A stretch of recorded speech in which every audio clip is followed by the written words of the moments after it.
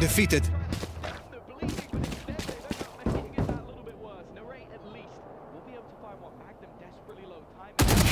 Gone. Last player standing. One enemy remaining. Clutch. No realization of that flank coming in, and well, I think knowing maybe there's still a little bit to do, there's not even a reaction from Zek, and he's locked. That was crazy. They had the info, both players around that spot, and no hesitation. Like we said, really finding his form here. That was a terrible first half from him. I think he was bottom of the server. Levin was dominating. Bye. One enemy remaining. Mid, waiting for that rotation, but not expecting to play. Levin's still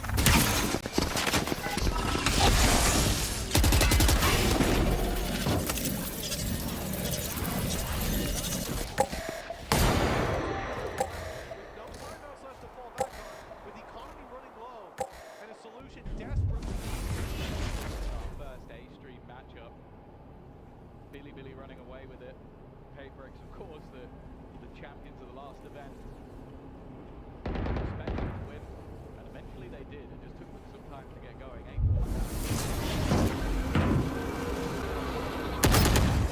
So definitely a tough one for BBL.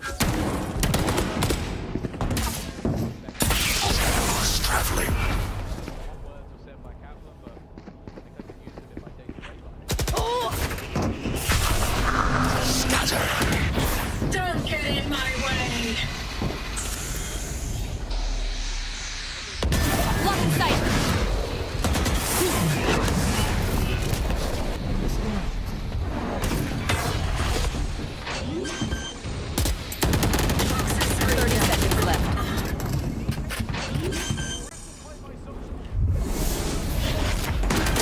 Planted.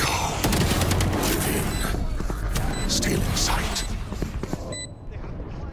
Initiated!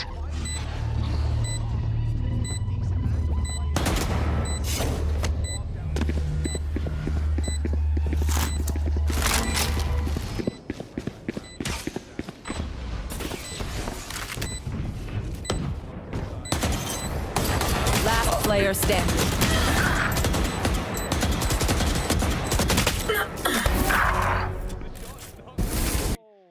The snake bite does eventually get the kill. Of course, Sentinels losing players after time seems to be their story so far, but they are winning the rounds. They are climbing back into this one. Planted. One enemy. Sentinel squad are never down and out until it is over. Alarm bot out.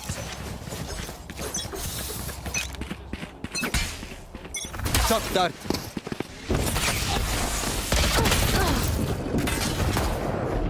With a stinger in hand, Levin's won that fight. The 140 tag, not enough. Cover going out.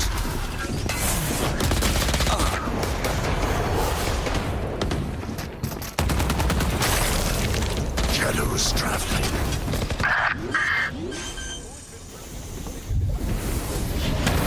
Spike planted. Welcome to my world! Last player standing.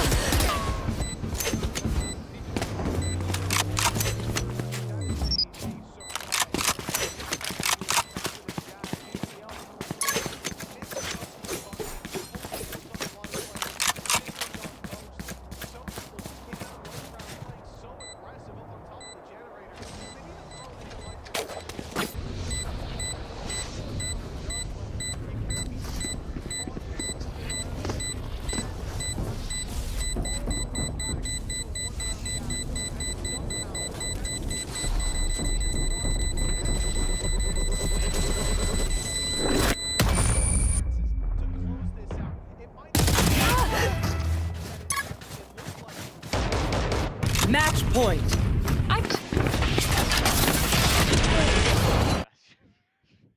You've just got to be seething. You've got to be absolutely seething. Because the other thing as well. Don't get in my way! Drone. One enemy remaining.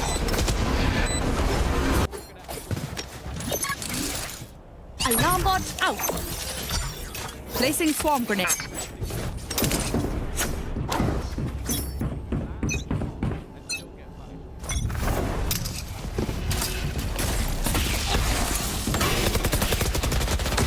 One down. My ult's ready.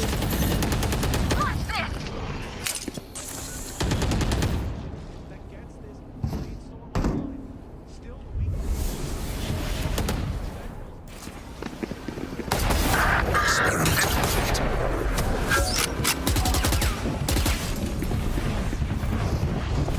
To take some more risks, and he's thriving under those conditions.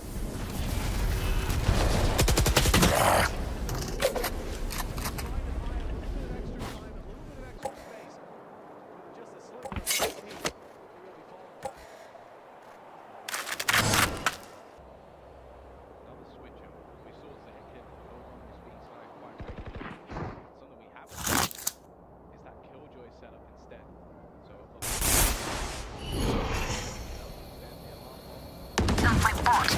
Revealing.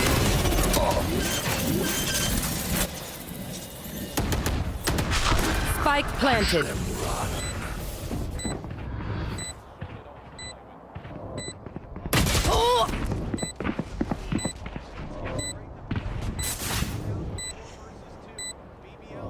Right here.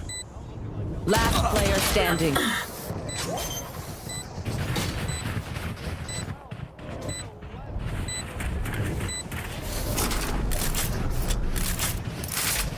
Question is, can Sentinels bring us to overtime? I would be the same. It's all fumbled by us, but so Goodbye.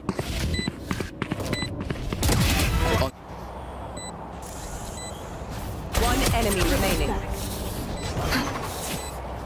at least to one of those, but I do wonder if playing a little bit more passively, maybe trying to get the pick onto Narrate and around his head. That is the second breach of the blade store. Get out of my way!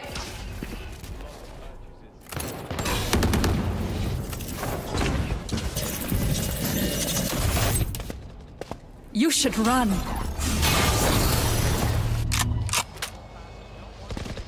Right here. Deploying drone.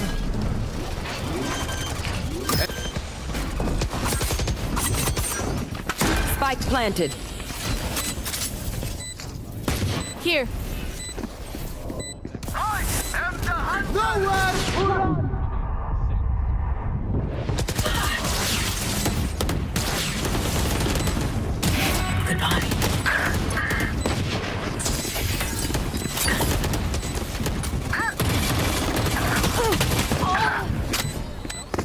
One enemy remaining. One enemy Yikes. remaining.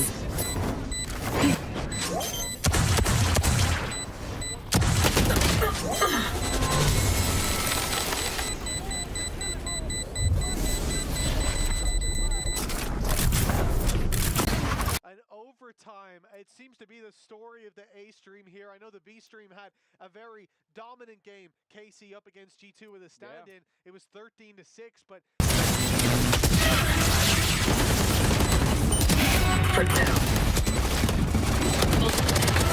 Down.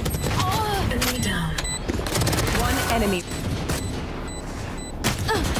This is nothing. But whatever it was, words of wisdom certainly delivered at just the right time. And now you're seeing them back on their feet. Zalsis getting fired again.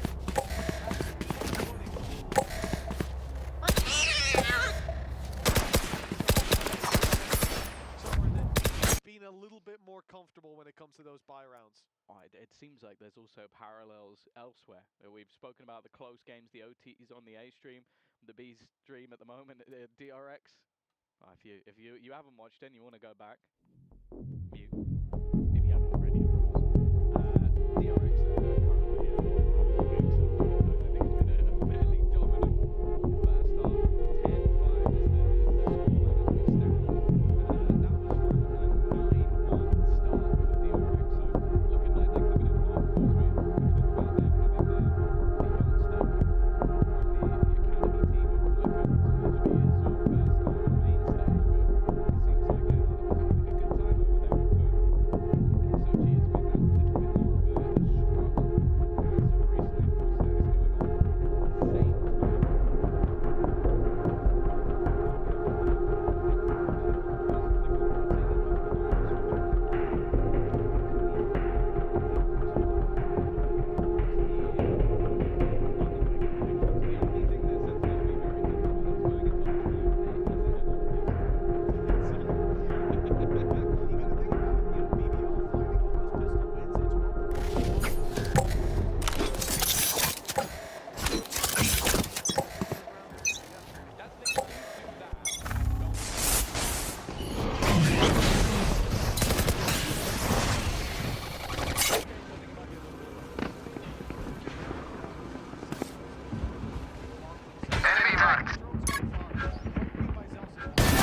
Hit the shot. And that's an easy pick on the Yumpy. He's already cleared all of that A side.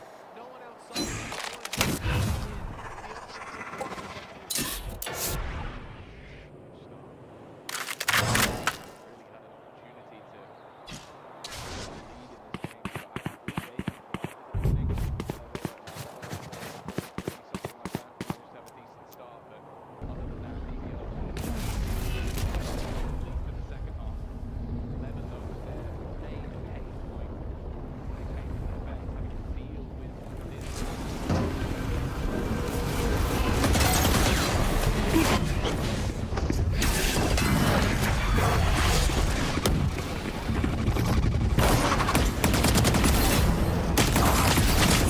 Down A.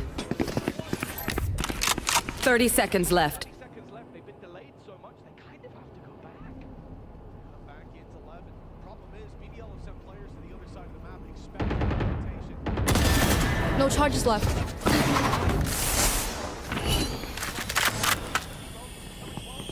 One enemy No charges remaining. left. 10 seconds left.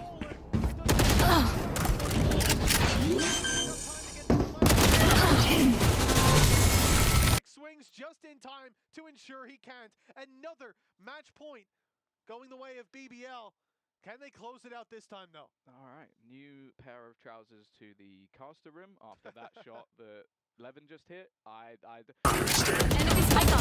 Spike down. No charges Remaining. left. 10 seconds left. Grounded.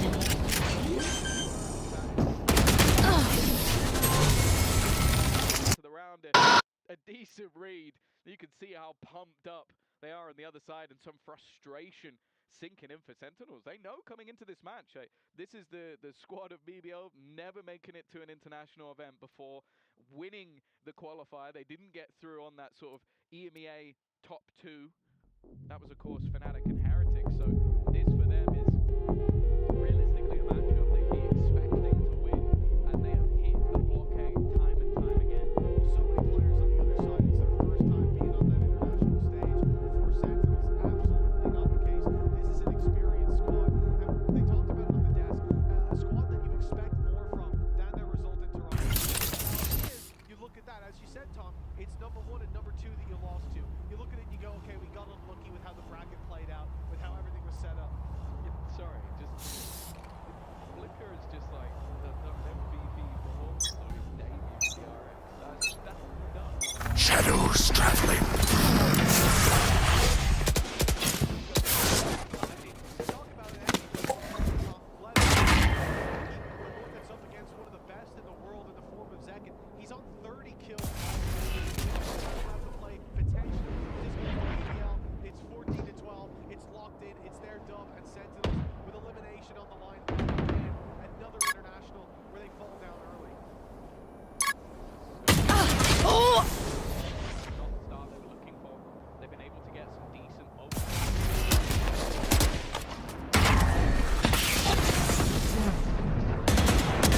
Copy killed. Even still, though, a two-man advantage.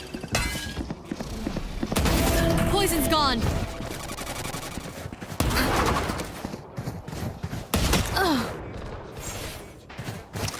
Spike down. Last player standing. One to close it out.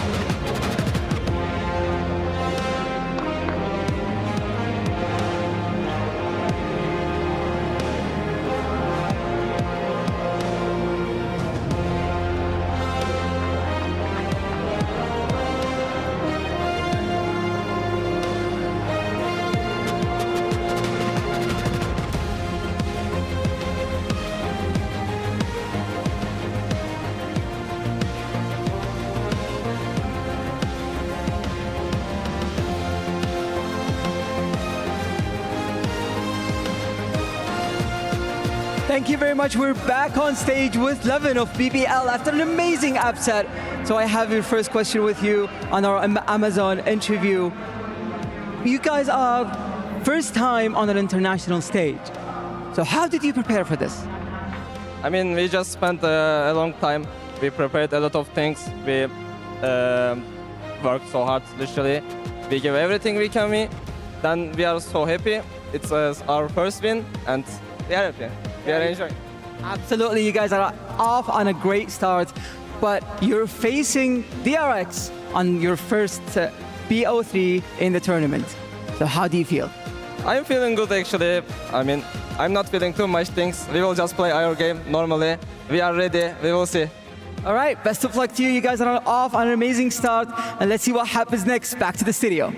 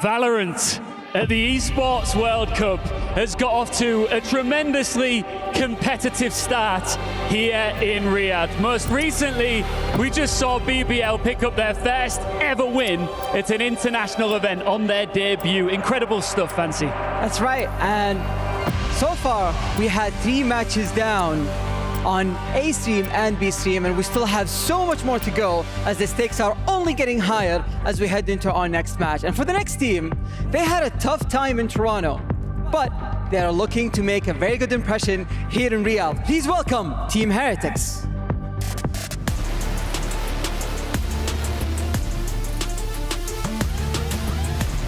Good stuff.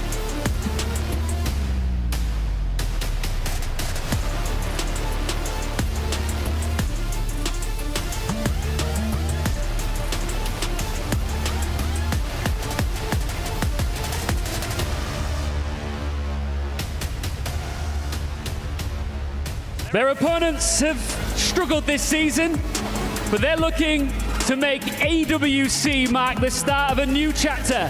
It's NRG.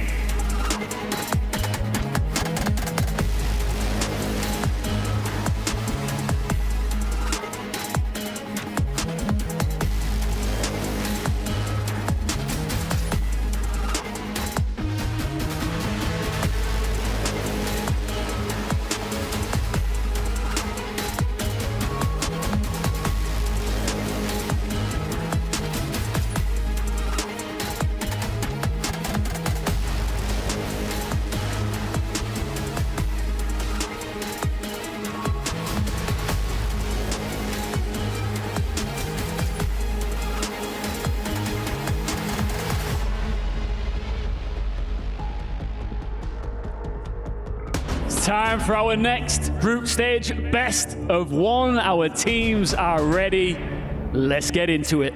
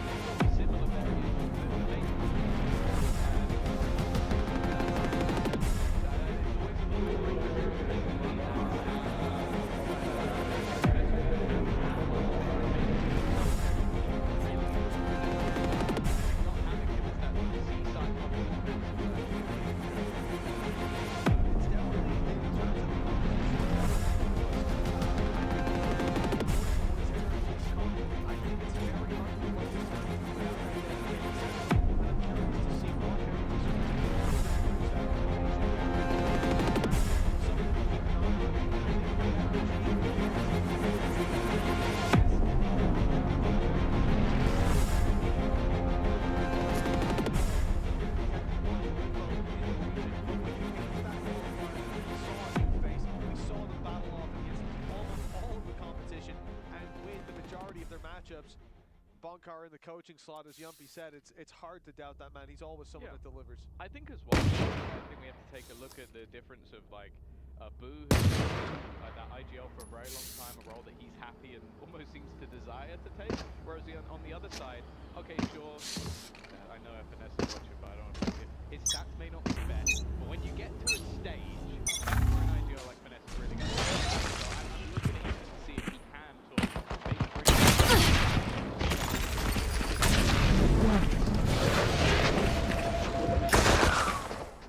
Only time will tell as we've gotten into our first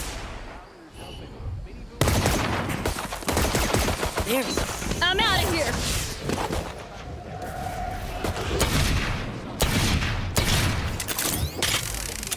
Just embed one player. Mata left around that smoke for a little bit as the rest of the squad rotates to make use of his fighting wall and take space towards that A side. But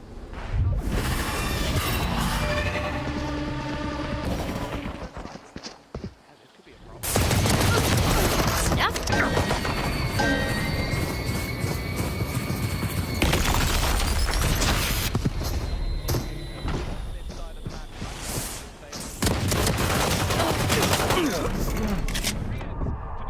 One enemy remaining.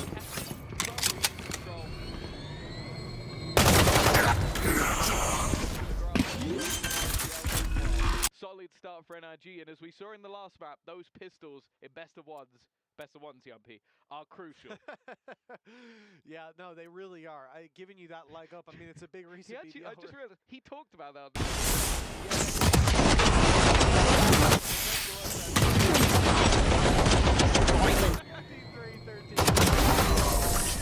It's not off to a great start, really, for him. He said it was going to be Heretics winning dominantly. Time to work. He had 2 maps. They'd only be able to put together 7 rounds, and already there's 1 on the board. Not looking to take any risks. Device wall to cover their back, and a much more direct approach. They walk up on the wall, use the reveal. Even they've abandoned the reveal. It will just be a straight contact play towards the A side.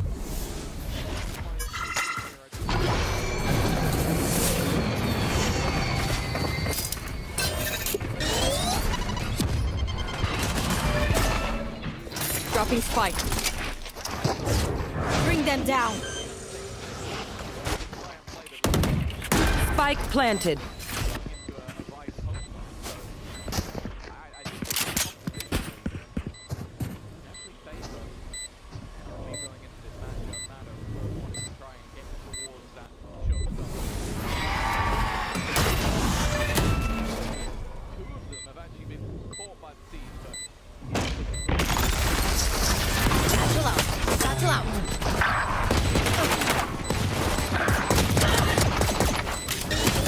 Player standing.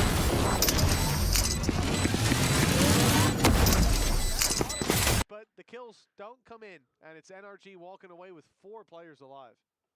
Yeah, solid start. Really all they needed in terms of their finance building, but now is where things should get a little bit more interesting. As said though, like how much aggression we're really going to see from this squad. Of course, like taking that sort of aim control towards the rubble. It is somewhat expected. Also, it seems like Benji's going to have to be quite proactive over on C just to make sure that he's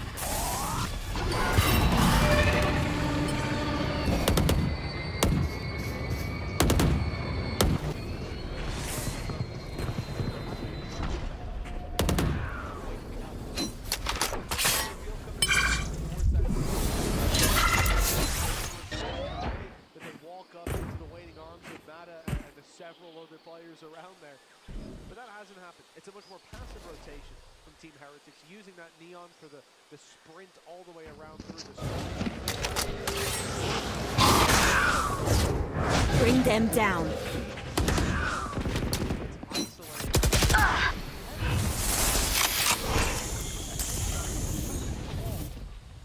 Mata still drawing back. Very soon.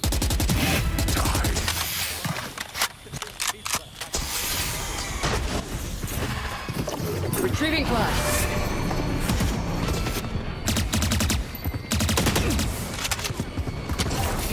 it! One enemy remaining. 30 seconds left.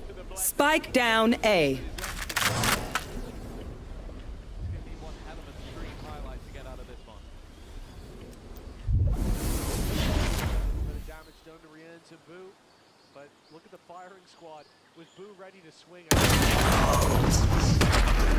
Lands the first shot. There was no chance of him getting out of there unscathed.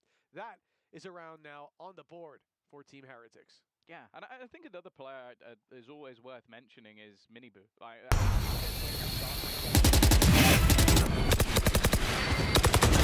Reload! Sight. One. Stop it! Always seems to be pretty definitely a hot prospect within North America at the moment. So if they do manage to shut down Miniboo, he might just be able to run. Boys,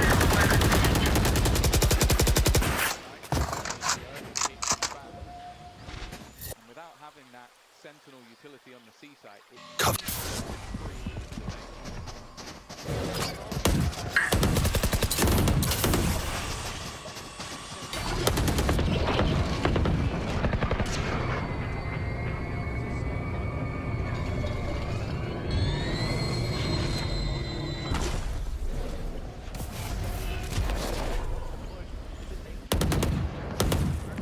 boys and orb emitting.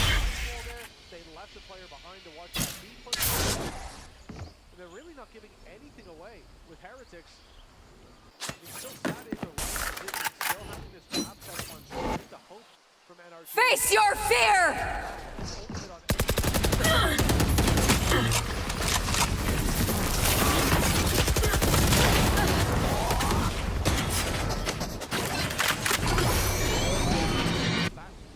30 seconds left. Take hold.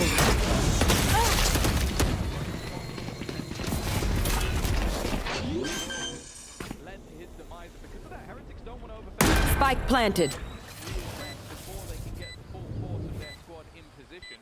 With no ultimates available for either side.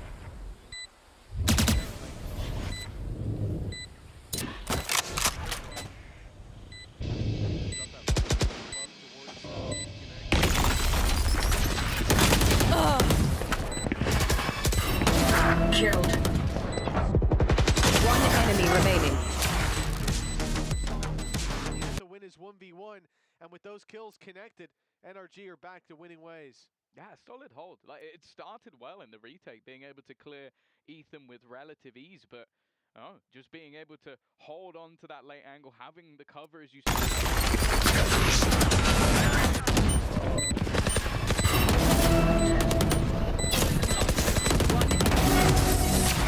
nice shots from Scuba. Obviously, that new player coming in. Important Beam, to see that here. now on the stage because the qualifier was online.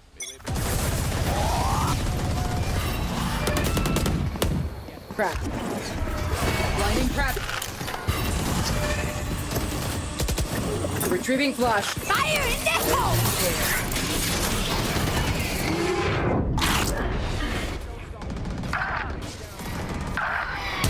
Amateur. My ult's ready. Let's go! Last player standing.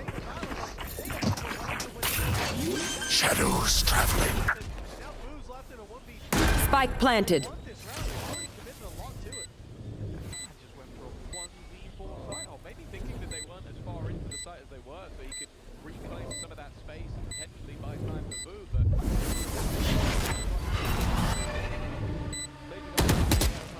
as we do, just thinking, I can throw this in and try and be the hero, but Boo has made the realization that there really isn't a way back into this site, and a big round for the side to get that. Yeah, also removing one of the few options that were available. And with the finances now in the bin for Heretics, this is a fantastic start for him. Oh yeah.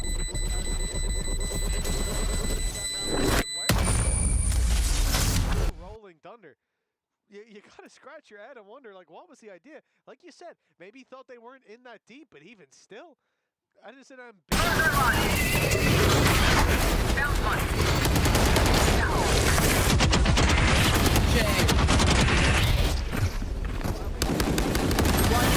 remaining. Rip and tear.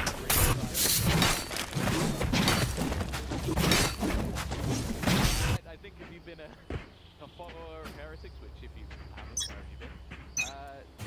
You become a fan of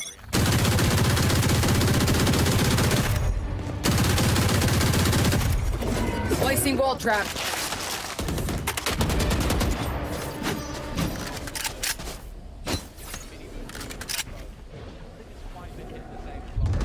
Here we go!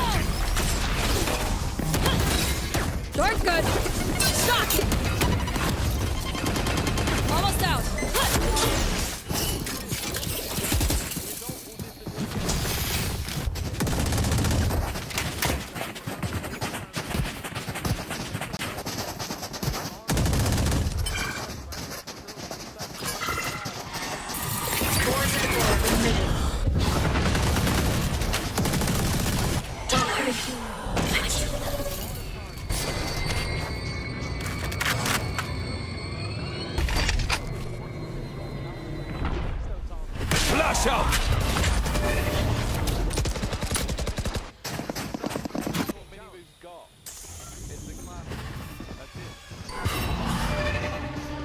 30 seconds left.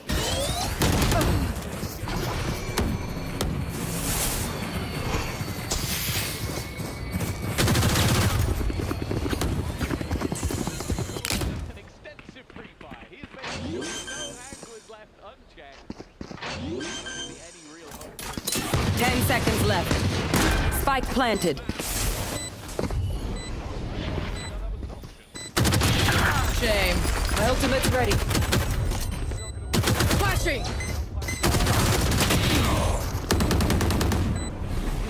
One enemy remaining. Bringing out the ears of team. To climb up in favor of NRG. Now looking at a 5-point scoreline.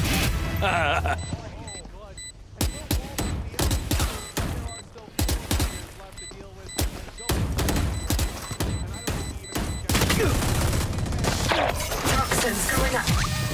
Oh, okay. Well, Sub's having fun at least. He trades out his rifle, picks up the Odin, and then just spams him through the wall. Disgusting stuff. And yeah, that hot start is carrying on. Seconds left. Satisfied. Flashing!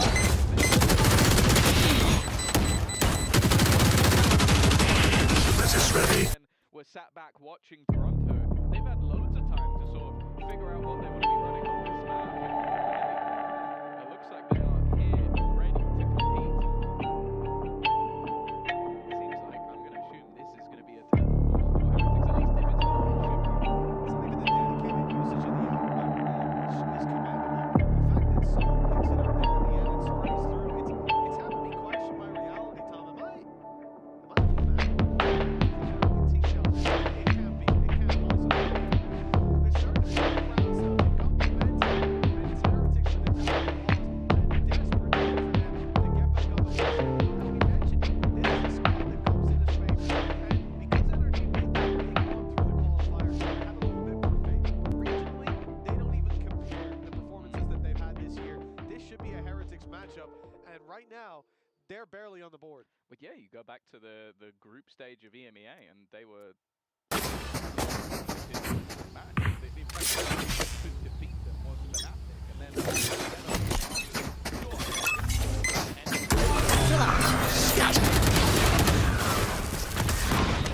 I'm out of here! Coming through! Adapt or die! Bring them down! I'll find you!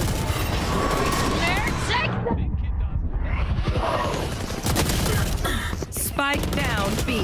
Last player standing. Strikes one more time! But talk about impact! And Mini Boo, the man who started it all off, is going to be left solo. Probably having absolutely no idea what ground has been lost. Decent read, but he's got to get One enemy remaining. one to his name, Brock. Well, he knows what gun is on the other side. He doesn't have a clue where he is. He's just stood here. 45 seconds left on the clock. He hasn't even picked up. gone through, positioned with the big machine gun, and taken his head clean off. All right. Wall bangs from Vandals, and Odin posted I'm up, just holding the angle. I'm not an Odin fan. loving what I'm seeing I'm gonna go out here. there and say I'm not an Odin fan, but that is an alpha male. That's a man who crazy. stands his ground. He stares death in the eye, and he's done it. By the way, he's done that every time. He's gone running around corners. He's gone like, and then the second it gets into like a late round, he's just like, he's coming this Back way. to it. I'm fully convinced. I'm not gonna even look in other direction. He's coming this way.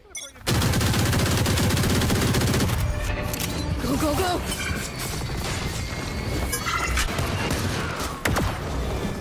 Where are you?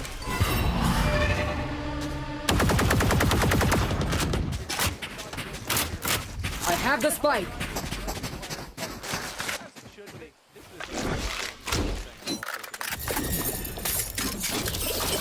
a big fan of that.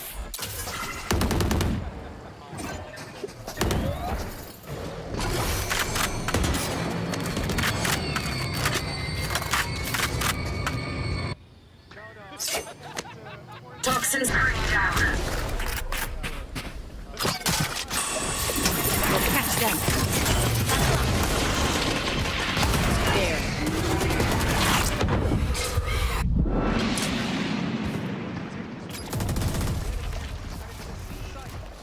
Go, go, go! Smart move. Spike planted. Poison's off.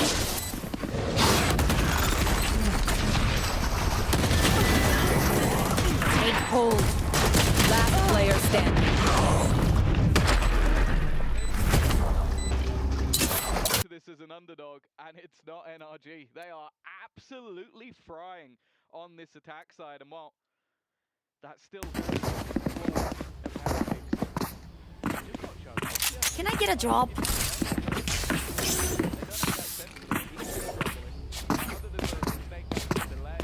Thanks.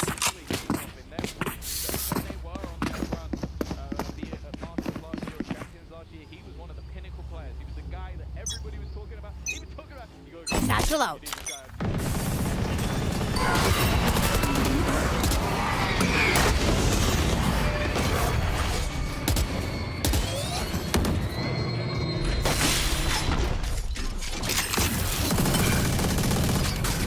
My ult is ready. There, take them!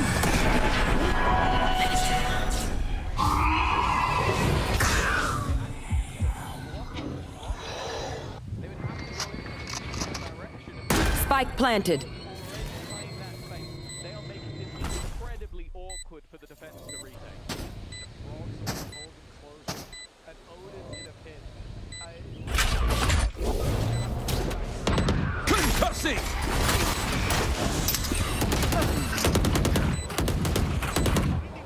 Okay, now we're on the board. Now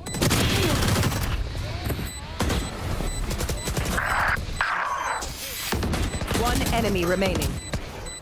One enemy remaining. but he's left another on 6 HP, trying to bait the player off. Use it by now. He's done it.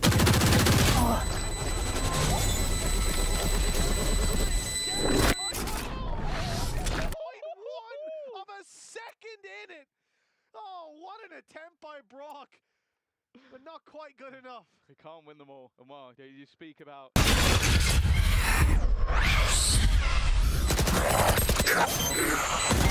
One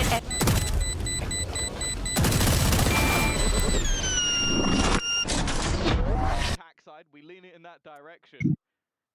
I don't even think he knew he got that. Oh, he was a little uncertain. Then again, if you're counting to the point ones, I think you need to get a lot. Jack Algo can do it. Yeah, high pop.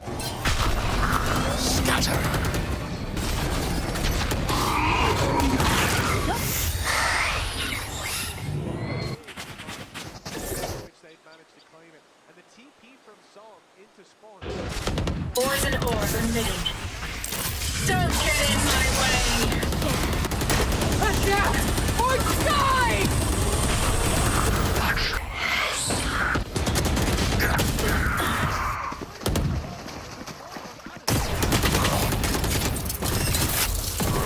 There, take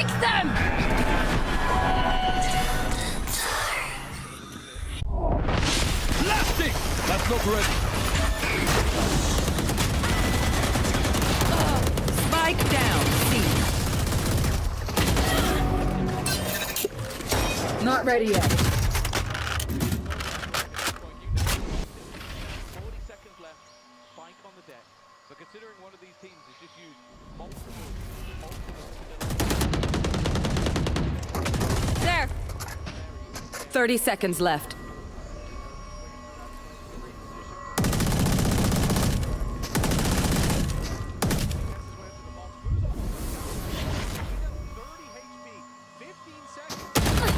One enemy remaining.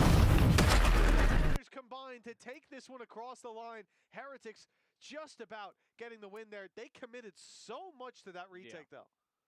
Yeah, I think they felt like it was necessary. Like, you consider the amount that they currently had in their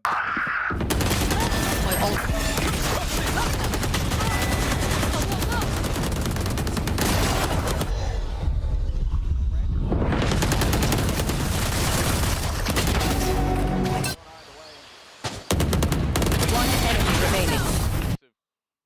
especially in these sort of later rounds. It just Good seems job. to get more and more deadly as the clock ticks by.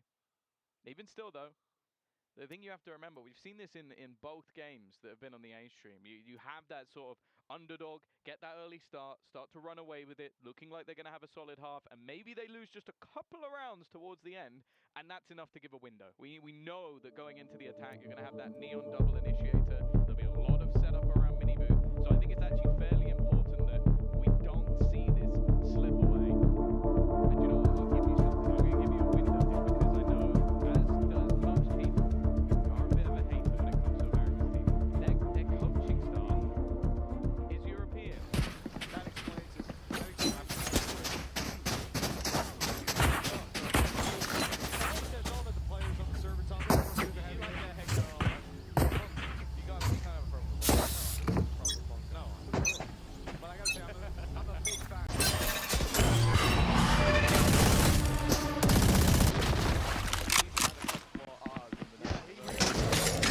Poison orb emitting. The big old gun. They walked through B. I'm not sure. Fire in the hole!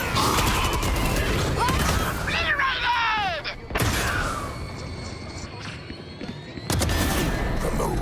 Blinding. Cover going out.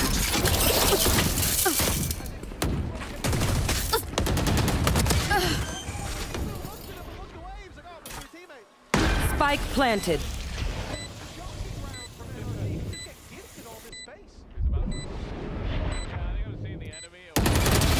Annihilated. Last player standing. Stealing sight. Fantastic game strategically. The round beginning was almost perfect, just a hard read on where their opponents have been playing. Shadows traveling. They are not giving anything away.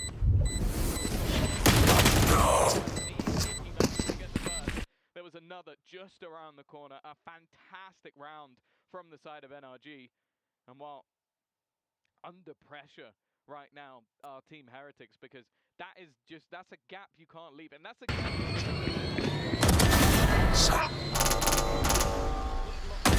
Bam.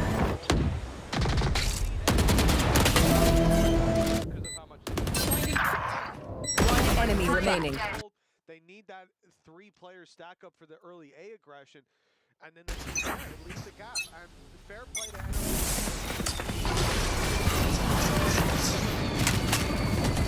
I'm out of here.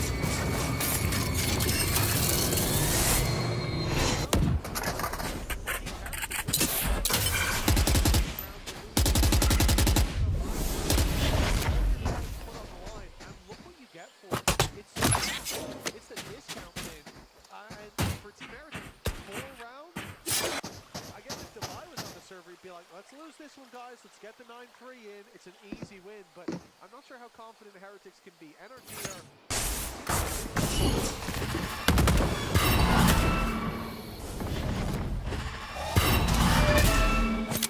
Grenade!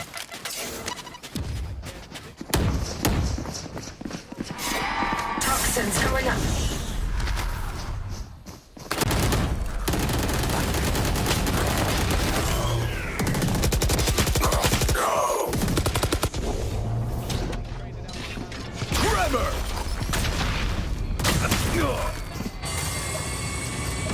30 seconds left. One enemy remaining. Last player standing. Spike down A. Flash placed. Already.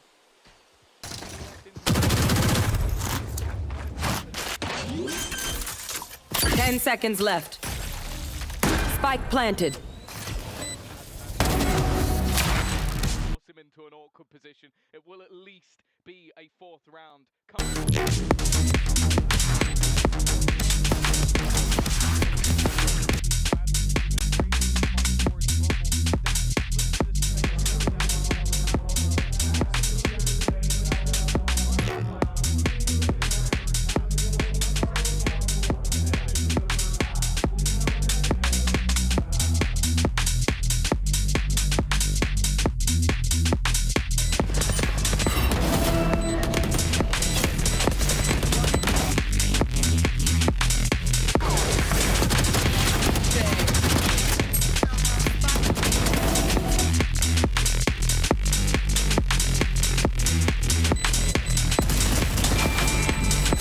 You have got to be kidding me.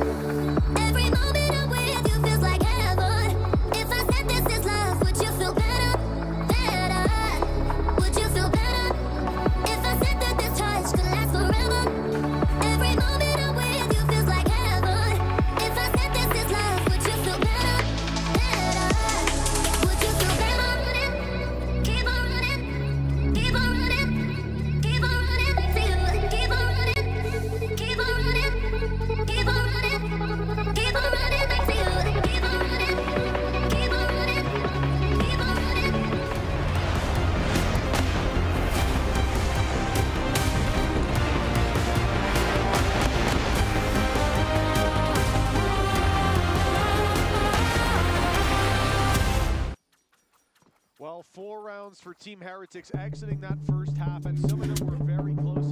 Indeed, point down to...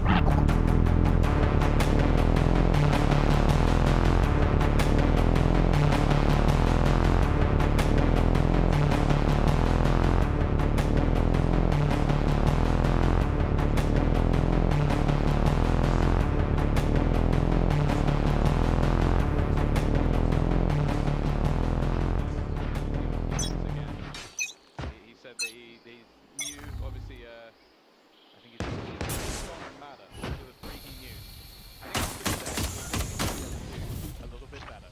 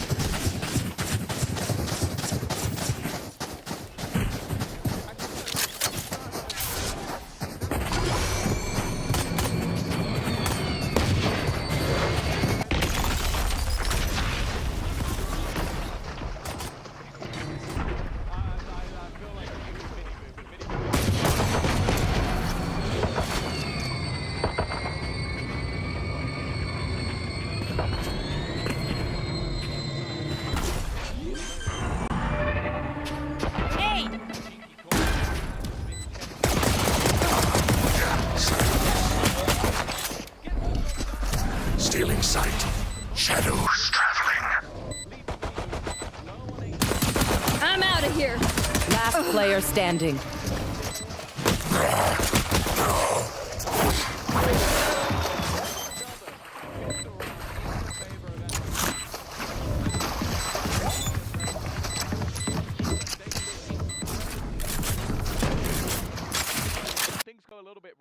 seems like they're quick to adapt. Yeah, no, they had ideas there. Obviously, conceding the spawn space, playing passive towards Waterfall, and just avoiding giving any real foothold for their opposition. And even with a thorn in the side of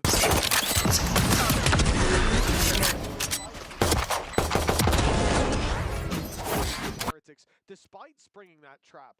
This is a very unusual look to certainly the first half, even to how Brock is using that.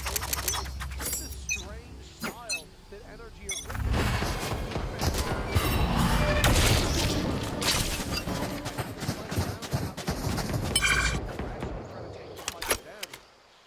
This is a really fun team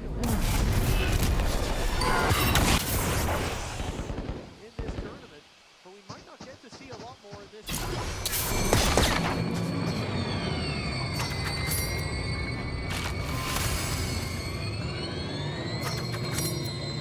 Toxins going up.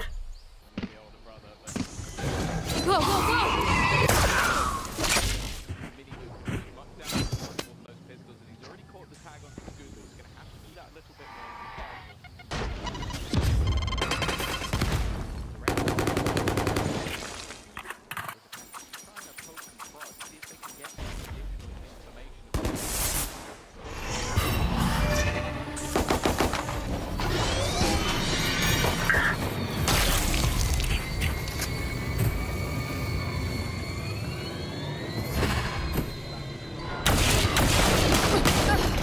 Seconds Satchel left.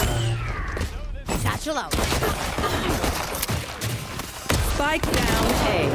One enemy remaining. That third one, Fishy on the low of a lifetime, unfortunately, the spike never went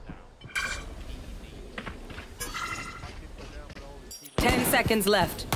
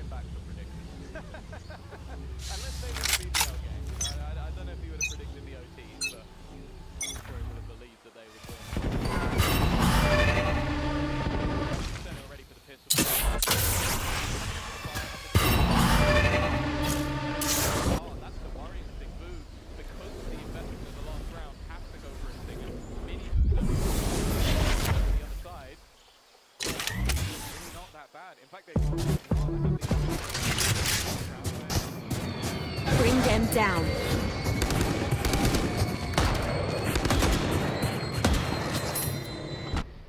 So Team Heretics are still looking for options on where to take this. Pressure applied to B, trying to direct rotations and put pressure on Matt. What the?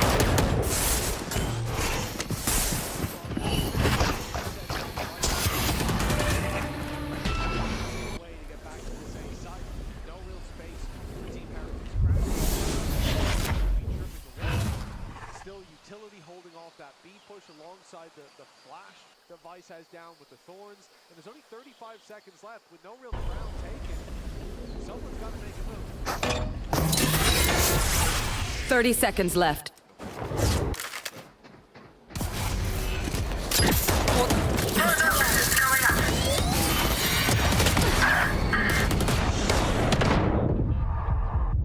I'll charge you.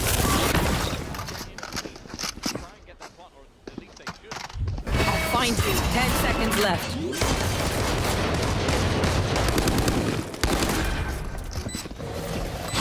Cover going out.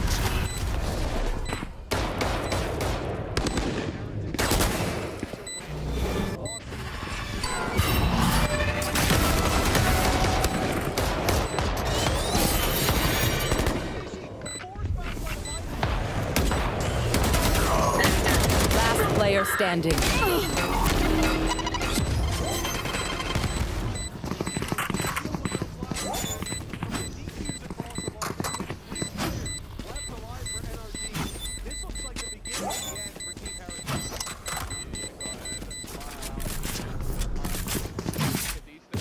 roster. Obviously a very experienced player. For someone who's been around such a long time, but still has seemingly... B. I'll find you.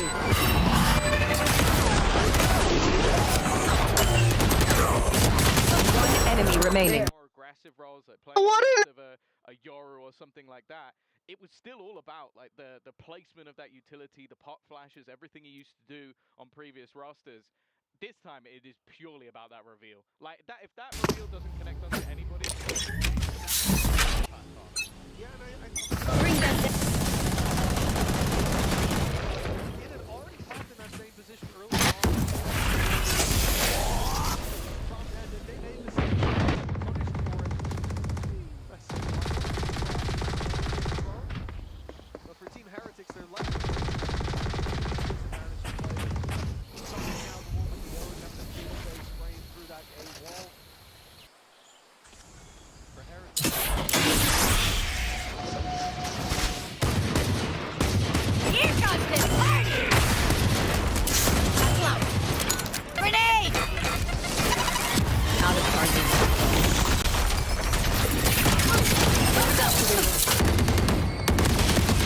Spike down, C. One enemy remaining. Thorns are live.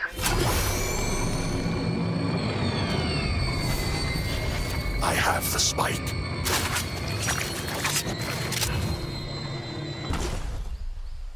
Cover going out. 30 seconds left.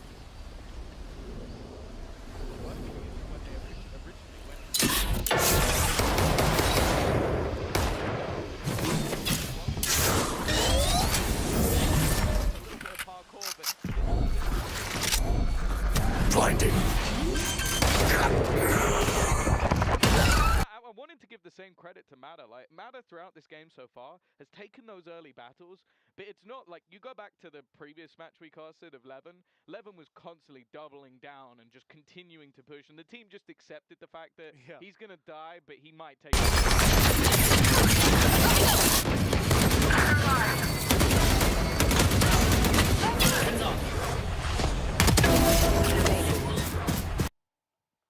Yeah, it has been a treat to watch this Valorant here on their stage. Well deployed. Where are you? Get out of here!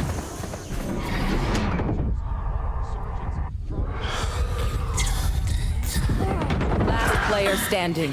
Spike down A. Good job, but with Boom left alone, Ult used to reposition, but now this spike's down, and he's going to have to fight his way back. By Scuba, knocked out by Brock as well, and no idea where the players are. Down by Scuba, his third of the round.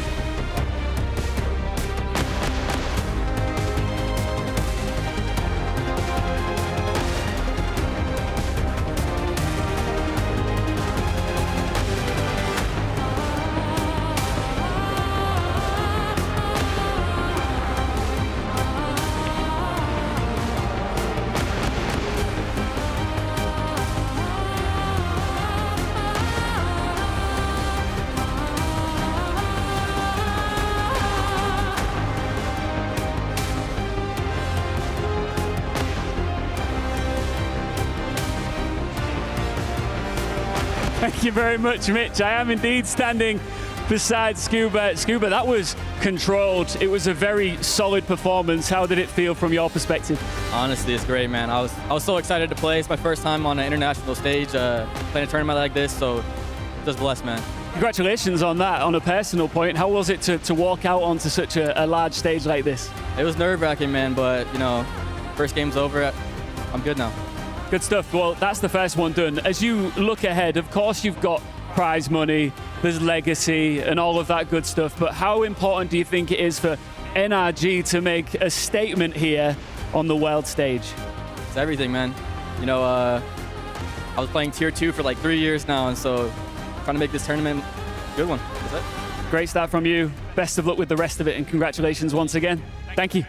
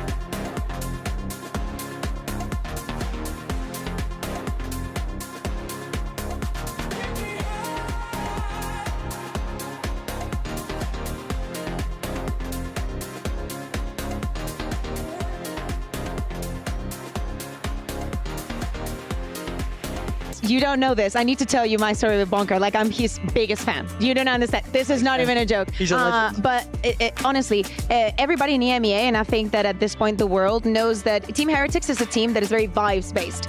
It's the kind of team that if they get the momentum against you, is very difficult to gain it back. Something that Jumpy was mentioning is how important those pistol rounds are when we're speaking about best of ones. NRG started with a very good note. They gave both in the match, and at the end of the day, played a very, very clean Lotus. Yeah, I mean, Yampy was saying it was going to be 13-4, but he just got the team wrong at the end of the day. But for me, that map was really a story of momentum. Heretics, you know, strong stage 1, struggled in Toronto, struggling here. NRG, bit of a mid-stage 1, great qualifiers, continuing that dominant form. So it's about if they can keep that ball rolling now as we get towards those best of 3s. Yeah, Mata had a great performance getting the MVP, but I mean, Brock pulling out the Odin and getting just a ton of things done there. 17-8, huge round from him. And just a surprise, like we didn't know what to expect for NRG. With Team Heretics, we were kind of wondering, was the performance over at Masters just a blip on the radar and we're going to get back to form? And we got our answer here definitively. Yeah, I think that for them, the pressure was more on them because of what you're saying, that they have to prove that they still have it, that they have that form that they showed in 2024, and that they had showed during the first stage in EMEA. But going up against a team that has been so confident, it doesn't matter that some people were not as experienced as them, they came in so strong, knowing, I think that especially the first rounds, you could tell how they were reading into what timings they were using. I think that the utility, for example, that was coming from Rians usually has a very big impact into how Heretics retakes and whatnot. But if we take a look at the post plans, 9 out of the 12 rounds they managed to get that spike down, and only in a couple they didn't win it. So very well drilled on their plans and how to react to whatever Team Heretics puts on the table. Yeah, I have to say, I was very, very impressed by the IGLing put forward from NRG. I feel like since Ethan has taken back over this role, he looked very, very solid, especially in that first half. But, you know, it is that best of 1, and when you get 11 first bloods in a first to 13 format, it's hard to lose. I think that, not also the calling. I think that in so many rounds, we saw the Fade utility being the ultimate destroyer for the side of Team Heretics. Literally, it looked like Ethan could do no wrong in that map.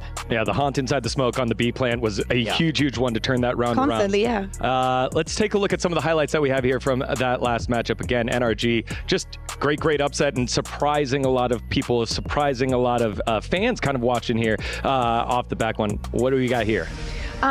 We have a lot of Odin, I expect, because this has to be a Brock. Yeah, exactly. We did get a lot of Odin, round after round, having a lot of impact. And Mitch loves the Odin, so I think it was a treat for him. I've just seen him walk past and he was crying tears of joy. From this game, just how much Odin was used. But I mean, it was used so effectively. It was able to counter Team Heretics every step of the way, and he looked so comfortable on that gun. It's such a nice wrinkle to be able to add in. Many times we speak about how important it is to have fun in the game, and I feel like an Odin in attack gives you that kind of leverage. It gives you that kind of moment. We saw how he was enjoying being on the stage, enjoying being part of the team, and the moment that he was creating and protagonizing. Yeah, and we heard Yampy say earlier, it did take a little bit of time for BBL to get used to the stage, but when you're just vibing, you kind of forget, oh, we're on a stage, it's big, you know, we've got thousands of people watching, and you're just right back on in it. It was a great performance there as we take a look at our second highlight here, round 11 here. Yeah, I wanted to really highlight this one to show how strong I felt like Ethan's IGLing was. We see immediately how they managed to find this timing through B. They see the glaring weakness in Team Heretics comp. There's no passive information,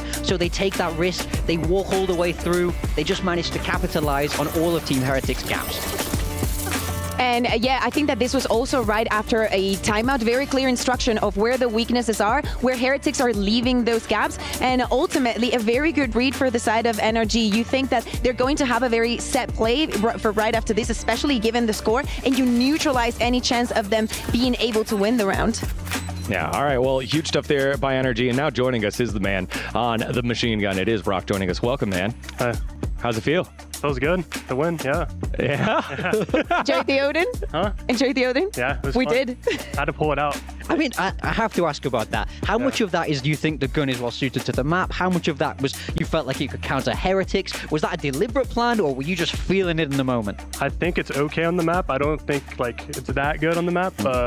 I just was feeling it, so I had to pull it out. I just kept using it. So Nice. Worked for you. Now, no team ever goes on in thinking that they're going to lose, but 13-4, that was pretty stompy. What do you think it was? Was it agent composition? Was it Lotus being the map selected? What do you think it was? I think we had a lot of momentum coming in. We won like the first, I don't know, started 5-1. So we had a lot of momentum coming in, and like all the good rounds came our way, like all the clutches. So I think that like swung the game a lot. Yeah. What do you think was the weakness then on the side of Heretics? Because in so many rounds you like gave them a very big lesson. The thing with that comp, you have to like show what you're doing because they have the neon breach. Yeah. So like if you can just play slow and you'll just know how to like work the map against that. I think that's the weak side about it. Yeah, I think that's something you guys as a whole did a really brilliant job of, controlling that attacker side. And also, how easy is it to play the game when you've got someone like Mada leading the charge with 8 first kills? If you're on that Vice, is it sort of a just watch him go type moment? Yeah, it's really easy playing with Adam. It's like, it's fun. Yeah. Yeah. Now, coming into the tournament, you obviously won the LCQ. Do you think that helped? And what do you think of the Americas region being 0-2 before you guys played so far here at EWC? I didn't know that, but it was good to win. Take an NA win, honestly. Yeah, hopefully we can keep the momentum up. Yeah. Here to represent. What did you feel also? Because I guess you're not used to the best of ones. How different do you think it's going to be now? Like, how was this experience and how is it going to compare to when matches go to distance? Yeah, I think best of ones, it's easier because you can like focus and have a good game plan for one map. But when there's like multiple, you have to like, there's more in your head, I guess, before the match that you have to play. We got an update from the other stream. As expected, RRQ taking care of business against Tech, and it will be RRQ as your next opponent. How do you feel taking on the Pacific champions? Should be fun, honestly. Can Mada take on Jenkin? I think so. Adam has it.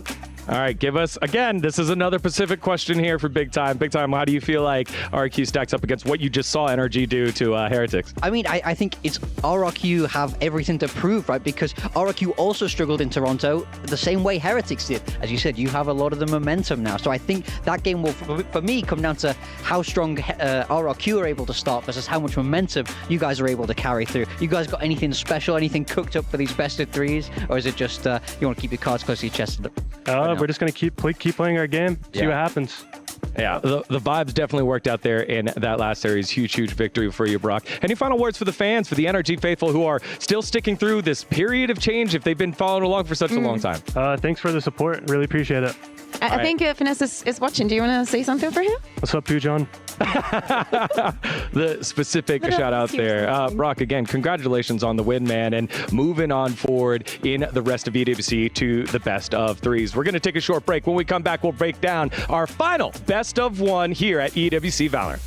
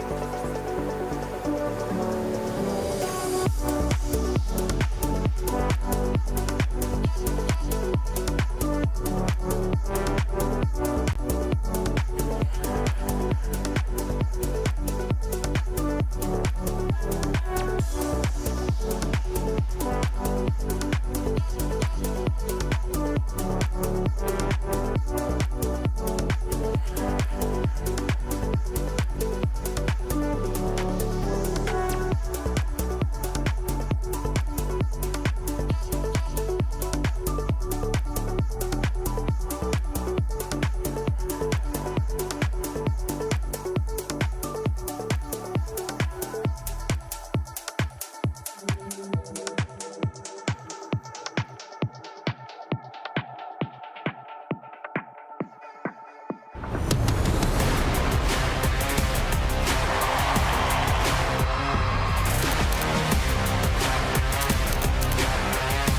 Osmond they will always respond with one. What the hell is that?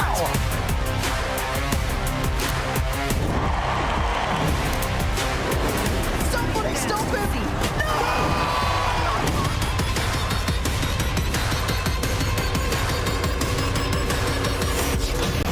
Fighting one, fighting two,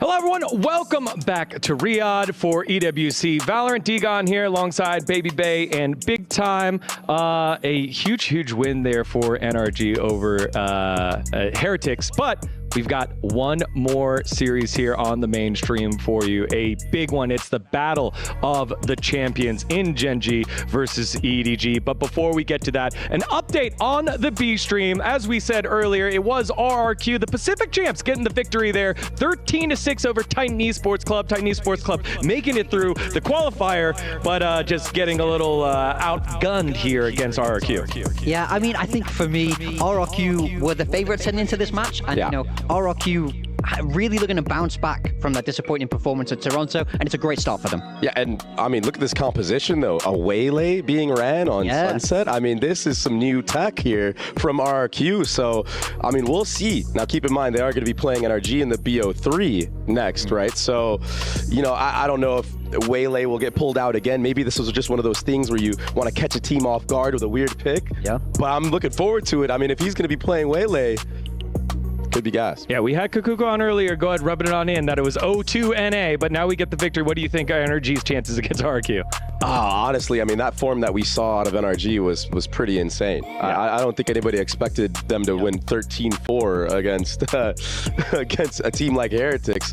And Heretics, I mean, they look pretty sloppy, man. They're going to need to really like dig deep and figure out what their woes are, and they got to recover from that because that was brutal. Yeah, definitely. Let's see now our next match, the final BO1 that we have here. It is Gen G versus EDG. Let's start with the roster. It's Texture, Munchkin, Karen, Ash, and Foxy9. This Gen G roster, winners of Masters Shanghai, which was, funny enough, the last Masters before EDG became the reigning world champs. Yeah, I mean, this Gen G team is absolutely stacked. For me, they redefined Korean Valorant away from that old school DRX style of many set pieces, very slow. It became explosive. It became about setting Texture up. It became about heavy fragging, and they really defined it. And I think this is a team that still has so much potential, you know, bringing in rookies like Ash, and we're seeing Foxy9, you know, he was taken out the roster, put back in, and then really lit up on that Sentinel role. I mean, I think this roster still has even more potential left in it.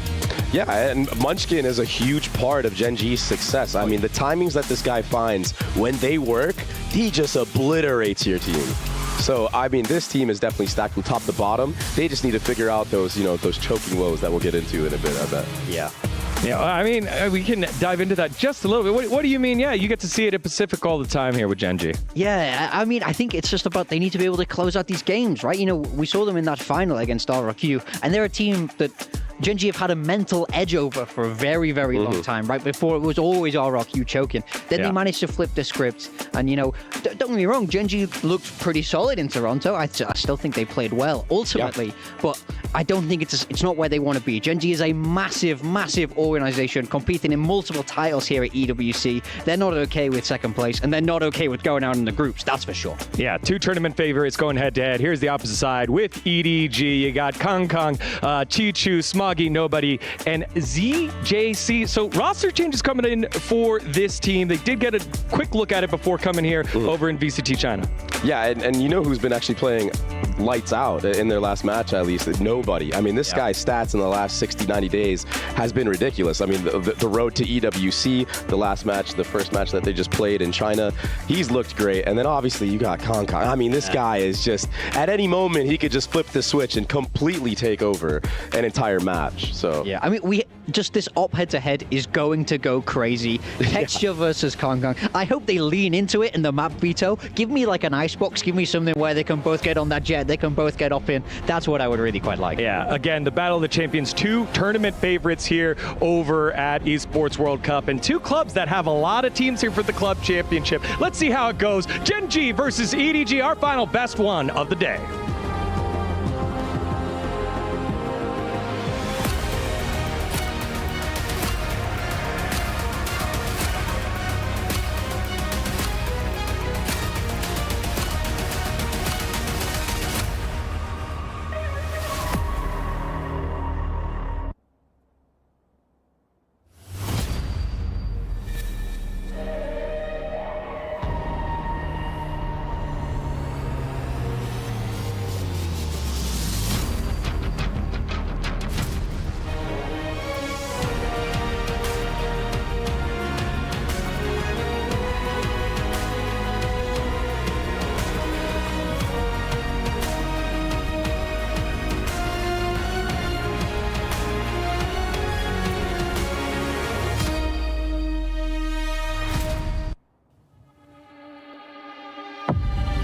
Welcome back to the stage as the energy level is rising here at the Esports World Cup. We've seen some really strong starts and a few early stumbles, Ian. You could say, Fancy, that we've seen a lot, but the funny thing is that we've barely even begun. We are just getting started with Valorant here at EWC in Riyadh, and it is time to welcome 2 more teams onto the stage. They had a brutal exit in Toronto, but they are back, reset, and ready to go again on a brand new stage. It's Gen G!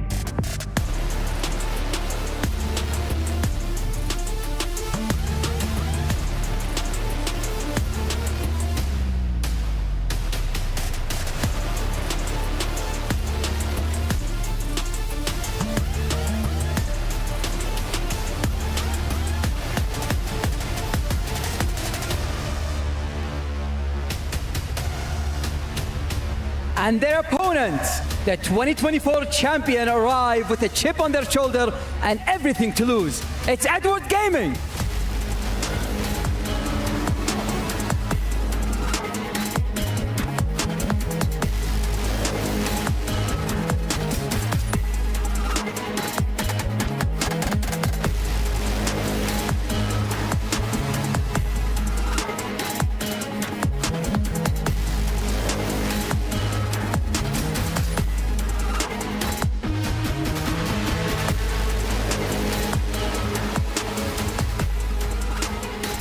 And here we go. I think a matchup that a lot of us have been looking forward to since the schedule was set. Gen G going up against EDG. Both teams with a lot to prove. Both teams suffering some losses in some pretty big ways as of late, what with Gen G's early exit from Masters Toronto after looking like the tournament favorites, as well as EDG's absence. Yeah, it is really crazy to think that last year, these are the 2 teams that won the final 2 global Valorant events last year, Masters and Champions, of course, with EDG. So coming into this, you know, they have a lot of redemption that they're looking for. They're looking to change their destiny for this year, looking to get some momentum, and of course come through here as the Icebox is going to be the decider. This is kind of an interesting one. It's not really a super strong map for either team. I mean, EDG really struggled on this map at Champions last year. They lost to Paper X. They got absolutely destroyed by Paper X at Champions on their way to winning the tournament. They got beat by Leviathan in an overtime. So this could be kind of, you know, I think pretty close. I think we might be seeing another really close affair. We certainly could, and the only time that Gen G has played against EDG in the VCT circuit, this was the first map, and it was EDG who were able to take them down as a 13-8 scoreline. And that was, of course, the previous roster iteration with Lakia as well as Meteor there. Let's see how they fare this time around with Ash and Foxy9, who have certainly been finding their footing on this team ever since Stage 1 kicked off. Yeah, absolutely. I mean, we've seen some real highs from both of those players sliding into this squad. Ash, you know, looked really good at the beginning of Toronto. So did Foxy9. But as the tournament wore on, they kind of fell apart. I mean, Texture, known quantity, of course, you know, everybody's going to be looking at the matchup of the duelists. With the Jets is going to be their preferred agent here. Texture and Kong, you know, both stellar Jets, two of the best in the business, period, end of story, that you have on the planet right now. Other than that, it's just the mirror comps, kind of the old school Icebox comps. So, you know, both of these teams looking to kind of turn back the timetables a little bit and figure out how they're going to do this. Of course, welcoming ZJC over to the squad here for EDG is really exciting. Yeah, worth noting, obviously, it says HMFI. He has since recently changed his name over to ZJC, and that's widely what we're going to look to stick to calling him throughout this. So, just to avoid any confusion, they are in fact. Hold on. I'm gonna give him this. Oh, it went off my screen. Now I can't remember it. I was gonna give him the whole name. Wait, okay, they brought it back. HFMI0D ZJC9Z7. There you go. He says he wants the casters to say the whole thing, so I'll give him this one time. Well, we're going to hone in on the ZJC that's right there, pretty much smack dab in the middle of the name as we get ready to go through this one. I know that his goal was, of course, to troll the casters, but trolled we shall not be. That's right. Not today. Let's see how this does end up looking, though, because we started things off back-to-back overtime maps here on the A stream. Bit of a blowout in the last one, and I'm hoping that that is not the case here between these two titanic squads, because we deserve it, to be frank. The viewers deserve it. Everybody watching this right now, we deserve a very good series between these two squads. So let's see if they are going to be able to deliver on that, as I don't think that's exactly where that shock dart was meant to go. Either way, Foxy9, first contact here is Texture going to be paranoid off the top there of pipes. In the meantime, Ash hunting things down here. Over in mid, finds Chichu. Kong does end up falling. Texture going to be taking down the shock dart. Very wisely layered in there from nobody. Just managed to peel back a kill. Some damage onto Ash. He really left unscathed here on the side of Gen G, but EDG gonna have their work cut out for them here, but that's a great start as CJC fighting two. Foxy9 with everything to do. Tries to go for the 180 pivot, but nobody is there, collecting himself a third kill as EDG take the opening pistol. Just holding a wide open angle. ZJC just catching Gen G completely off guard. I think they would have swung that on a closer timing together if they expected that player to be there. I think Texture a little bit frustrated. He had an opportunity to get a kill from the pipes early on. Couldn't convert on that. Pretty rare to see him not just so clean, it's unfair to his opponent. That is some nice work. 2 quick kills with the Ghost headshots, and that is going to open up this attacker side for Edward Gaming. Dart on top of the belt, but they're just going to wait that out a bit. This is the heavier stacks of 4 players from Gen G in position. Spot out to a few of them. The transfer down. Kong coming over 3. Texture does manage to find himself a second. Opportunity for Foxy9 to really get some damage in. I dropped the spike. Well, frankly, a couple more kills to really have that happen. Will be a quick little pivot back here. Gets set up to watch the flank. As Foxy arriving, unable to find any damage there onto Smoggy. So, all the weapons widely going to be carried forward here. 2 Guardians and a Bulldog in the hands of EDG as they close out the anti-eco. Yeah, so just clean mechanics from Kong as he just shuts down that hit basically single-handedly. You know, Texture firing back, so rights the wrongs a bit from the first round. Enemy remaining. And gets a little help along the way. A few assists carry over, but let's see what EDG can bring. It felt weird being at Toronto without seeing them there. They're just such a mainstay. Obviously, they had one of the longest runs outside of Paper Rex in terms of qualifying for global events, and hopefully this is a rejuvenated EDG. Nano to clear the turret, so that is not going to be a tool Foxy's going to have in his bag. So that's going to force him up the tube, try to make sure that there's no players encroaching, and he sees ZJC. ZJC with the Guardian, yeah. Rushing forward, trying to find that kill. Was a recall, so turret is going to be available again here for Foxy9 pretty quickly, as Karan, with a nice opening elimination, will put Smoggy down. So just the Viper smokes to try to play around here for the side of EDG. So get a very entrenched push up in towards mid. Drone to try to check. Foxy holding down 2. So away with the kill over onto Kong, but ZJC continuing to fight back. Tries to bring this to parity with Chichu's help. Back across over at the B site. They're able to do so. Now a 3v3. Nobody still just with that Sheriff in hand. Can certainly scoop up the weapon from the corpse of Munchkin here on the B side as he brings the spike over to Bear. Oh, this is super doable for EDG. I mean, You have to play retake the whole way. You're gonna have the turret there. Spike planted. Play further back off site. I mean, you have shock dart. You have every molly in the book basically, except for one for ZJC. So this is gonna be tricky for Gen G. It's gonna really rely on Texture, but he's noted by the alarm bot. So this is not gonna be easy. Does have the tailwind to try to go for a quick peek. DJC, attention going to be pulled back over towards the site where Ash and Foxy9 are breaking through, and Texture does get the jump. So, catastrophe going to be averted. Gen G find themselves on the board, stopping what was looking like almost a surefire bonus conversion here from EDG. I really thought they had a great shot, but I mean, even with Texture being identified, showing great patience there, waiting for his other teammates to make contact before he starts pushing through, and all of Gen G winning their 1v1s in that 3v3. Massive stuff, but some hot starts, particularly for the Killjoy of EDG, the new arrival for the Chinese super team. Texture gonna clean it up at the end, and that's got a high five and a fist bump there from the coaching staff of Gen G. Looking to see if they can string another one together here. Getting really close to Hunter's Fury though. Nobody one away. Same with Ash, so could see some stuff going on there. Although, I'm curious to see what they want to do with that tic-tac-toe of the lockdown. You know, a lot of teams might just hang on to that Hunter's Fury for a while. Ash, though, just going to be waiting with the drone to check. Clear of the utility. The alarm bot does get taken down. Spike in hand here for nobody. We'll give him that Hunter's Fury. It's all about can he get himself into a disconnected position after the plant.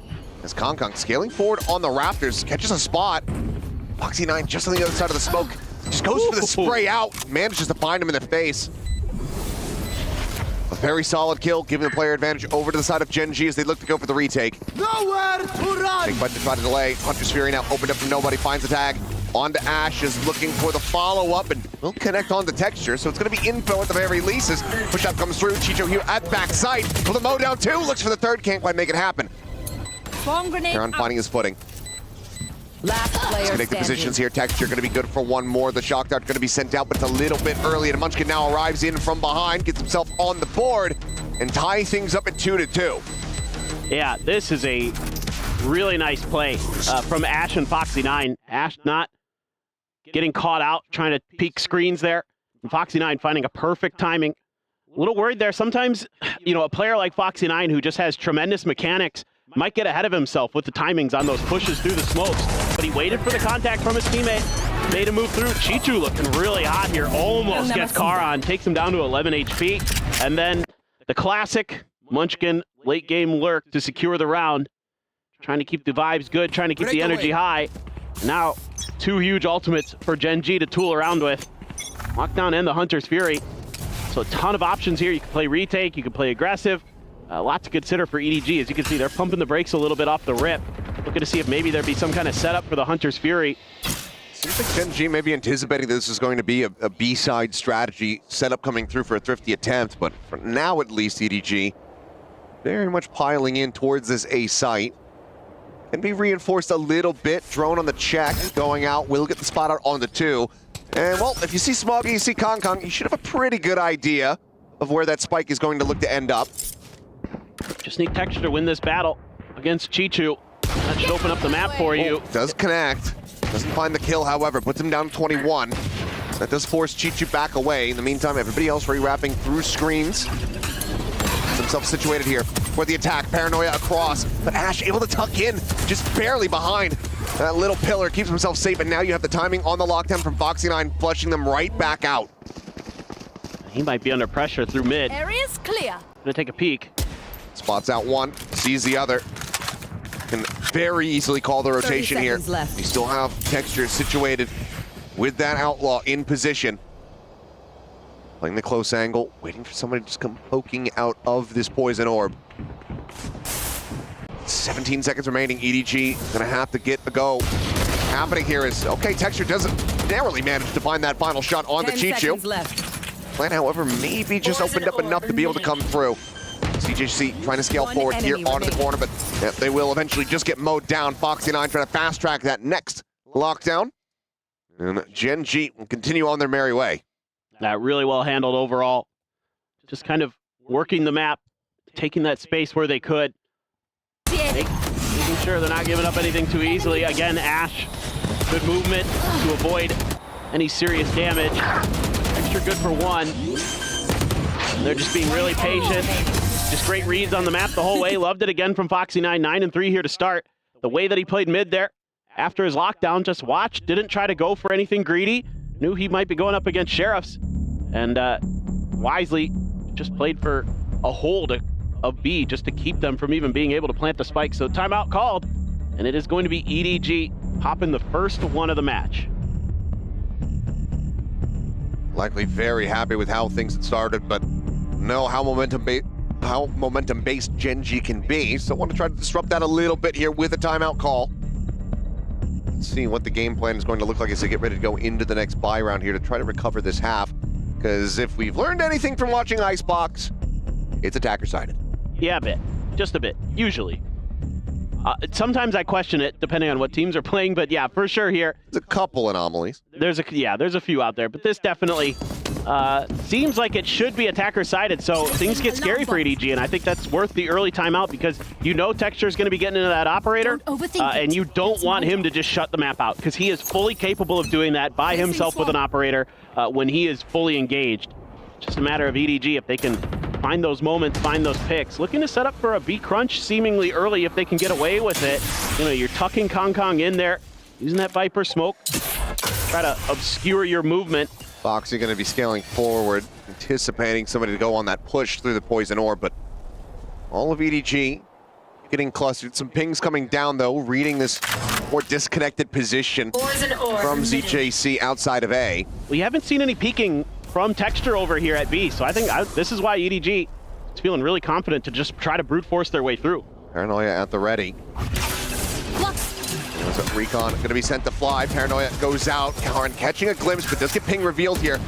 So the Recon gets the hit. He's going to be back over to safety. EDG, they stick around. Might be a cut of the noise here as Foxy9 similarly going to be forced away from this under 2 position. You should run. Lockdown now in play, but the Hunter's Fury is there available to try to go ahead and clear this out. Foxy9 will look at the readjustment, takes down ZJC. 30 seconds left. So he can just back away in the lockdown. I mean, it's right there in mid. It's a bit of an awkward one here. Causes some chaos. Doesn't lead to a full evacuation. Kong with 2, but Munchkin trades one back. Finds a headshot on the nobody, brings it back in. Now into a 3v3 with everyone on EDG completely and utterly tagged up. Texture out from mid, able to find Smoggy. Top of Nest. Now it's just about flushing out Kong and Chichu. That's 60 health between the two of them. No util to work with. Double back yellow positioning. Munchkin finds the first and Texture right through the corner of yellow. We'll get rid of Chichu as well. Timeout call. Not going to be leading to the round win. EDG now down by 2. And that feels like it's going to be rather painful. Gen G knows it. Big smiles across the board for them, knowing that that was a crucial round for EDG on this map. You know, again, Texture's got the op. You want to take that round, at least take the round away. Maybe you don't get the op itself, but you know, I understand the game plan here for EDG. I think it's a pretty solid read. One enemy remaining. Just a few timings there. Foxy's been really, really solid in his ability to catch players off guard, to find his and not overcommit, not overextend. You know, something that I think he's really improved on this year. Something in the past that he would kind of get greedy. He'd get that one kill and he'd get fired up thinking he can get a few more. This year he's been much more disciplined. He finds that one and done and gives his team that man advantage that maybe in the past he might greed for. You can see right here. Might re-challenge the angle, but smoke there to make it a little bit tricky for him to read exactly what's going through. And have to just trust that they're not getting in. And Texture. There goes Kong. Yep. Pulled off the side of the screen by a Vaudevillian Kane that is Texture's op. Drone getting the ping. Nobody with a nice shot. Does go ahead and take down Ash. It's a further spot out here. Texture needing to respect that. This orb will just be taken. And in the meantime, just lurk forward over at B. A bit of a misplace? No, okay. Smoke's good enough to work as a one-way. It's a little too shallow at first, but Foxy out looking to try to play intercept. Peeks in, shots ringing out in his direction, opts to back away. This is exactly what you're talking about, that restraint. Yep. Not looking to over-challenge. Right call there. Aren't potentially at risk though. Does manage to get back in behind 30 yellow. seconds left. They are unawares. Paranoia going to be sent, let loose. Connects on the two close players. CJC going to be taken down. As Karan still just dancing around yellow. As his teammates go ahead and play off the back of his util. Texture with a 3K. Munchkin on the late lurk as ever. Gen G move up 5-2. Again, it's just phenomenal discipline here from Gen G. So some of the things you saw in the beginning of Masters Toronto with this team where they were just all over the place in terms of just reading their opponents, just making the right moves at the right time. Nobody's doing anything untoward. Finding their kills, finding their moments. Nice little leg showing through the smoke there. A little scandalous, but Texture gonna find the kill anyway. And this is really concerning now for EDG. It has to turn around here. You're gonna be down like 8-4 maybe at the half. Yeah, and having that while starting on the attacker side certainly going to be brutal. Hunter's Fury, Foxy dodging around it, dives back into the second pump. Can he avoid the third? The answer is yes. And Kong Kong is strafing into him. Foxy 9 is just on an absolute heater at the moment. Completely snuffing the flame of EDG at every twist and turn. Man, when he is on, he is so damn good. Just incredible decision making, incredible aim.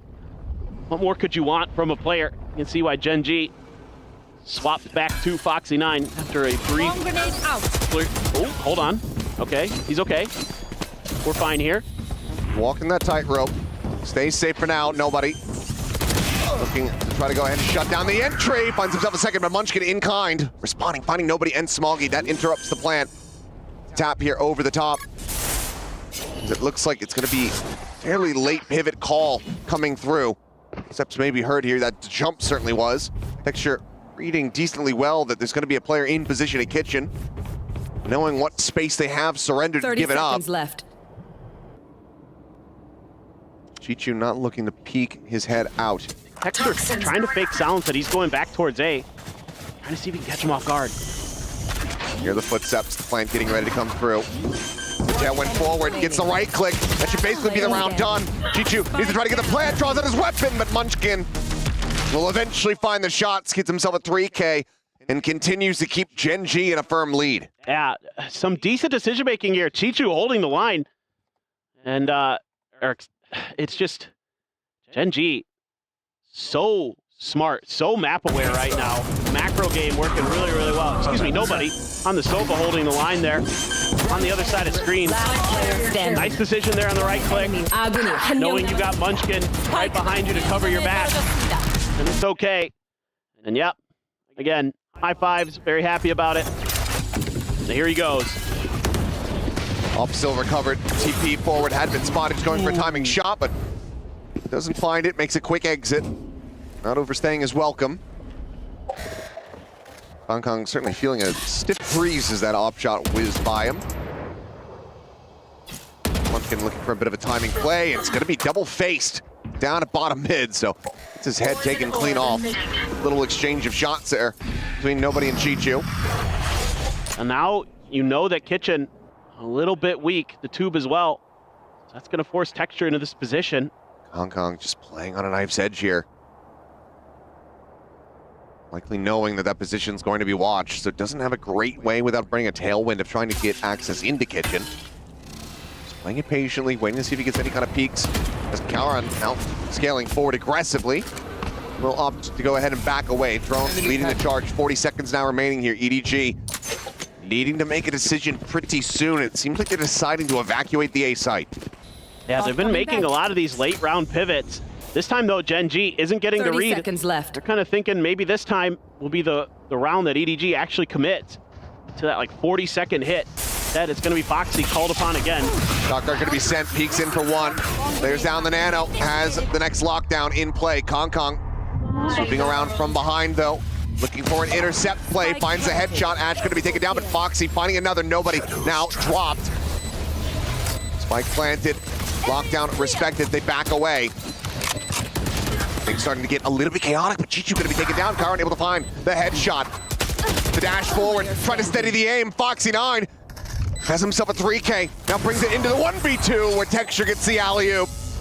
Foxy 9 is absolutely immovable on this B side, on the A side, wherever he's playing. He has just been so crisp this map so far. ridiculous. Just absolutely ridiculous. It's hard to play better than he is right now. He is just taking this map over. And not bad decisions here. Again, EDG makes a good read, shuts Munchkin down. Viper's pit. Foxy9 pushes it pretty aggressively, pretty quickly to try to see if he can catch Chichu as he's backing away towards yellow, but it ain't. He gets away, but that gives Foxy9 the ability to kind of figure out that, hey, front side is clear. Let's start moving forward. Toxins going up. Now, here's that up, and Texture a hair off on that shot. Absolutely could and should have had the punish on the Smoggy. Still going to be looking for it, but as he gets pinged out, will opt to back away. No clear on the recon. For the same play. Something. Oh goodness, he's just too good. It's Kong again. Yeah, and that's the spot out here on elbow. This way in the corner, Texture with covering fire. Goes ahead and spares Ash. As Peek over the top of pipes getting ready to come through, and Texture cannot hit that flick, so suddenly gonna be a decent spot here for EDG to try to make a go of this. Give himself the third round win. White lobbed in, Munchkin again flanking. Taking around the back, trying to arrive. Is the plant not yet coming through? This allows for Munchkin to get closer and closer, but eventually he's gonna have to make some noise here. Spike planted. Question is, the Smoggy drift back into the elbow position? Oh, it certainly does. Gets the spot out. Neither really able to exchange any damage. Smoggy realizing that he's between a rock and a hard place, but as the swing out comes through, Chiron is not reading Chichu's position, and Smoggy will be able to hound down Munchkin. So EG, much needed round win. And it's hard to believe that with the way that round started, EDG is able to come through and get it. And it just looked like Texture was going to clean up the round, but then Smoggy hits a nasty 2K here. Ooh, on to Foxy9. That's nothing wrong with what Foxy9's doing there. That's the right position to be in to play for the trade. Smoggy just too good. Still though, plenty of money of course, as Gen G ran 7 in a row. Back into the operator. And had to buy it over to Foxy9, but we're gonna have it for this one. Same play. This time you're gonna use a dart to guarantee Ash to get closer to his ult. Keeping pace with DJC.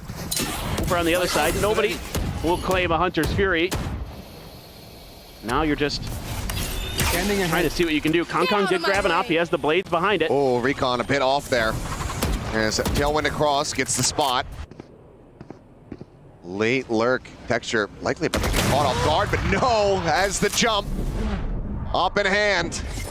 Continues to just do wonders here for Gen G. Push under the corner. Kong seeing more than enough though. Ends up falling to the wayside. Two players just gun him down. Hunter's Fury sent to no avail. No tags. No real hope. Double facing the opposite side of the smoke. Nobody needing to find that kill, but it's actually going to be Smoggy collecting two. Now certainly has his work cut out for him. The pivot back. Texture getting into position in case it's going to end up being a TP play. Looks like Smoggy's going to try to play this one out here onto the B site. 30 seconds left. Scoops up the operator. Checking from behind. He's looking for that lurk. And Munchkin's dead. Well, Texture did do one early. So I'll give it to Smoggy this time. Either way, scrambling, scooping up these weapons, wanting to find at least one kill, but Ash will then strike from above. Gen G just continuing to put on a world of hurt here against EDG. Yeah, it's just so much pressure that this operator creates, and you're just trying to find answers as EDG. Can you turn up the tempo? Can you try to go for a later lurk? Things like that, just not really finding much value. I mean, a couple rounds in a row here where Smoggy's had some pretty impressive gunplay, but Gen G still just better. And some of these early maneuvers have got Kong and company frustrated. Double operator. Foxy9 no slouch at all with it either. Oh, Chichu barely escaping. Would have been one of the weapons, one of the rifles, stranded on the floor. TP forward in towards backside, going to be cleared there by Ash. Prevents the cheeky play. You should run. Bit of a fake here. On TP of his own. And Hunter's Fury one charge away, so Ash no way to try to clear this one out. They have to respect it, they have to back away, but they're still just losing players here on entry. Gen G opt to stick around for a little bit longer than EDG might have anticipated. They end up losing out on two players here. just to get that spike planted. Smoggy was obscured up in that position. Might be able to catch one. Going on to one.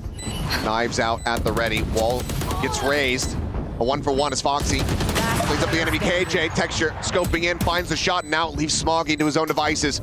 A 1v2. Texture swapping weapons, trusting in his own ability, ends up getting taken down. Smoggy now backpedal. Ash going for the hold to half. The retap, knows that he's not sticking it, tries the wide swing. But Ash will be able to take him down in the end. 9-3 at the half. Gen G well out in front. Yeah, this is just one of those maps where you get the operator in Texture's hands and forget about it. Been an unbelievable half here for Gen G. EDG looking to rally back as they move to the defending side. We'll see if they can get it done when we come back after halftime.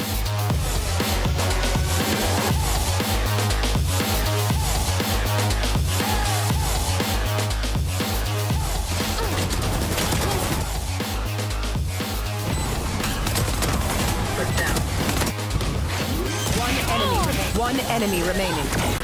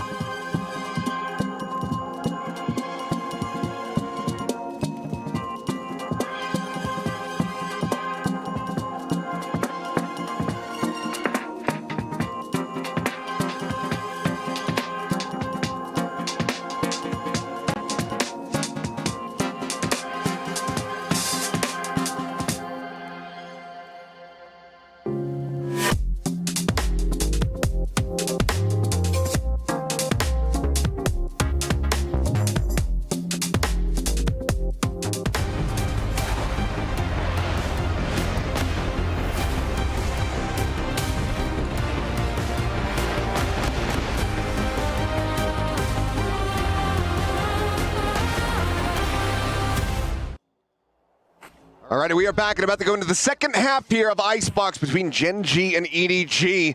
Decent start for the side of EDG. Almost getting themselves a bonus conversion, but since then, it's pretty much been nothing but Gen G from that defender side, setting up for a 9-3 scoreline as we swap them over to the attack. Yeah, absolutely. I mean, it looked like, you know, there might be some rounds in the later part of that half where EDG was going to get some hero plays to carry them over, to get them a few extra rounds, but Gen G able to hold the line. And, you know, it looked like a nice start for ZJC in his debut here for EDG, but kind of slipped as the map went on. No, the whole team did, to be fair. We saw him he played a game in China. Yeah, so far. That's true, that's true, that's true. Secondary debut, I guess we could say. First one out of Global, for sure. Already. Oh, I mean, Fox is not really missing a beat. Kong in a nice position, though, underneath the kitchen window. Catch Karan completely unawares, but Kong cannot escape fast enough. Ends up getting taken down. And now we start seeing, whoa, okay, some good kills coming through from EDG. Texture Munchkin both going to end up getting picked apart. That's Foxy and Ash to try. Get this pistol over the line. Shots swinging the double face. Ash finding the headshot there on the nobody at range. Smoggy now. Once again, Ash to try to clutch this up, but they just double face back in. Ash will take the second kill as well. And there you have it, 10-3, Gen G. Looking relatively clean here in the pistol. Yeah, that might just be the nail in the coffin. Kind of curious if EDG is going to opt to force up off of losing another pistol. I mean, at this rate, you're down by 7. I think a forced buy, it could certainly catch Gen G off guard. Night, night. Much in the way that Kong was able to catch Karan off guard, but from there, just things kind of falling apart. Again, a few kind of moments here where it looks like EDG might be able to fight their way back into the round, but then just Gen G tightens up, and it is going to be a few sheriffs purchased for EDG, but no other buy-ups to speak of. They're just going to try to turn the tables throughout the rest of this, see if they can find a 9-3 of their own or even better. I mean, they'd have to run a lot in a row if they lose this. But... Oh, yeah. Be a monstrous comeback. Has been done before. Ash nearly caught there with Util in hand, but Munchkin able to just go ahead and just massacre them here on the B site. The Guardian God doing it again. Plant to come in for free off the back of that. Karan clearing out the turret. TP's out to reposition, and that is just going to be nobody dead as soon as he exits the smoke. No one's going to go pushing into that one, so Smoggy having to backpedal. And it seems like widely, maybe you try to put the Sheriff to use, really trusting in the aim to get the headshot, otherwise it's going to be a re-wrap through over to Snowman, die to the spike. Just waiting to see. Okay, well, they're going to try to pile in under tube, and okay, well, ZJC does narrowly manage to make his way over, so he can die to the spike safely, gets a ton of damage on the texture, but cannot find that kill. So in the end, it's going to be a flawless anti-eco here at the hands of Gen G, now just 2 rounds away from taking this best of 1. Yeah, I mean, if you drop even 1 round here as EDG, it's at best overtime. So things getting pretty dire pretty early. And do they have the wherewithal to kind of get some rounds going, get themselves back into this at the very least, maybe get some momentum for their upcoming matches? Who knows? But man, Foxy already 20 kills here in 14 rounds. Goodness gracious. Well, this is around the time that Gen G would start choking their leads at Masters Toronto. So if you're EDG, I think you're kind of hoping that that ends up being the case again. Saw them drop, what, 2-9-3 halves that they had? I just chose to forget that. I think they have as well, because right now they're looking very well tooled. Yeah, it's hard to see a world where EDG is going to be able to come back into this, and, you know, even Kong only a Bulldog because they had to buy up. Chichu. And jiggles out. Damage not going to be suffered. Kong just making a little bit of noise as he drops down off pipes. Foxy can relay that. What does the call end up being? EDG looking like they're going to pivot across in towards mid, and this could set up for a bit of an awkward time here for Gen G. Turret maybe gets a catch, unsure. No, I think they cut through the smoke, though they had to clear it. So Gen G should be somewhat aware of this, I think. Starting to pivot. Question is, are they ready for texture? Well, yeah, eventually the answer is yes. Smoke blooming, high-low setup here into mid, and that's going to be Ash taken down. Spike quickly going to be scooped up, but the weapon has to be left behind. 30 seconds left. Player advantage still going to be here in the hands of EDG. Foxy getting rid of the tip of the spear there in Kong. Plant comes in here from Karan. Good playing forward on, or under the rafters rather. Immediately gets flushed out. Solid opportunity here for EDG now. Hit through the behemoth that Foxy9 has been. Slow creep up, spots out the head. Does get a connection there. Count at the same time, able to find Chichu. Now they know 2 of the 3 players going to be in this position. Drops down out into the open, and Smoggy will be able to collect some damage dealt. Some hurt to the economy, but EDG hold on by a thread. Well, okay. Got the job done there. Pretty nice consideration through mid. Just kind of reading the situation very nicely with not a ton of information being given over. Just a little bit of a jump peek from Chichu. Kind of gave them the confidence that they needed to start scaling their way up through mid. Setting up for this double stack to try to catch the counter rotation from Gen G. And planted. So Gen G was aware they weren't ready for that. 1 enemy remaining. Not much that Foxy9 and Karan can do at that point. A little bit of a clap, but it is going to take a long trek to get back into this game. Gen G going to see if they can just end this best of 1 quickly. Foxy has a huge push out. Kong already up in their nest. And he just has to fall back into spawn and wait this out. It seems like Gen G are reading this incredibly well. Yeah. Huge amount of respect and space going to be given over. Foxy potentially at risk though, as the drone will spot him out. And the flank is getting ready to come through. Paranoia now coming in, but Munchkin's there to try to bail him out. And eventually we'll be able to go ahead and line the spray. Kong now committed position. Some damage dealt, nobody. Be back in the main, similarly able to find that elimination. Foxy9 just dancing backward here, anticipating. He's gonna come through the cloudburst, but still gets the readjust. Spike planted. You see, trying to fight them back. Foxy9 tagged down to 25. But at the same time, while this is all happening, all the rest of EDG is dead and the spike is planted. He just bought a ton of time. A little help from Munchkin, but again, just tremendous individual efforts from Foxy9 are making such a huge difference in these rounds. And you can't even say that they really won the battle. Kind of stalemated it outside of A, and EDG are certainly losing the war. There's nothing more to be done other than just go for the save. Gen G get themselves up to match point here. 12-4, EDG need 8 rounds in a row. It's a tall task, to say the least. And what do you do? What do you do against this? Because Foxy9 is... Guess I'll die. Yeah, exactly. GG go next. It is just crazy how well he's playing individually. Like, just the decision-making in the heat of the moment is impeccable. Die. I mean, Munchkin there backing him up initially, and he just reads that reposition from Kong nicely, keeps himself obscured from nobody, and then just plays rope-a-dope. There is very little that EDG has been able to find success with. You know, there are moments in the round where you're like, okay, maybe, and then it just gets shut right down, so. Yep. Well, last-ditch effort here as the final timeout call comes through from EDG. What are you meant to say here if you're Muggle to try to rally the team back? To inspire the hope that, yes, we can, in fact, get 8 in a row to take this to overtime, to then be able to close out this best of 1. The odds are not looking great. Whatever speech Team Liquid got against Paper Rex, maybe they can find that right out, round by round. That's really the only way you can think about it. Yeah. Not much else to be done. I mean, Ash has a Hunter's Fury. You're going to be scraping the barrel here to put a buy together. Got a Guardian and a Sheriff, and then the rifles otherwise. So things are going to be tricky. Nobody went away from his Hunter's Fury as well, so could try to work your way in towards the orb, see if you can use that. Find some kind of pick. Extra there. Doesn't like what he sees. Gonna back off. Kong on the repeat, the tailwind forward. Realizes that he's starting to get overwhelmed, is able to go ahead and safely escape as Recon.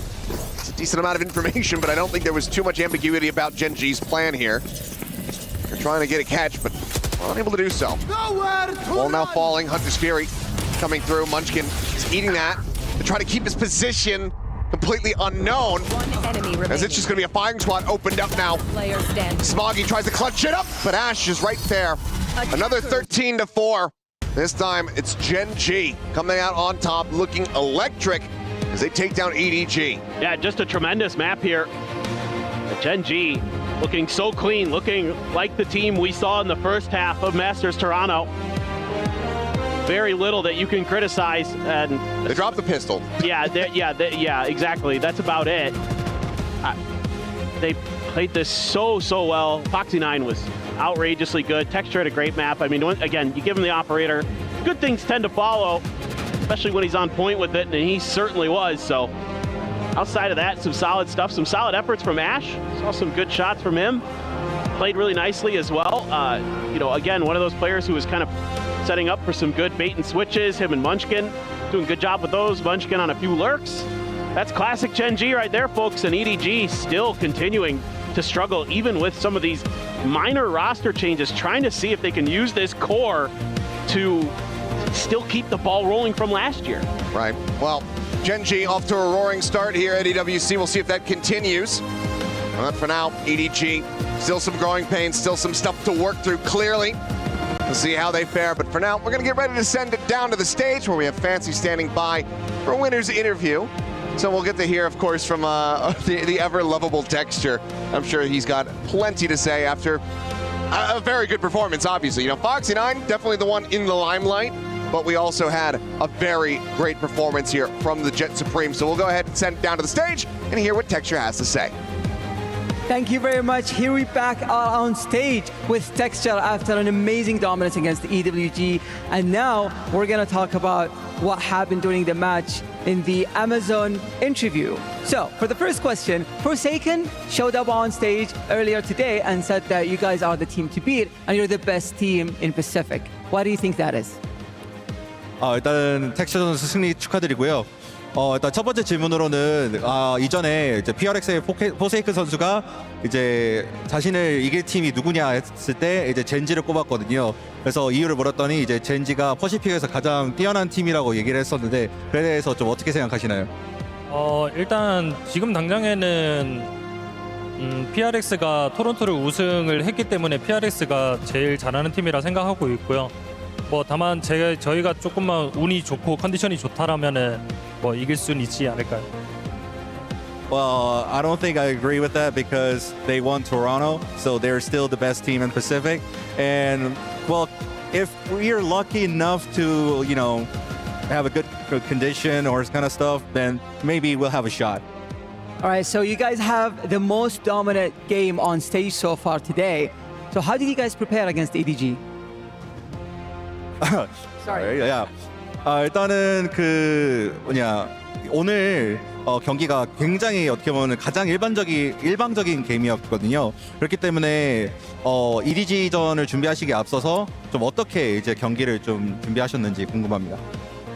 일단 저희는 저희 할 것만 준비 잘 하자라는 생각이 강한 팀이어서 저희가 준비한 대로만 잘하면 어떤 팀이 앞에 있어도 쉽게 무너지지는 않을 거라고 생각을 하고 있습니다. 그래서 좀 오늘은 좋은 경기력이 나온 것 같아요. 일단 지금은.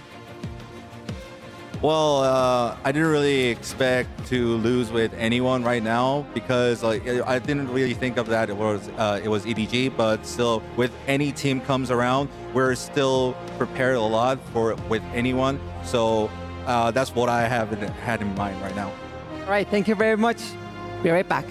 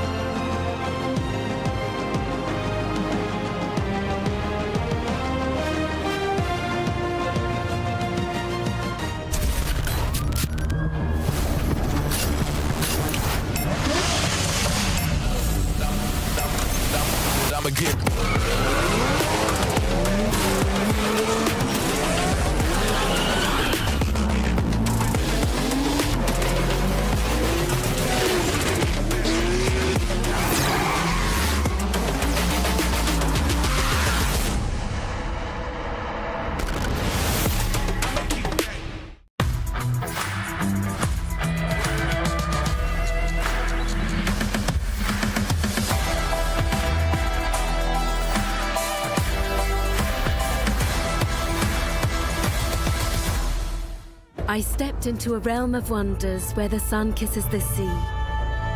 Two worlds inspired by each other. Two worlds making one. This land is calling, Saudi Red Sea.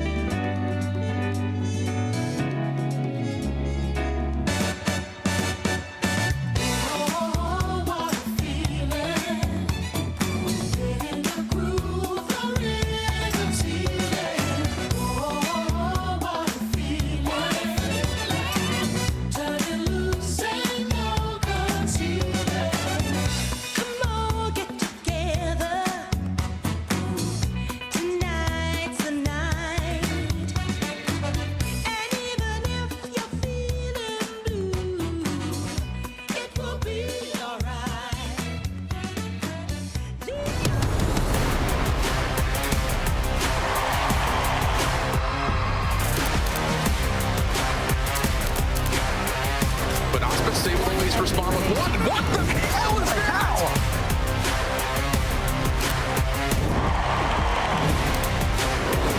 Somebody's still busy.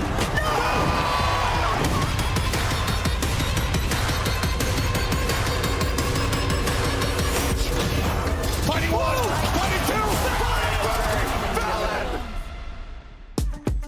Hello, everyone, and welcome back to EWC Valorant. And it is Gen G making it 4-0 for Pacific. So that just means we got to bring on our Pacific reps here. Big time already been here, but Victoria joining myself and Baby Bay on the desk. Congratulations on the win. How does it feel being from the winning region? Same old. Been feeling this all year, T-Gon. It's been continuing a trend. And I have to say, I'm actually really glad this trend is continuing, so people can't say they're lucky in Bangkok, they're lucky in Toronto. It's just skill. How many times does Pacific have to prove itself to be number one? And it's just, I feel sorry for you, come from an A. It's just rock bottom, but all players are cracked, man. Like this is so true. This is so true out there. It's unbelievable. Yeah, let's take a look at that scoreboard from the last series, because it was 13-4, tying the most dominant victory we've had here so far. NRG getting the victory over Team Heretics, also 13-4. But I mean, we maybe expected more out of EDG. They made the roster change, wasn't quite stepping up to the same level that Gen G were at. Yeah, I mean, what a stark contrast of games. I mean, the start of the day, we get 2 OTs, last 2 games, 13-4s. And I mean, Gen G were just on one here. And although like EDG, specifically the newcomer ZJC had like a really good pistol round to like get EDG that first half pistol, it just wasn't really much firepower behind it. I think they just got diffed on all cylinders. Yeah, I mean, for me, like, I think EDG are good across the board, but it's so hard for them to win if Kang is in single digits compared to Texture on that other side. We highlighted them both pre-game about how big that head-to-head would be, but only one side really lived up to expectation there.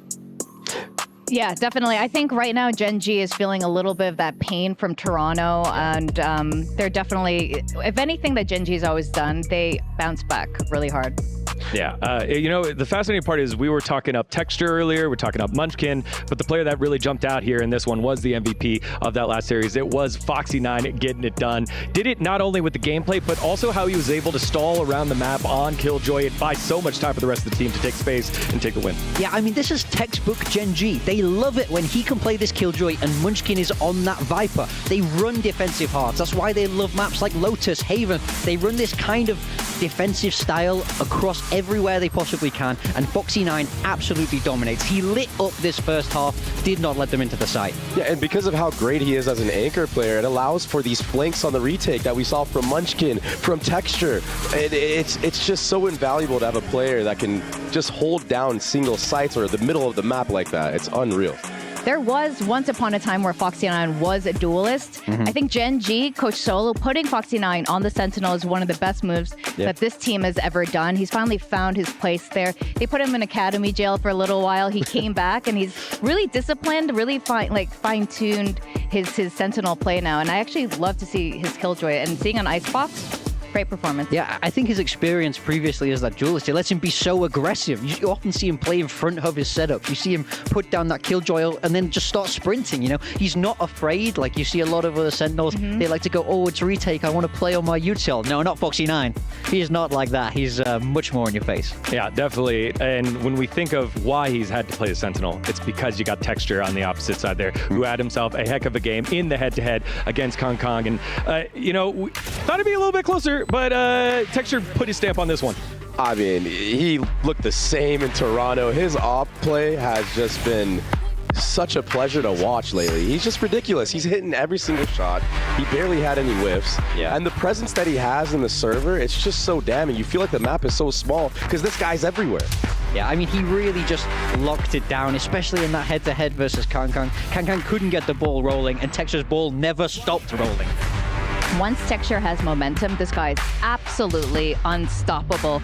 And I don't know if we had any 4Ks this particular map.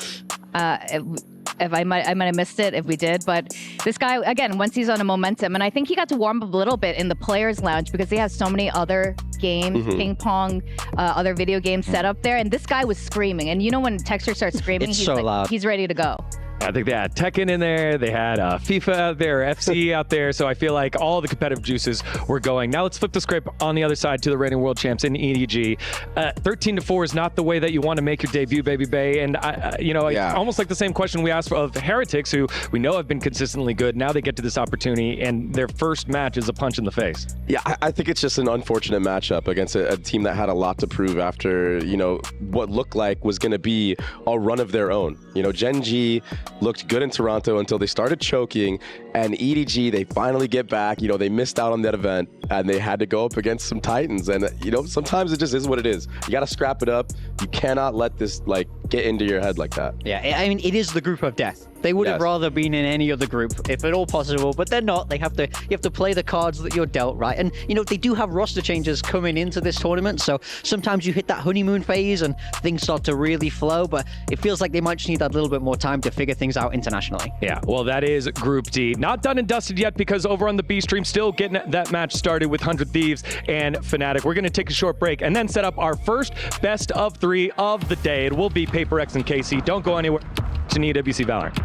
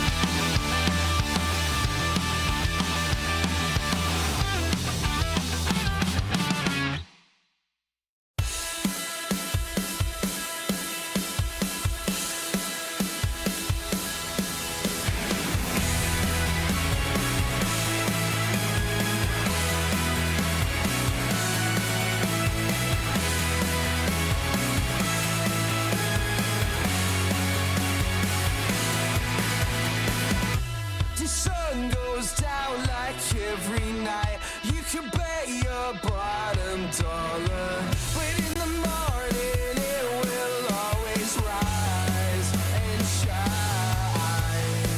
And I will bask in yellow morning light. I will walk here 8 feet tall, yeah. It's my calling. I will always rise and shine. Hey, it's a brand new day. It's a brand new day.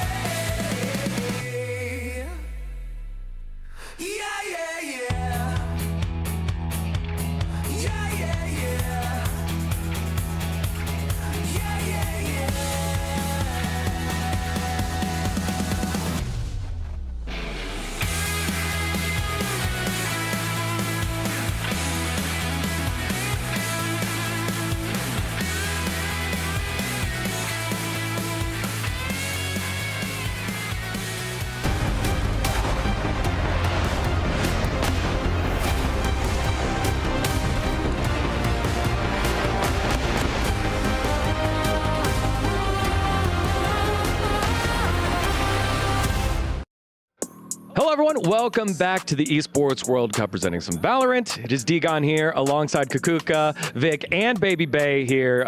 And we're now moving into the best of threes. It is Paper Rex, the reigning Masters Toronto champs, and maybe a little bit of surprise here for everyone except Kukuka, KC making it on through. It was actually a surprise for me too. I'm not gonna lie. First of all, I saw that we brought Victoria in, and I was like, I'm definitely joining that desk. That sounds super fun. But yeah, as you were saying, surprises, right? I think that KC was so promising. When you look at this roster, especially at the beginning of the year, you look at all of these names, Sadak being like one of the first imports that we had from Americas and whatnot. Everybody thought this is going to be unstoppable with having such renowned coaches, and how innovative they were also at the beginning of 2024. They set the stakes and the meta in many maps. They were the first team to be using Gecko maps like Icebox and so many other things. But the results that they've been showing so far were lackluster. What we have now is a KC that apparently loves the double duelist, moved away from the harbor. We like that. So I cannot wait. I'm so sad that we missed their first encounter, but I'm happy that we get to see them in the best of three scenario. Yeah, I like that this seems completely refreshed when you have 4 really young players, but you have someone like Sadak. IGLing, leading them through this, teaching them the ropes, and trying to discipline some of that excitement that they have. We did chat with him the other day, and he was telling us it's really nice actually to keep older players like him invigorated. You know, when you have that youthful energy that's just so hungry to win, and I think that's so important for a team like this to rise back up. Yeah, and the double duelist for sure is just a huge part of their success. I mean, the Harbor thing is such a Brazilian NA thing. It's so funny that you said that, but they look so good on the double duelist, and then now it makes you think, okay, can they actually push PRX, another team who loves running the double duelist, to the distance? Yeah, exactly. I think that it is very important. Earlier in the day, right, we saw Paper X playing against Billy. And I think it's important to give people the context. The first time that you play against Paper X, it's a mess. You need to be very well prepared, because you've seen it, everybody has told you about it, but it's not until you experience it yourself, and every team has said this, that you do not acknowledge what it's like to actually play against Paper X. Billy did amazing, but that is also now a task that Casey as a whole team has to go up against. Yeah, let's dive into Paper X, Davai, Forsaken, Jing something, and Patman. 16-14, a triple overtime in the first ever match here at EWC for Valorant. It was a banger, but of course, the train does not stop stopping here, and now they are in the upper side of the bracket. Yeah, Davai, that was just absolutely a monster in that overtime. His operator kills were just ridiculous, but also something on the Yoru. You know, it's something that we haven't really been talking about too much. We haven't really gotten to that point. He has so much pressure alone on the Yoru when he's playing on maps like Lotus, where he's solo taking A space. I mean, it's really invaluable to have someone that can take all that gravity away and then TP in an instant and already be at the site that you actually want to hit. I think momentum, we're talking about the train, the momentum. Yes, they just won a trophy, but then we very rarely, in fact, we've only seen it once, where a team continues that momentum after winning a trophy. It's so relieving for them. And I think to get back into the game, I think it took a couple of rounds for them to remind themselves, look, we still got to win this. There's something that I really love about Paper X. Davai was joining us, right, when they were done with their game. We have some images of something telling them to sit down. Love to see, though, the BLG doing the Lysor, just standing up and doing nothing else. I love when we have this kind of moments. But what I was going to say is, having Davai here, every single time that they finish with the match or whatever, and we get to have a word with him specifically, he's always so calm and collected. So many times I've asked him, dude, at some point you almost lost. You acknowledge that. What are the vibes like? How do you talk to each other? How do you communicate in those moments? And he really tells me that even if they have a massive throw of a round that was won, they just think about the next one. Nothing can destroy their mental, and that is something that not many teams can say. Yeah, speaking of Davai, I don't know if he mentioned this when he was with you guys, but in Toronto, he was killing it the first 2 maps, if you remember, especially on the Vice. Forsaken ended up getting that MVP, very well deserved, but Davai had revealed to a couple of friends later, he's like, there was a moment where I was thinking about on that last map if I should go for that MVP and just try to drop as many kills as possible. I don't know if he's going to do that today against KC.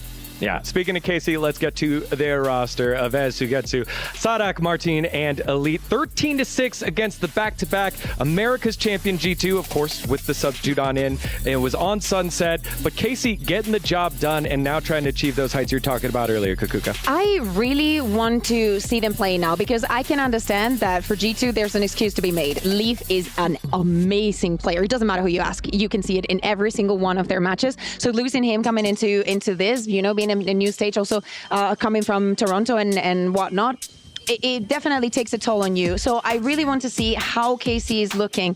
Martin, to me, has been extremely consistent. He's one of the best Euros that we have in EMEA, but people might not know that so much because he hasn't been out a lot. So I want to see how he matches up against names like we were saying, like Something and everything else that PaperX brings onto the table. Because from what I've heard of people that were watching this match is that, it's not only about the G2 thing. KC are actually good, but I will believe it when I see it. I mean, listen, when Sadok's sitting there dropping 20 bombs, I mean, this is like moving away from the harbor. This right? is a scary team to play against. If he's the one that's dropping 333 ACS, and he's that positive on your team, and he's the IGL, I mean, Forsaken might have a run for his money right now.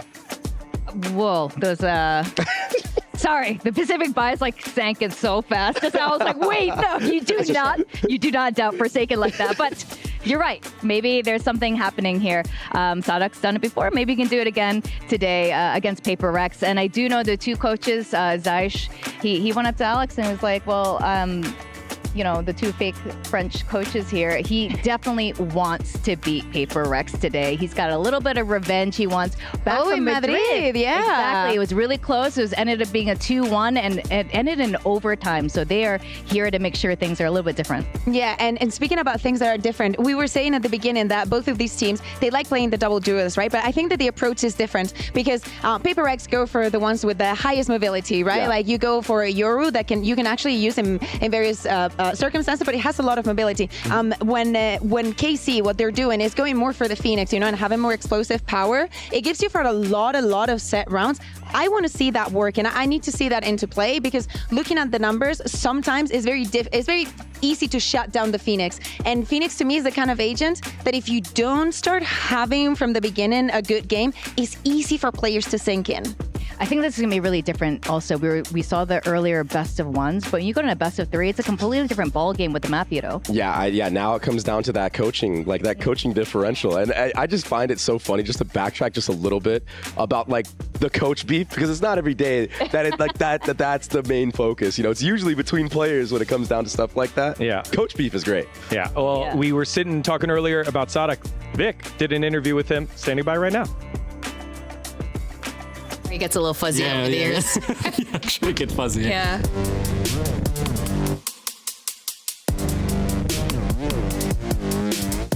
I'm not the super old man. I'm an old man on esports, okay, but I'm not super an old man. My name is Matias Eli Petro, also known as Sadak. I'm 28 right now, from Argentina. People maybe don't understand. I'm not Brazilian, guys, though I love Brazil, but I speak Spanish, Portuguese, and English. And I've been playing this game since it came out. And when I played, I was one of the first, if not the first from not Brazilian server, but Latin American servers to reach Radiant, which actually was called Radiant back in the day. I'm that old, guys. We didn't have Immortal or anything. I think it was the Immortal logo was the Radiant logo, if I'm not mistaken, or something like that. Now, you are on a team with a lot of very young players. Yes. What's it like being the resident senior, experienced guy leading Let's these call experience. Okay. Yeah. And it's always difficult because you see how different they are from yourself and how different their culture is from yourself. Especially for myself, I would say, coming from Latin American country and then going to Brazil was hard even though we are like cousin, like brother neighbors countries, it was hard. And coming into here is still hard. Young guys wanted to learn everything, but at the same time, they are young, so it has to be like a slow process. They get mad if, they're whiffing some shots and you have to be, no, this is normal, this is part of it. Maybe you're not eating properly, maybe you're not resting properly. The good thing is we have a lot of people that helps with that, like the coaches, we have our performance staff, we have our camera guys also help us, but at the same time it's so good. It's the energy they bring is so rewarding for me, it makes me have kind of like still the fire, you know, like it fits my fire, I would say, because I see these new guys, they want to win everything, and I was in their place, and I'm like, okay, let's go, let's win. I'm gonna help you guys. Let's do it together, and yeah, it's really rewarding, you know.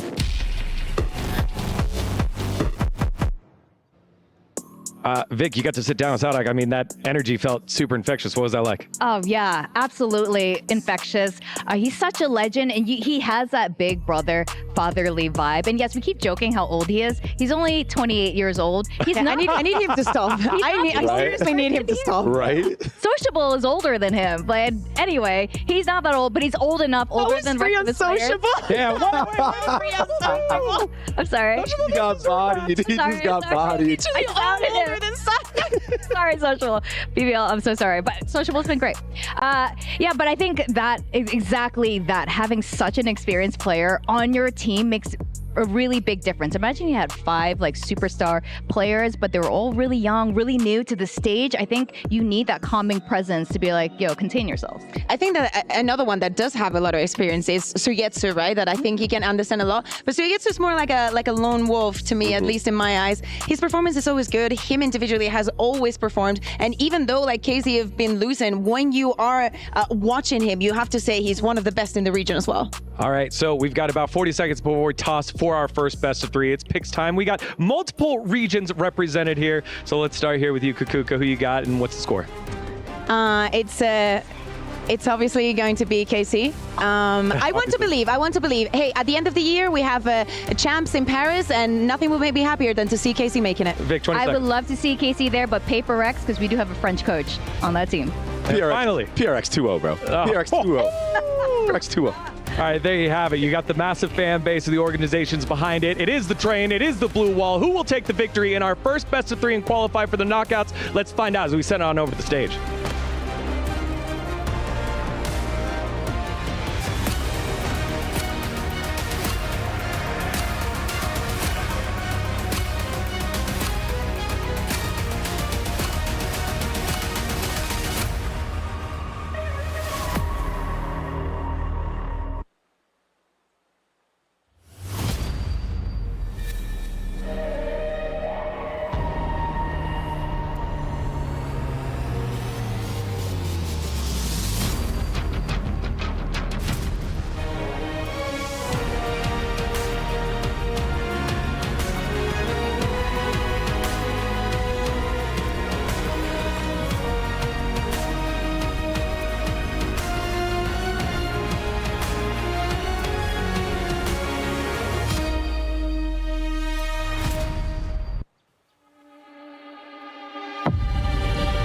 Valorant's debut at the Esports World Cup is well and truly underway. The best of ones are now in the rearview mirror, and the teams that have been successful thus far will now compete for a spot in the playoffs. From now on, we will only have best of 3 matches on stage where teams are truly tested.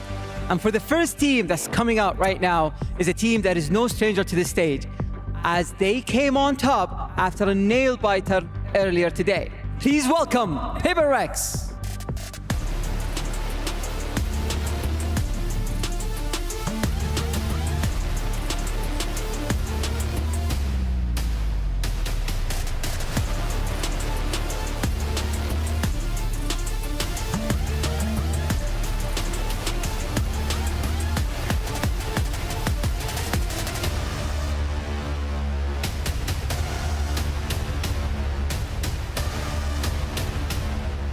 Their opponents are a team that have arguably not yet reached their full potential. They believe this is their time. It's Carmine Core.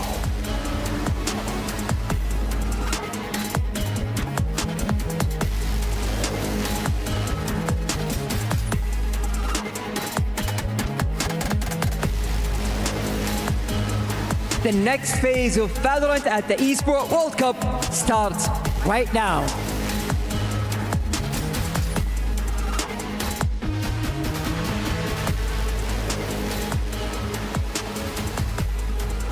A rare jump of joy from Alex as he makes his way back onto the stage alongside Paper Rex. We got to see them here on the A stream earlier, and well, Fancy was right. He was a nail-biter performance versus BLG, multiple OT resets.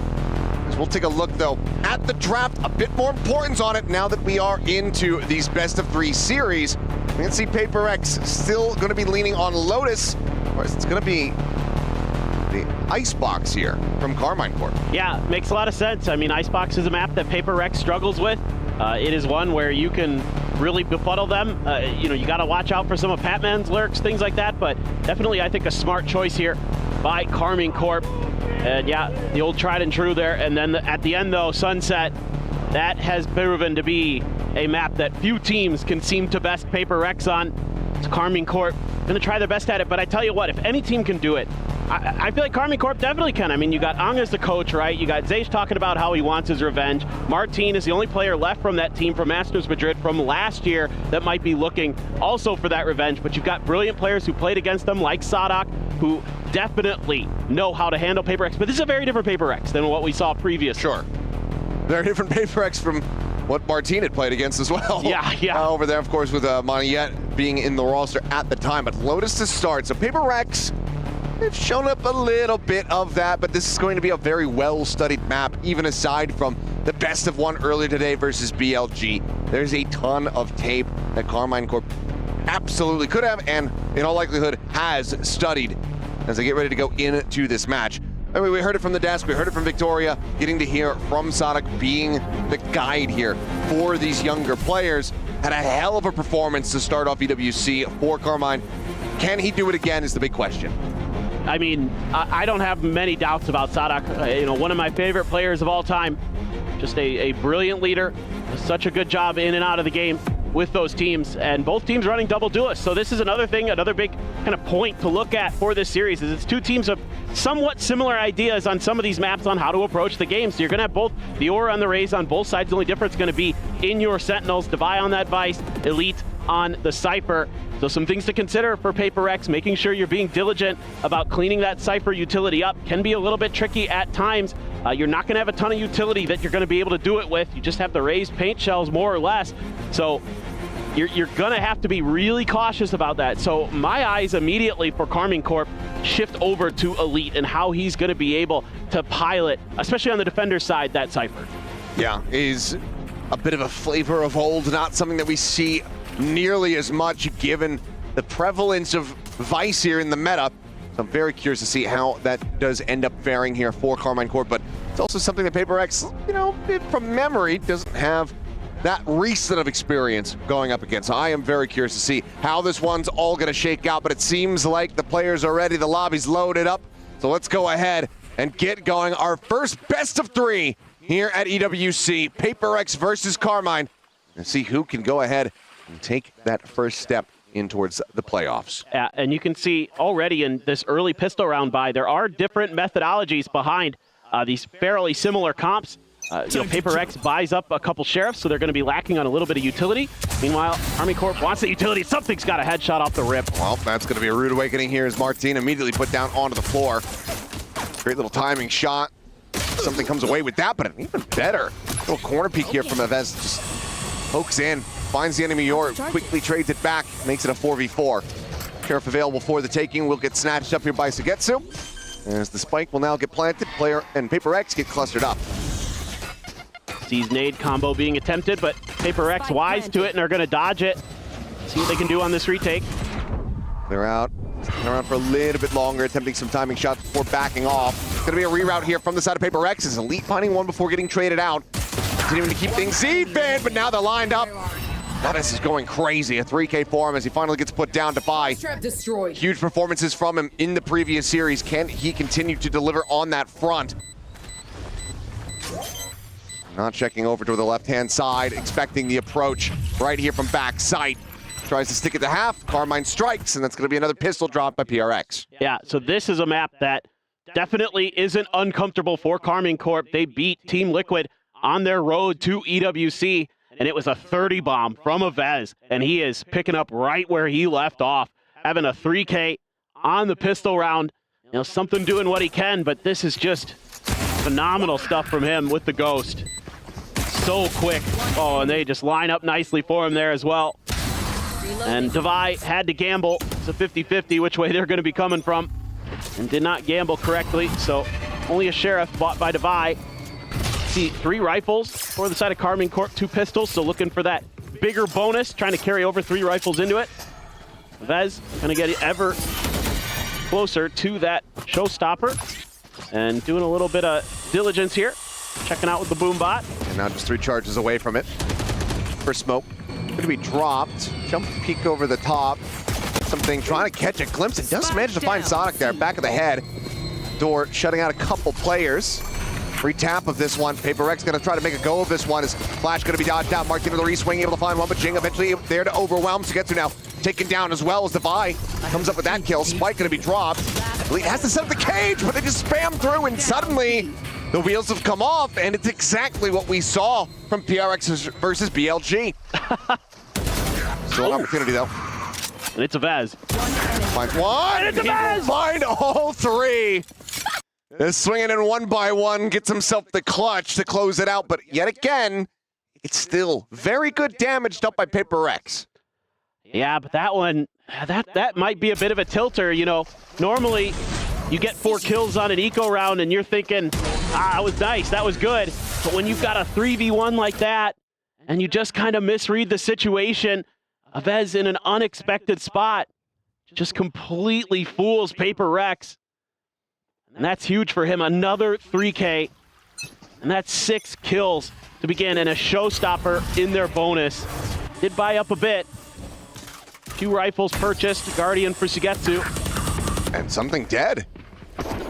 Elite just on the linger, finding him just outside of the door switch there on the A side of the map. Bring them down. Switch now getting ready to come through into the C site. Is Showstopper going to be drawn out, checking in towards B site. Jing quickly blast packing away. Thorns popped. Showstopper in the end. Not going to find much purchase as wall gets popped. Flash in a paint shell thrown at Patman's feet. It's going to be the site now taken here by Carmine Corp. Paint shell going to be lobbed in at Ez. Not stopping at all. Mowing them down one after the other, and Forsaken slowly, quietly trying to drift away, but now he has been spotted in the lead. Oh, we might be able to just even drive the blade right in between the shoulder blades here. But it's not to be. It's going to be another 3K here from Avez, this time delivering a flawless. This guy's a monster on this map. Just absolutely so dialed in. And I mean, you might want to pop an early timeout here as Paper X just to slow him down. No other reason really than that. He's just reading you at every twist and turn. You see Paper X trying to get away with some aggressive movement into the smokes, but it is just read perfectly. So far, Paper X train not really picking up much steam. It's going to be a Sheriff 5 for them. If they can find a little bit more success in another eco round, util dump, try to keep Carmine Corp from making it a move, but oh boy. Pop Flash going to be sent, shots flying. Forsaken this time able to put down Avez, finds Martin on the back end as the Sheriffs are looking great. Spike down, C. Elite now. Last one standing between Paper X and a Thrifty. Botched the previous attempt. We'll see if they can botch this one as well. And the answer is going to be absolutely not. Thrifty will be confirmed. Paper X hit themselves on the board. Juggle some weapons over, and everybody walk it away with a Vandal and a Sheriff in hand. All right, well, now they're able to kind of figure things out. And this is just crazy stuff from Forsaken. Gets into the corner, knocks 2 players down, and then it's Patman next up to bat. And he hits a double of his own. Now something close to his ult. Same with Devi. Couple away for the Carmine Corp players. This could be a round where Paper X can get into their ult cycle, steal this one away. Here goes Jing. Oh, landing up on top of Rubble here. The flash not expiring fast enough. As able to drop down, finds a headshot. It seems like Paper X, when rifles are in hand, are absolutely on struggle street. 2 kills immediately found here from Carmine Corp, not even 20 seconds into the round. Oh boy, just crazy how ready they are for these aggressive plays. Taking good positions, good timings. So far, got a great read on what Paper X wants to do on this defender side. Shaken, stuck behind the rotating door. Holler to check the other angle. Carmine Corp spamming it down. They're pretty aware that somebody could be in there. Now you get the neural theft, and now you know he's going to be in there for sure. Yep. Oh, but counter spam from Devi. through the cyber cage, able to find Sadok. Forsaken has to back off the angle as the entry into the B side comes through. Avis is going to try to play forward here. Hold the connected corner, and Elite again catching a glimpse. Forsaken trying to read it. Cannot win the fight. Shots flying towards the Vi. Elite holding his own. Something now with everything to do. Paint shell at his feet. After reeling, backpedaling. Is it near a triple high-low setup? Clears the first. Pop flash going to be sent. Finds himself another. Martin backing away. 7 bullets remaining. Something makes a solid go of it, but cannot get them over the line. Lead will be stretched as Carmine Corp continue to look fantastic. Yeah, they're so in sync, and they're just so aware of where Paper Rex likes to play. You know, got a brief glimpse of it. Obviously, you saw a bunch of it in Toronto, but even kind of the different ideas that they're bringing into the map today, some of the positions they want to take, but you know, that's a pretty classic Paper Rex move. Try to get Jing positioned right on the backside of the rubble there. Try to keep him a little bit safe, and they just have a great plan for it. Avez just waits a bit for the flash and then drops in. Catches Jing by surprise. Something thought maybe he could get the 4K. Gonna be denied by his Yoru counterpart Martin, and now you're gonna see that timeout come through. I'm just gonna assume it's Paper Rex. It would be a bold and potentially BM move. It was Carmine Corp calling this one. All is well on the French front, it would seem. So yeah, will be Paper Rex's own Frenchman to try to go ahead and turn things around in this game. A lot of these rounds bloody. Let's see though. What's starting off like this? You know, defender side. Yeah. Not necessarily the worst, but still recoverable. No real money to try to get an operator into play here without leaving somebody hanging, so looks like they will just go ahead and stick to rifles, something the Dimensional Drift online in the previous round. Time to jump. Very well may come into play here. Quick clear of the cam coming through. Orb going to be snatched up. Patman one away from having the Nightfall online. In the meantime, though, some exploration of that B site. And the wall will get popped. Door now rotating. Carmine Corp, their eyes on C. Yeah. Just using some of the Fade util to try to get some info over at A. And now something into Vi. Gonna try to tag team here. I think something did just get the spot. Yeah, onto Getsu. It's just moving back a bit. Round's finally slowing down here a bit. That was one thing that I was gonna comment on, is the pace of play for those first 5 rounds was much higher than what we saw for Paper X against Billy. And KC was happy to try to take the fight right to him. Forsaken knows he's in there. Cage forced out. Off of the back of that paranoia. Nice reaction from Elite. He might be lining up to get some of his other teammates over there. However, Spike, way on the other side of the map. Okay. Taking that angle. Catches the jump spot there. Also catches a hell of a lot of damage.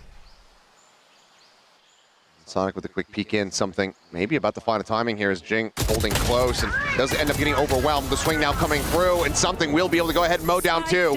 Spike now on the floor. I've been taken away here from Martin. He's still having his, but time is certainly not on their side. It's a double stack, high-low over towards Waterfalls. The Han gets the reveal. Shots flying in, and that is going to be the round over. 4 players surviving. Paper Rex rallying back off the timeout. It's weird to think that when the rounds slow down, that's when Paper Rex does better. It is kind of a different look to them, of course. And this is just kind of them being patient, not over-aggressing early, finding their moments, and even though Jing goes down, something right there, pick up 2 of his own. As the ult came through, Martin was scrambling to get out of there. Something is able to find a 2-piece. Continue to have a solid first half so far, 7 and 5. Avez slowed down but not stopped. 1 away from a showstopper. That sees nade combo. Nobody going to be able to really push off the back of that except for the Dimensional Drift, of course, from Martin. He is trying to find some open space. We'll find it here on the B site. Drops down. Horn's now going to be popped. It's going to be the Nightfall coming across here from Batman, connecting on to the majority of the squad. Flash could be turned from something, steadying the aim. Looking for the second, is able to find it. Runs out of bullets at the same time. Forsaken fills the space. This time cleans up 3. As Paper X will very much find the same on the scoreboard. Yeah, this is something that actually Paper Rex had a bit of trouble with against BLG, is playing quickly off the back of some of those ults, because BLG would backpedal immediately, and there was no room to backpedal here for Karmine Corp. They had really committed towards this B site, so phenomenal timing on this ultimate, and immediately something in Forsaken TP's in. Beautiful combination there of ults, using that deafening that the Nightfall creates to get the TP into the back. There we go. Now we're getting some laughs and some smiles out of Forsaken. Seems like he's waking up a little bit.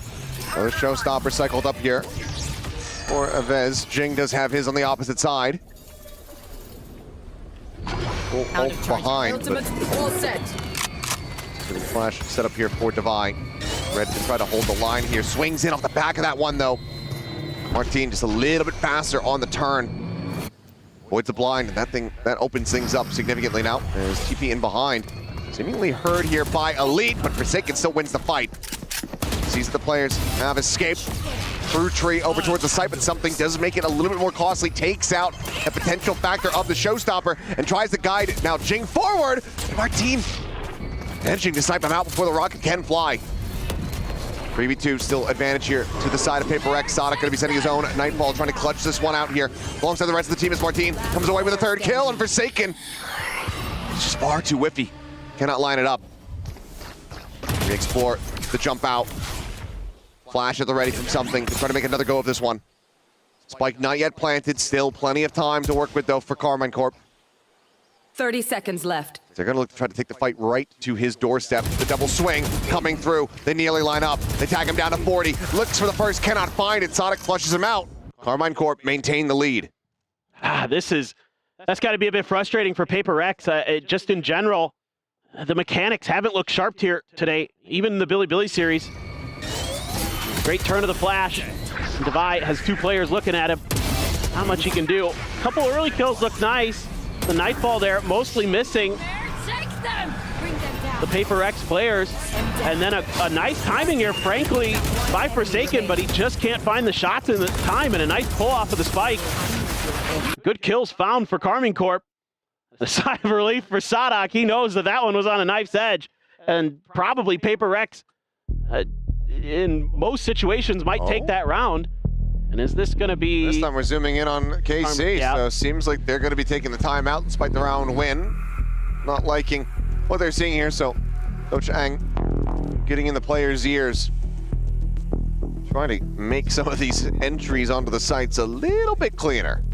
Yeah, for sure.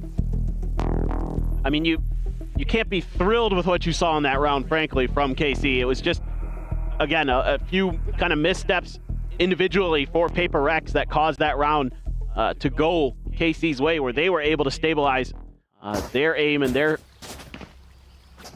positioning a little bit more. And something is going to have that operator now. Still have the showstopper for Avez. It's something you got to worry about. Cutting through. See exactly what Paper Rex wants to do. They're going to back up this op with a little bit of util. Try to get him set up a little bit cleaner. Saw him kind of struggle a bit. Look at that smoke from Forsaken. Forward angle. Cam now going to be cleared out. And yep, talking about Forsaken. Well, he's able to find one spot with the spike. And Devi is there as well for the alley-oop. Trades it up. Keeps him in with the advantage. Jing just quickly going to be bounding back over towards the baby door, keeping himself protected here for the moment. For KC, likely going to be scratching their heads, try to figure out how they realistically get an entry into a site. C is completely open, but they're none of the wiser here for the moment. Re-explore into B. Martin going to be good for one. Try to catch him before he can escape, but narrowly managed to get his way out. Just stop to lead the way now. Yeah, good news for Paper X. Nobody was anywhere near that showstopper when it was ripped. So they're going to have a fair 3v3 retake, something with the op, a flash. Patman with all of his util. So some options available for Paper X. That's a good start. I know exactly. Makes it a bit easier for him, but the neural depths will go ahead and tell all. Gets the reveal. They can spot out the operator. You're done. The peek over the top. Spot out Devi as well. Kill found. Patman trying to scale forward. Needs something to try to get into position. The Haunt getting the reveal here on the 2. Flash is sent to turn. Close angle. The headshot connects. They look to try to go ahead and overwhelm him, but Elite holding his ground. Regen shields starting to come back through, but the shorty at point blank range will go ahead and seal the deal. Defuse can come in, the op can be carried over. Paper Rex able to go ahead and persevere off the back of KC's timeout. That's a really nice play there for Paper Rex. It looked like maybe, okay, you get the initial kill, the spike's down, but Karmine Corp doing a really nice job. Planted. Kind of working the map a little bit, anticipating some pressure, getting that freebie onto Jing. They tried to push out of B main. One enemy remaining. Patman knows that is an opportunity. Gets him plenty weak, makes it easy for a shorty master like something to stride on in there, knock him down. It's okay. 5-4, Paper Rex starting to get the ball rolling. Karmine Corp on a bit of an eco. Oh, the TP forward Sugetsu. Nearly taken down there. Avoids catastrophic damage, but at least a decent amount. No armor to speak of for him. Vandal, Guardian, and hands here for Karmine. You'd love to wait out the TP from something. You know he's going to be around A with that op a fair amount of the time. So then you start making your moves. Try to get those out of the way so he can't get that one and done. There was that util from Patman as well to potentially back him up. No Prowler confirmed, so Sugetsu doesn't move a muscle. That is going to find Jing. Probably spotting one. Oh, a bit of a attempt there to try to play in Devi on the angle. Ultimately, though, gonna have to be a re-explore this A side of the map. Sugetsu. Seeing the door tap, now spotting Forsaken. It's so damn close to finding that flick. Forsaken, however, will be able to outdo him at the very end. That weapon down on the ground. His clone blocks out some of the shots, and Jing joins the fray. And will go ahead and just tear apart three players here. Left. Elite trying to get into position to start a lurk, to start a flank. But the rest of the team ends up falling to the wayside. Spike now under their control. This is going to be Paper Rex going ahead and cleaning things up in flawless fashion, now tied up by the 5. Yeah, I really like the setups that Paper Rex has here as the round kind of wears on. They're able to slide. They're able to cheat on the map. Devi moves over to B. They're just relying on that Vice wall to give them the info, and they'll play retake on C if necessary, and then they're able to combo there. Great clone from something. Sets up Jing and Forsaken to just work together. Spike the down free K for Jing. Get that raise closer to another showstopper. 2 away now. There. Paper Rex ties it up 5-5. See if there's going to be a big answer here from Karmine Corp. Double face out of B main. Jing able to find one before getting taken down, but ultimately the trade up is there. Lucky at the same time. Cutting through. Checking in around the C side. I'm not sure if he noticed the gun barrel of Devi. He didn't really turn back. By the way, sprints his way across in towards B. Devi relocating. Certainly might not mean too much of anything. But upper control firmly here in the hands of KC. As something has to clear out this tripwire. No other recourse for him. Taking with the operator. Likely going to prove to be very difficult. Devi needing to clear out this angle. It does so with a fantastic one tap. Finds a second, and suddenly, Paper Rex, they're in the driver's seat. They're in the lead. Going to be traded back here. Last player standing. A fake on the TP, but a snappy readjust from Elite. Gets the read, gets the kill, and gets KC right back in. Man, oh man. That was a wild one there. With Devi's position being hidden, I thought maybe he might try to go for some kind of aggressive play towards Link, maybe just try to catch them off guard, get a one and done or something, but call was made to try to go for something a little bit safer, try to come from a bunch of different angles. Last player but that standing. early 2-for-1 for Karmine Corp proves to be the difference maker. As they're kind of aware that, Patman and Jing like to team up at that B main angle. I'll show you a couple different looks. Final round in the half. Something there has to TP out. The flash and the haunt force his hand. He is in a world of trouble if he sticks around, so he is not going to do that. 3 peaks. Instantaneously, he's able to find the headshot, so that's going to be taken down. Plant still safe to come through, though, as Paper Rex try to get their players clustered up in position. Elite going to be lurking in the back of rubble. Paranoia here at the ready. Now going to be sent, and he's not going to try to play out of this angle. It's going to be a TP. Checks in towards Street. Quick cancel. Devi going to be taken down. Showstopper once again drawn out here from Jing. Lobs it, but is not able to find the kill. I think he thinks that he had a lot more damage there than he really did. Either way, Martin going to get cleaned up. Still continuing the storm their way forward. Close angle. Sugetsu will get flushed out. 3K from Patman. Go ahead and secure a 6-6 half, neck and neck between the two squads. Yeah, and still, you got to be feeling pretty decent about that as Paper Rex. After losing the bonus to come back 6-6, not bad at all, but a nice start for Karmine Corp as well. They looked hot. Yeah, I mean, clearly, Aves is on one at the moment. He can have that kind of performance as they shift over to the defending side. I think that Casey's likely going to be in a very strong spot. But Paper Rex, 6-6 at the half. Not too bad for starting on the defense. We'll see how they fare after the halftime.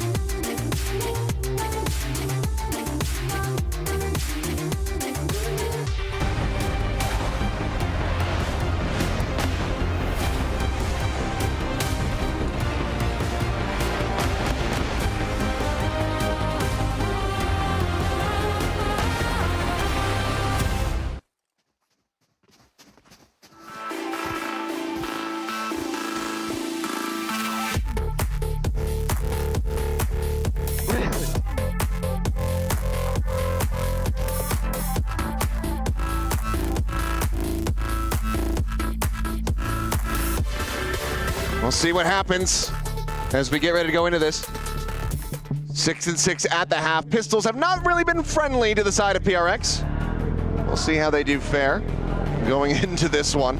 Nearly were able to pull off the eco in that second round, but I think that they would all rather just close out a pistol. Yeah, they haven't won one yet. So, you know, here's what I'm going to say. If they lose this pistol, I'm thinking another overtime is on the cards. Could very well be the case. Get us back on the tracks here. Yeah. After being derailed a bit by Gen G. Quick peek out, something going to make his exit. Joins in with the rest of the squad. Oh, but you got the paranoia out. That's super nice. Cam gets a spot onto Jing, so Karmine, I think they're pretty privy to this. Is the low trip. Tripwire, yeah, to try to hold them in position. Some right clicks, doing an immense amount of damage, and eventually Sonic finds the kill, re-peeks, and instantaneously takes down something. Entry power now very much out of their hands. They just spam down through the smokes. It's a monstrous advantage here for the side of Karmine, not losing anybody, just Elite really tagged up. Well, he and Sonic, I suppose, for that matter. As Paint Shell right at Patman's feet. Will not be able to find the kill, but certainly make this all the more impossible for the squad. Off angle from Divide, trying to get these headshots woven through, but just narrowly misses it onto Martin, who's able to go ahead and collect the two. So the fuse to come through. It's another pistol for Karmine, as they will regain the lead 7-6. Yeah, and this is one of the things I was really curious about at the beginning of this map. What the Cypher utility was going to look like for Karmine Corp and how it was going to affect Paper Rex. And the low trip, the Prowler goes right over it, so it's not identified, and it stalls up this attack, and Sadak is feasting. You can see a smile on his face there as he goes for that double kill at the Classic. Just knew he had him. Brilliant setup, brilliant read. Well thought out, and yep. I think the juxtaposition between the two shots there, fairly staggering. So Elite is going to be getting the cam a brief little moment before it gets cleared out. Did get an outlaw here for Devi. And that's a one-tap kill on everybody on Carmine Corp. So good read on the way they've been managing their economy in their anti-ecos. It's all about trying to get him into position and actually utilize it now. 3 players here at the baby door. Oh, look at the shift in the Cypher util though. Over onto A, trying to read through towards Paper X's tendencies. A site is where they have a ton of success on this map. They're really thorough over here. Something just not seeing anything. And you're just playing the waiting game here as Carmine Corp, trying to play off those trips potentially. Once those are cleared, that's maybe when they spring into action out of Link. Cam again, going to be cleared, and that should tell them about this forward presence. Elite just with this Sheriff now going to be blinded up. Bounding forward here is Jing, eventually able to collect that kill. This is the squad though, trying to hold the door, and that's actually the spike now. Drop down. Patman in a rough position. They have to try to fight their way back in through. As the shot's not going to connect, Sonic just dancing around the bullets, Matrix style, survives with 15 HP. Cleans up at 3K, and this time it's not nearly as close. Yeah, these early round setups with the Cypher util, giving Paper X fits. So let's see if they can find an adjustment before Alex has to call a timeout. Oh, just misses on the second shot to Devi. He knew it. Nice attempt here by Jing, and it looked like maybe for a moment Paper X was going to be able to at least get a plant down, but they lose the spike towards the Link, just maybe not anticipating there's going to be that much there. Just a Sheriff for Devi. Yeah, because of the purchase. I mean, granted, has been very clean when it comes down to the Sheriffing here, but certainly would like to have a bit more firepower going into KC's bonus. Now just spamming out, trying to clear. Same low trip going to be set up. Cam in behind. Get the spot onto Forsaken. Pretty much everybody here now. Yeah, this time they remembered. Able to clear it out. TP forward. Bounce forward. The peeking over the top. Jing narrowly able to go ahead and trade that one back, but the trade up comes through. Elite arriving. That's a shot onto something, and now 2 players have to try to push their way out of this smoke, and they just cannot do it. This is right there on top of them. Clearing them up, and it's going to be a bonus conversion. And as Carmine Corp are looking very clean on the defense. Yep, they have great protocols built in to these setups on Lotus. And Paper X, even though they're able to get past the first hurdle this time in that tripwire, the follow-up from Avez and Elite, extremely lethal. Take another look at this. Jing, good reaction there. Trying to do what he can in this round, but Elite there swinging in. Oh my God, the timing's there. Avez even worried about a flash maybe, tries to turn it, and it's right back to where he started, right on the heads of his opponent. And oh man, look at that smile. That is a dangerous thing. Seeing Sadak thriving like this, and Paper X, yeah, going to take that second time out quickly to try to figure out what they can do. I think maybe you want to be a little bit more proactive early about clearing the Cypher utility and then pulling back, then taking your time, trying to work the map a little bit more, going back to kind of what has been working for Paper X on this map as of late. Is it's not explosiveness, it's not overly aggressive plays. Like, they do have those in the playbook, of course. You know, Jing grabs a judge and then they'll do something like that, but maybe with a Bucky here, sure, you could do it in this round, fine. But past that, you need to be very diligent about figuring out where that Cypher util is, clearing it, and then figuring out what to do off the back of that, not trying to make those quick moves like they did there, because that just is going to play right into Carmine Corp's hands with the way that they're setting up and the way they're playing off of that Cypher util. Looking for the C's nades, gets able to go ahead and TP away. Himself safe, his tap of the door to come through, looking for the crunch now. His paranoia going to be exchanged out. Whiff there on the lob into the paint shell. Doesn't get a full connection. The orb gets grabbed. Oh, he's going to be cut. What does the play call end up looking like here? Gate crash into its backside, some shots to ring out to get to instantaneously. Able to find one, something Jing both going to be taken down as Patman doing well to find the one, but then will be felled as Sonic again finds himself with a 3K. The stinger in hand for Devi, not going to connect the way that he needs it to. Double digits now obtained. Carmine Corp looking fantastic here on Paper Rex's map pick. Yeah, I mean, it just feels like Carmine Corp has all the right reads, all the right strategies, all the right ideas. No real opportunities there for Paper Rex to get some of that close-range weaponry into position to be utilized. Jing is going to have a showstopper. Sadak has his Nightfall off of this hot start to the second half. 15-9 overall on the map for him. The IGL for Carmine Corp fragging out. Let's see what they want to do. Trying to shut down that early push. Paper Rex might be considering, ooh, something. Saw the head, couldn't pull the trigger in time. And just a pullback now. Paper Rex going to regroup and rethink how they want to approach this round. What? Look at this setup for the Cypher util. It is so far back. This looks like some kind of trap play, potentially. Okay, well. Speaking of traps, for a second, just resprung KC's back on them. And does get blinded up, but just holds down M1 on a timing, finds a kill. So 5v4 advantage here for Paper X. Now, it's the cut of the noise, a slow creep up. Nothing going to be spotted here at A. A couple pings going to be coming down. As soon as they hear the Prowler, they should tell them. And the showstopper does get opened up by Jing.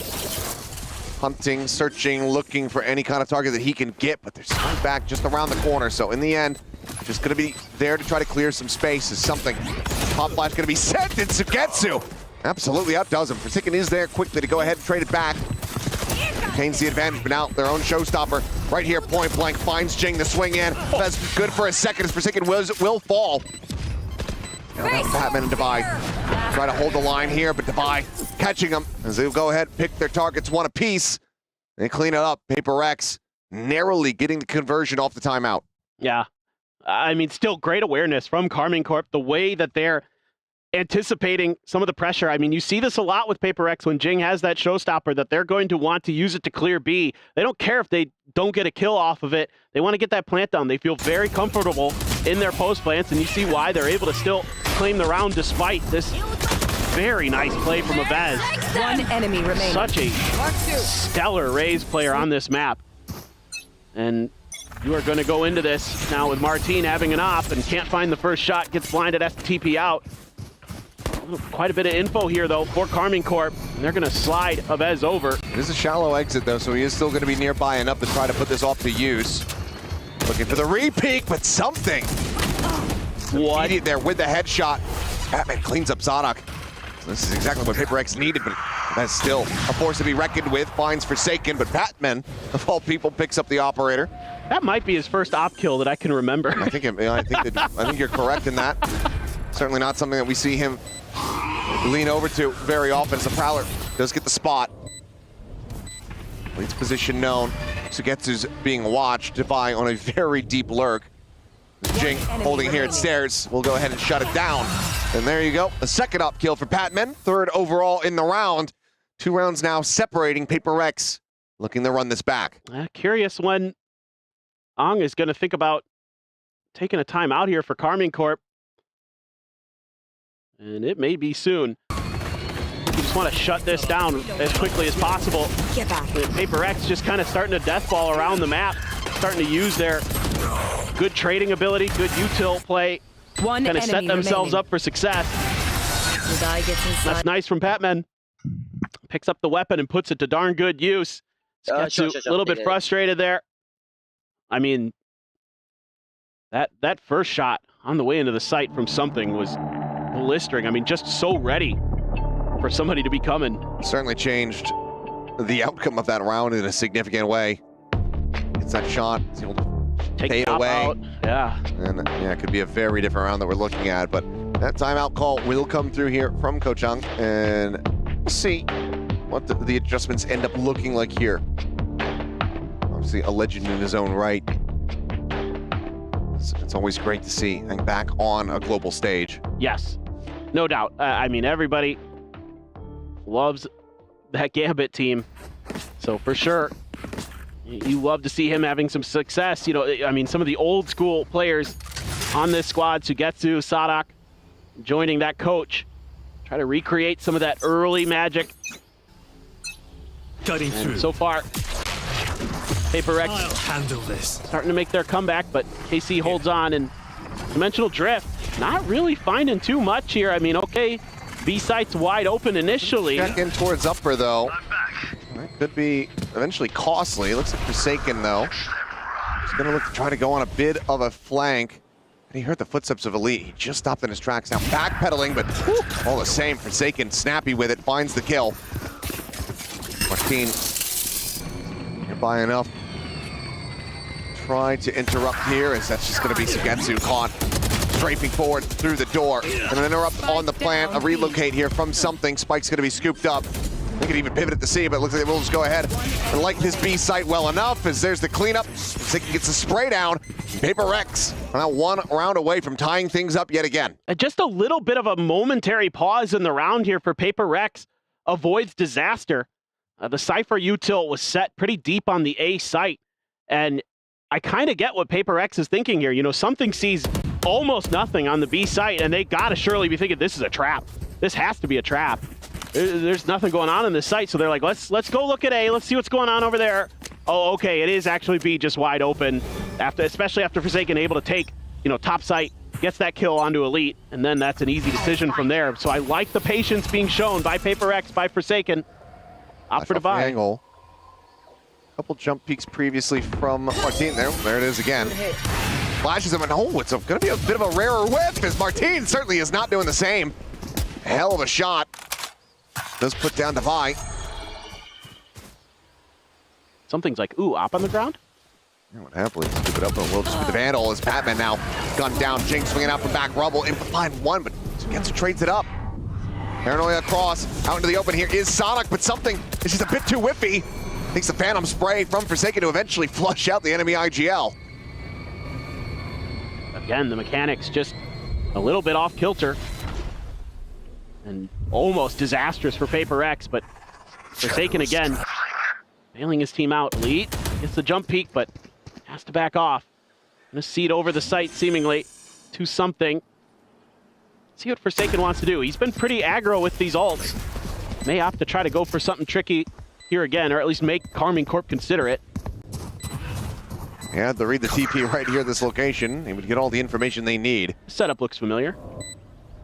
Yeah, just a little bit. No smoke on B main. No approach coming through the door. Cam gets the spot out, quickly repositions with the teleport.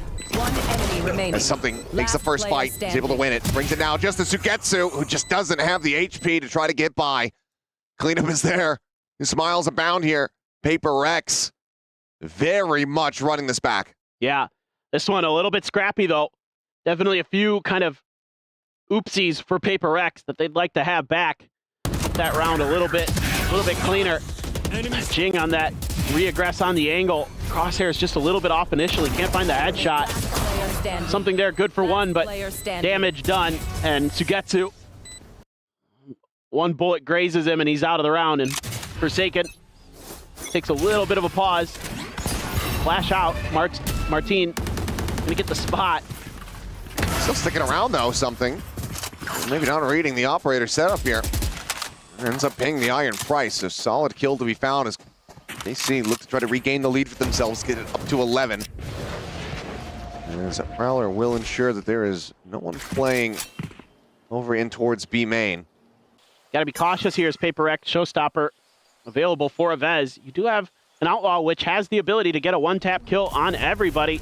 Catman is his ult, Devi is his ult, so a lot of ability to scale into the site. Things coming down, trying to suss out where these trips are going to be. Elite has been very meticulous about relocating them consistently. Is okay. Showstopper getting a ton of damage, but not able to find that kill. Forsaken just sprinting forward, running them down one after the other.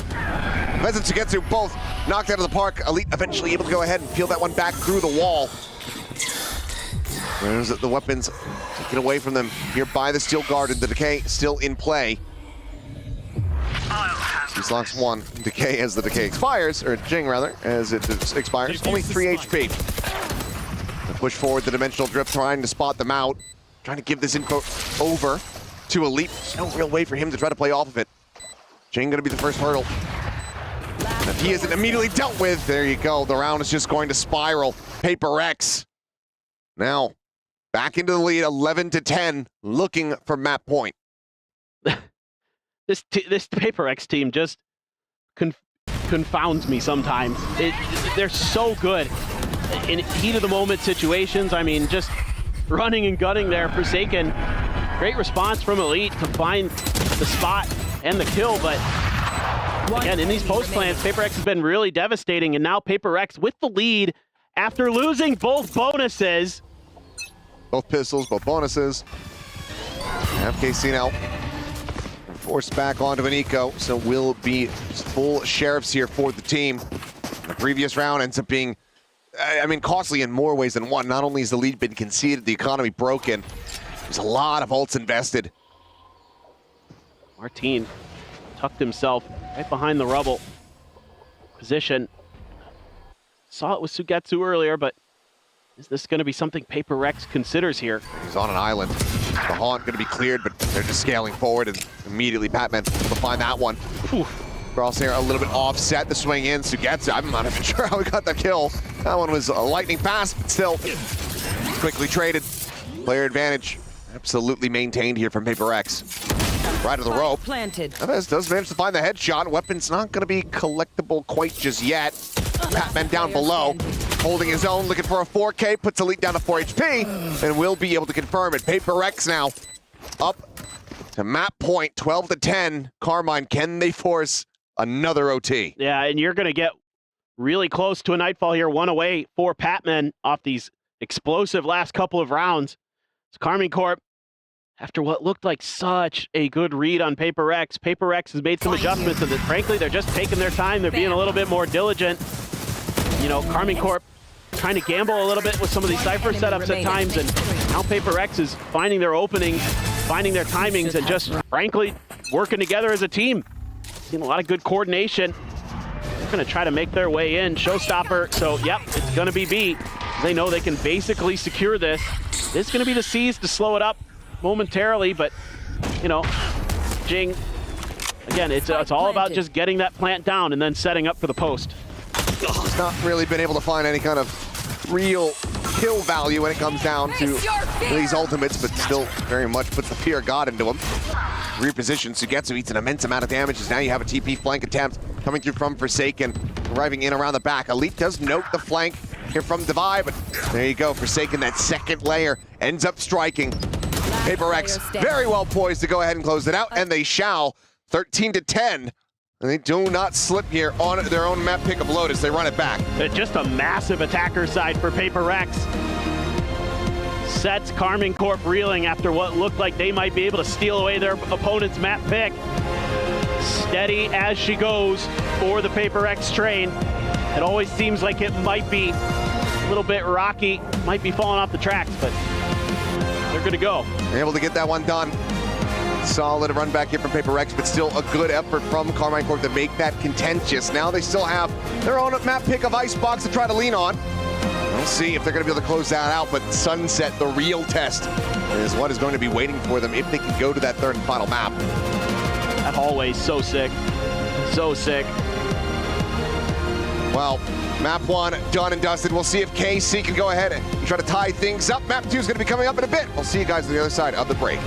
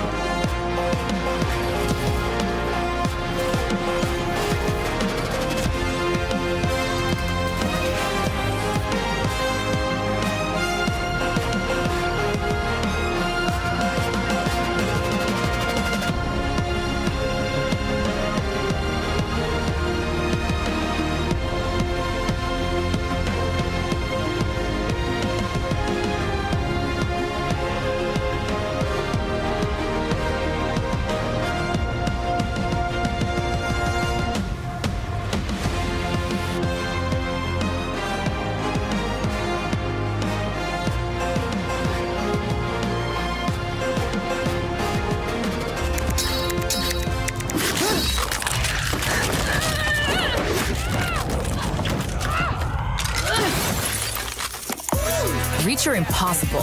Lenovo Legion.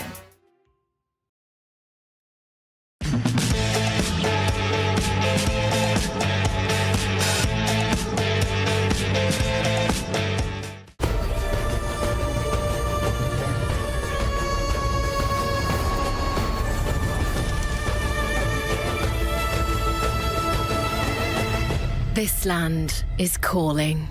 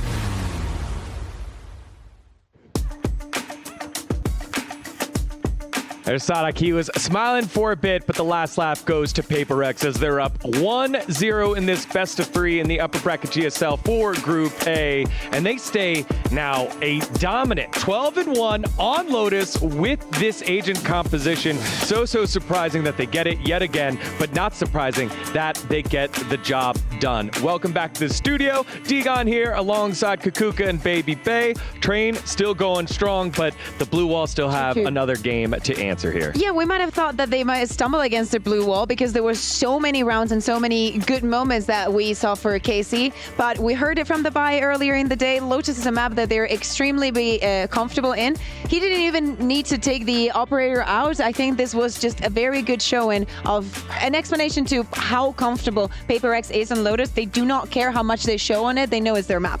I mean, this might be the first time in a Valorant match where a team has lost both pistols, both bonuses, and like still came back and won. Like this is, but I mean, it's ridiculous though. Yes. Like what a feat. I mean, that is insane. Yeah, we know that they take a little while to get things going, then we're able to pop off. Speaking of taking a little while to get things going, we had our final best of 1 finally completed. It was 100 Thieves and Fnatic going head to head. Fnatic heavy favorite, and you're thinking, okay, should be a breeze, right? Not the case. Look at that score right at the top there. It's 12-11. 100 Thieves had a chance to bring it all the way back after getting dominated in the first half, but Fnatic finally close it on out. They are the ones getting the victory here, and will be moving to the upper side of the bracket best of 3 later on today. That is crazy. And 11-3, I remember that at some point it was so dominant, as you are saying, to bring it back so much. We're seeing a lot of Icebox so far. I know that we've had a lot of best of 1s, but definitely tomorrow we should do a check-in of how, you know, what the most preferred, when it comes down to one map, what most of the teams are going for. In my head, it's just Lotus Icebox all day. 2 great maps. I think it's because we've had here, because I think that in the B stream they have like Sunset, Haven. We'll definitely I know. Give us a Sunset, man. I miss Sunset sunset. We should have sunset. I don't know. We just keep defaulting straight back. The next map is Icebox. And Icebox. Oh my we have God. already seen here on the A stream. That's okay. Icebox leads to a lot of guns ablazing. Just to put a bow on that one, this does mean Fnatic will do battle against Gen G later on today. What a great, great series that's going to be. And then for their tournament lives, it will be 100 Thieves against EDG. Tomorrow. For their tournament lives. Going to be a very, very fun matchup. Both those, that group of death, just so scary here. Yeah, it has to, I think it has to suck, honestly, if you're 100 Thieves and you're so close. Literally, you're one round away from the overtime. I didn't have time to check about, we have been speaking about the Pistols and how important they've been and the momentum that they've given to the teams. But being so close to even like taking to OT and go across that barrier and, you know, it's such a big difference to not win your best of one. Yeah. And honestly, 400 Thieves, they are a pretty good Icebox team. I mean, Cryo on that Jet is insane on that map.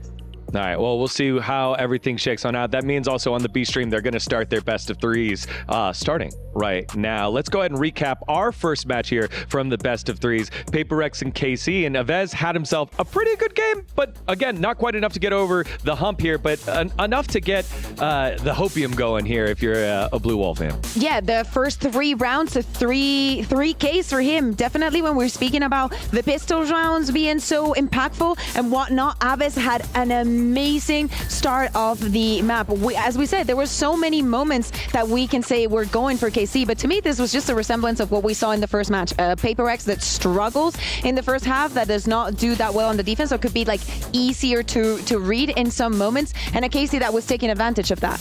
Yeah, as the map continued onward, it was just Forsaken completely taking over in that second half. He had 20-something again. He was definitely the MVP of that map. It's just ridiculous what this guy can do and how consistent he's been all year long. He hasn't stopped himself. It's just ridiculous how he keeps besting his last performances.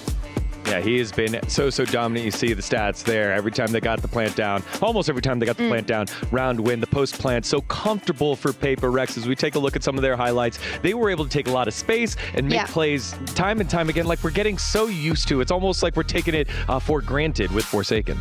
Yeah, I think that for the individuals in PaperX, the longer the map gets, you know, when we go after, I would say round 16 is pretty much over for you. Everybody's super warmed up. They go into this crazy situations that they're so comfortable in taking, and you can look at individuals like something like Forsaken, as you were saying, Baby Bay, that definitely are the huge difference because they're never good for just one. Yeah, on the defensive side, it was the 1-2 punch. Like something was getting a lot of value, getting these picks. Forsaken was matching him at that same level.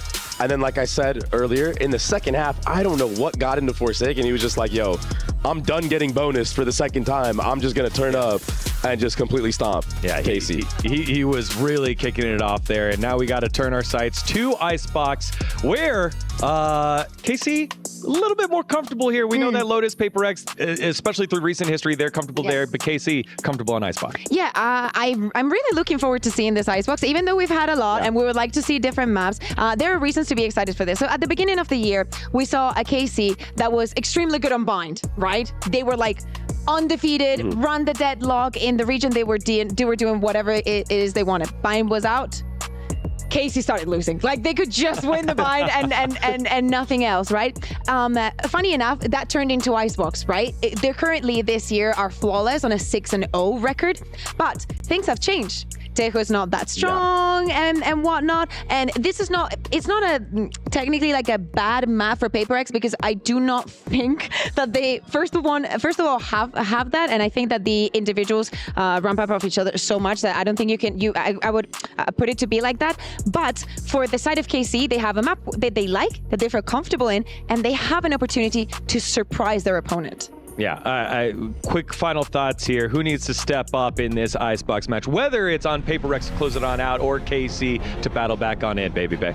I think KC's road to victory on this Icebox is dealing with the aggression of PRX, because I've seen PRX just W key And even if they get shut down, double down on it on this map and bring it all the way back.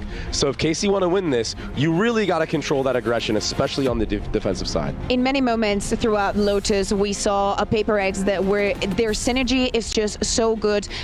Even with comboing utility with the Yoru and Forsaken, how good they understand each other and they move together, even if it's not from the same position, makes KC impossible to take refrags because Paper X is always one step ahead. Yeah, I think maybe that first map a lot closer than what people thought at 13-10. Paper Rex, the undisputed champs currently, straight off of Masters Toronto. But KC putting up what a great fight here, and now have the opportunity to try and battle back, or will Paper Rex make it into the knockout phase? Let's find out as we send it back on over to your casters, Achilleos and Paper Thin. All right, thank you very much, Desk. Yes, let's see if we can, in fact, get to 3 in our first BO3 here at EWC. Nice. Good rhyming. Yeah, Poet, and I wasn't even aware of it. Yeah. Oh, now you beefed it. You beefed it, Achilleos. Well, should be getting into the agent select here in a bit here for the players. See if there's going to be any curveballs coming through. For the side of Paper X, I think we can widely anticipate what's going to be put on display. It's likely everything that we saw from them in recent tournaments in Stage 1 at Masters Toronto here on Icebox. Carmine Corp, though, a bit more time to try to cook up something a little bit different. So I'm curious to see what they might just piece together here for us, or if it's going to be some stock standard play. Yeah, I mean, so they used to run the Tejo on this map in the qualifiers for this against Team Liquid. That was their choice. But, you know, now with Tejo being nerfed, a lot of teams have mostly shied away from that agent. And I wouldn't be too surprised if KC had some different ideas. You know, maybe a little Harbor or something we could see. Trying to pull a page out of Team Liquid's book, who used to run that a bit. So kind of curious what they're going to run. I have no doubt about what Paper X is going to run. It is going to be that, Jet, Killjoy, Viper, Omen, Sova. That is definitely going to be their comp. Just kind of curious to see what Carmine Corp is going to bring and who's going to be piloting what agents. And we get a look finally, and here we go. Okay, so Carmine Corp. No, the duelist composition. Duelist. Yeah, so a bit of a different flavor. We see the no duelist oftentimes. There's a Gecko in the mix, a Sage, something like that. That's widely going to be coming through, but they're going to be playing this in a bit of a different fashion. I mean, the KO is also at this point kind of a classic flavor of Icebox that we don't see very often. I'd say widely popularized by DRX a long time ago. I remember Stax playing that a hell of a lot on this map. But yeah, so a bit of a change up here compared to what I might have expected to see. Evez now playing on that Sova. Yeah, I was kind of curious. I mean, the Sova swapped for the Tejo, basically. That kind of makes sense, but the rest of it pretty intriguing. What is this attacker side going to look like? How are you going to be able to scale forward? You're going to have to be really precise with that utility. Some of the combos, of course, with like the knife into the recon dart into the drone and stuff can really clear a ton of space, especially on A.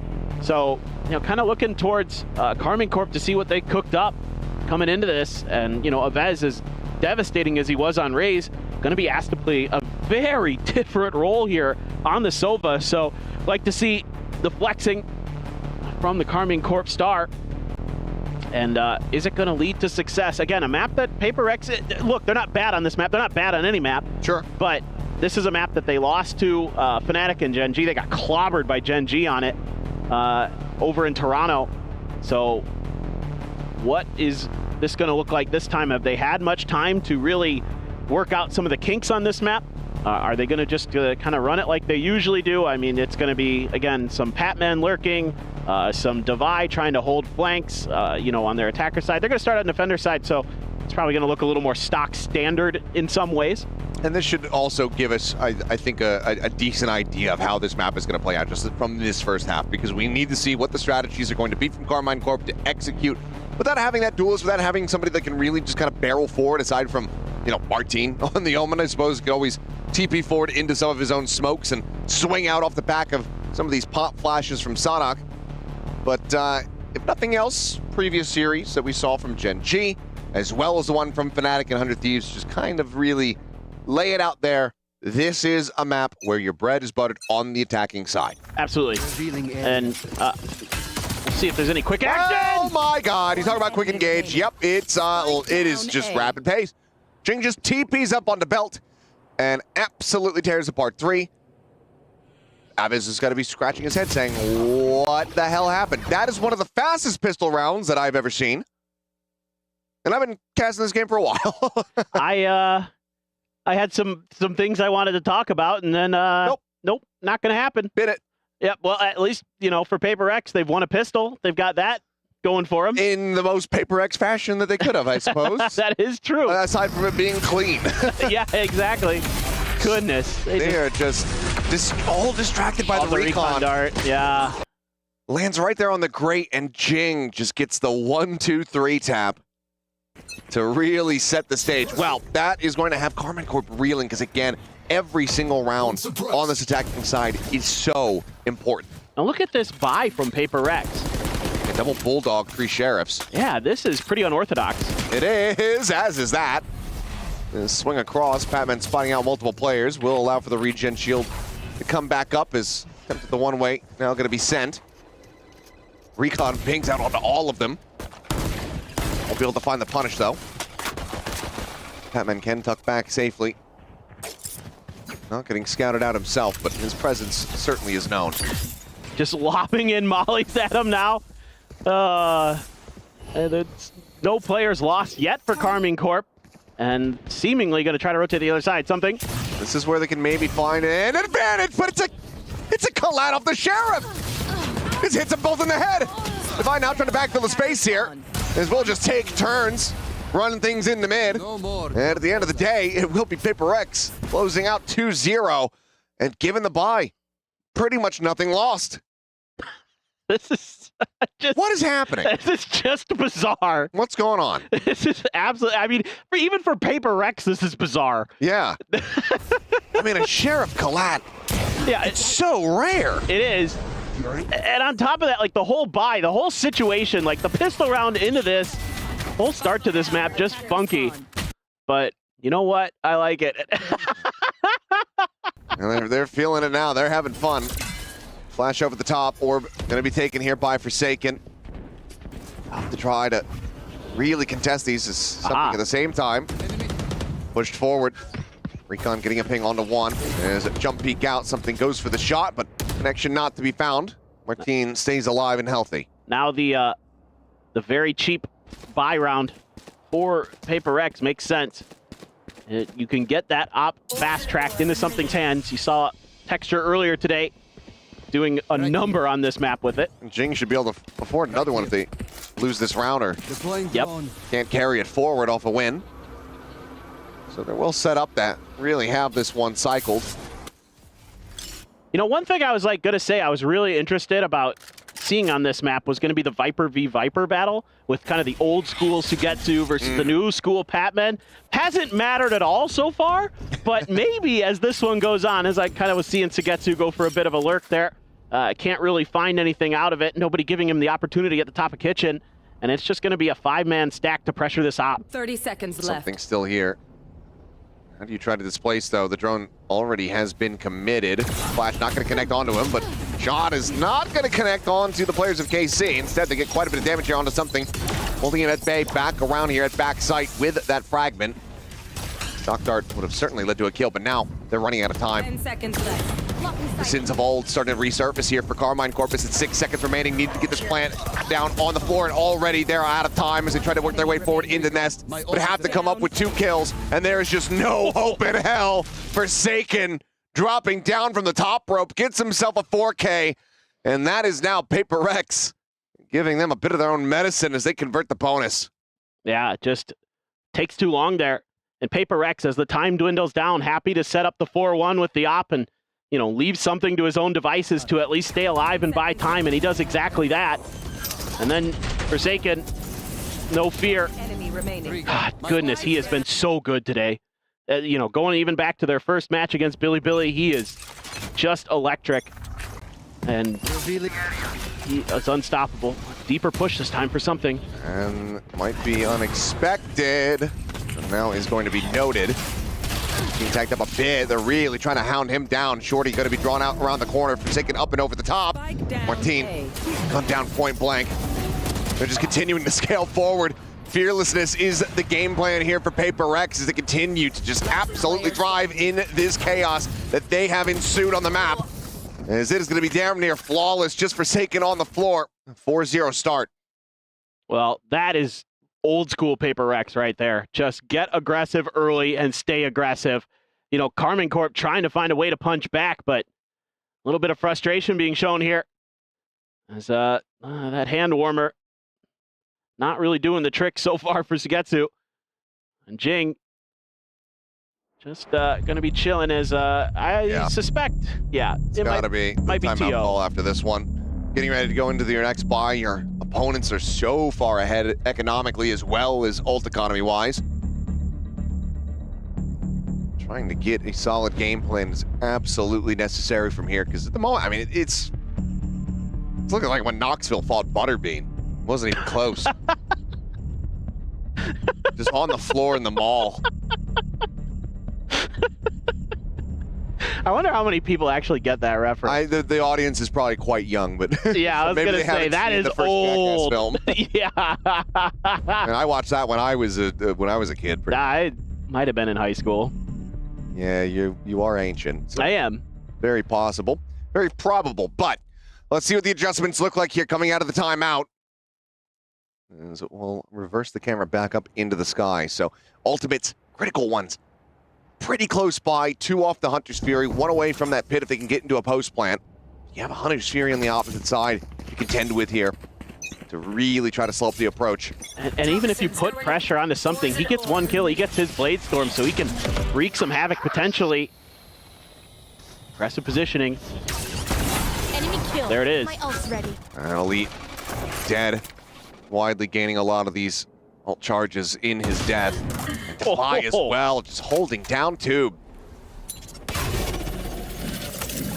Clearly, first map working as a bit of a warm-up here. As Patman similarly off screen, able to find one. Jing will do the same to Martin. The swing back yellow. Something will go ahead and put the nail in the coffin, sealing the deal on a flawless round.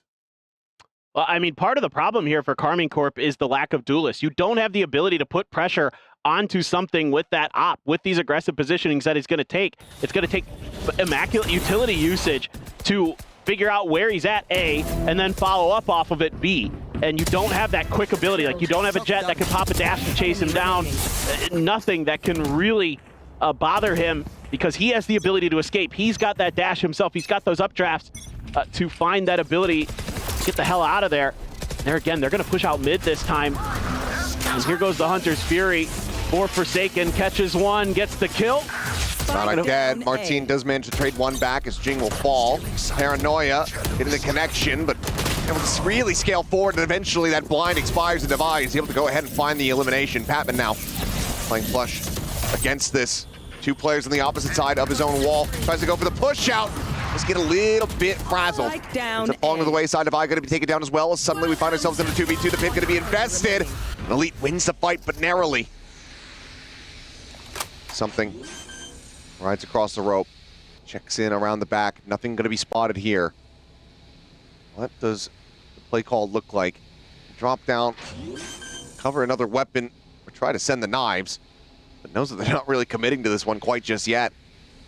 No plant coming through. Pushes, finds one, manages to duck out the tailwind to take him to safety. Gets the spot up, but Elite gets the headshot. Still a smile on his face. Narrow margins, but Karmine Corp scrape by with a round win. Yeah, I mean, honestly, as weird as that situation got, something played that pretty darn well. Completely changing his position to catch him off guard. Some good trades finally for Karmine Corp. Spike down. Able to out-duel Divide there as Sugetsu. The Viper's Pit engaged. And then that shorty, that had one more bullet.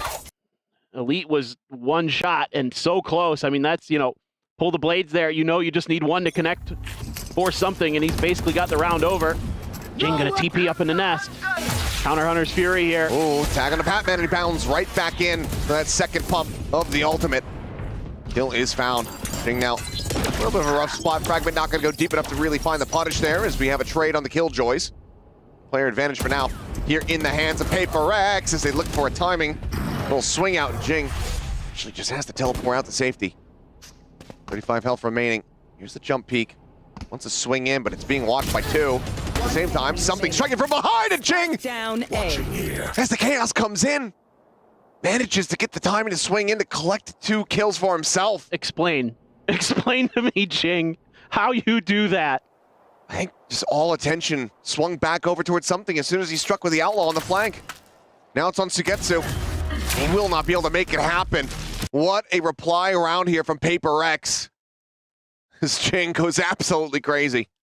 I mean, I love the ideas here from Karmine Corp. Just try to play a little bit defensively, try to play back a bit, and see if you can kind of use that aggressiveness against Paper X. Do a little judo throw, try to use their weight against them. Nope, not going to work. Jing just too good. Unbelievable. Devi has the lockdown now. Still sitting on the Omen TP, or, well, has the Omen TP. Yeah. I don't know if he had it already or not. Doesn't matter. I think he certainly built it up in that round. That's exactly it. So, might have had it previous to that. Rope heard, Outlaw ringing out. And trying to make Karmine Corp thinks twice about approaching this side of the map. Maybe a tuck away drone up over the top. Paranoia connecting, something repositioning. On finding some pings, but something's not able to find the shot there. Go ahead and put them down. Martin just going to be tagged to 39 as the lockdown now in play. Paper X wanted to take 0 chances at giving over a potential thrifty here. All of Karmine Corp now ushered back out through A main, maybe going for a pivot towards that B site where you have Jing fully entrenched in a forward spot. Yeah, but with Jason's position, Forsaken so far ahead. They're very aware of this, and the rotations are very fast here for Paper Rex. Jing around the corner, and he's going to play off the orb. That's 2. Can he find 3? No. Patman swinging in. Patman is there to go ahead and fill the space. Tries to steady the spray. Elite does manage to strike, but Forsaken is quick on the flank. 7-1. The pain continuing. It's just brutal right now. I mean, Karmine Corp, gosh, I was so impressed with how they were coming into this match on Lotus, but this Icebox change-up not working out yet.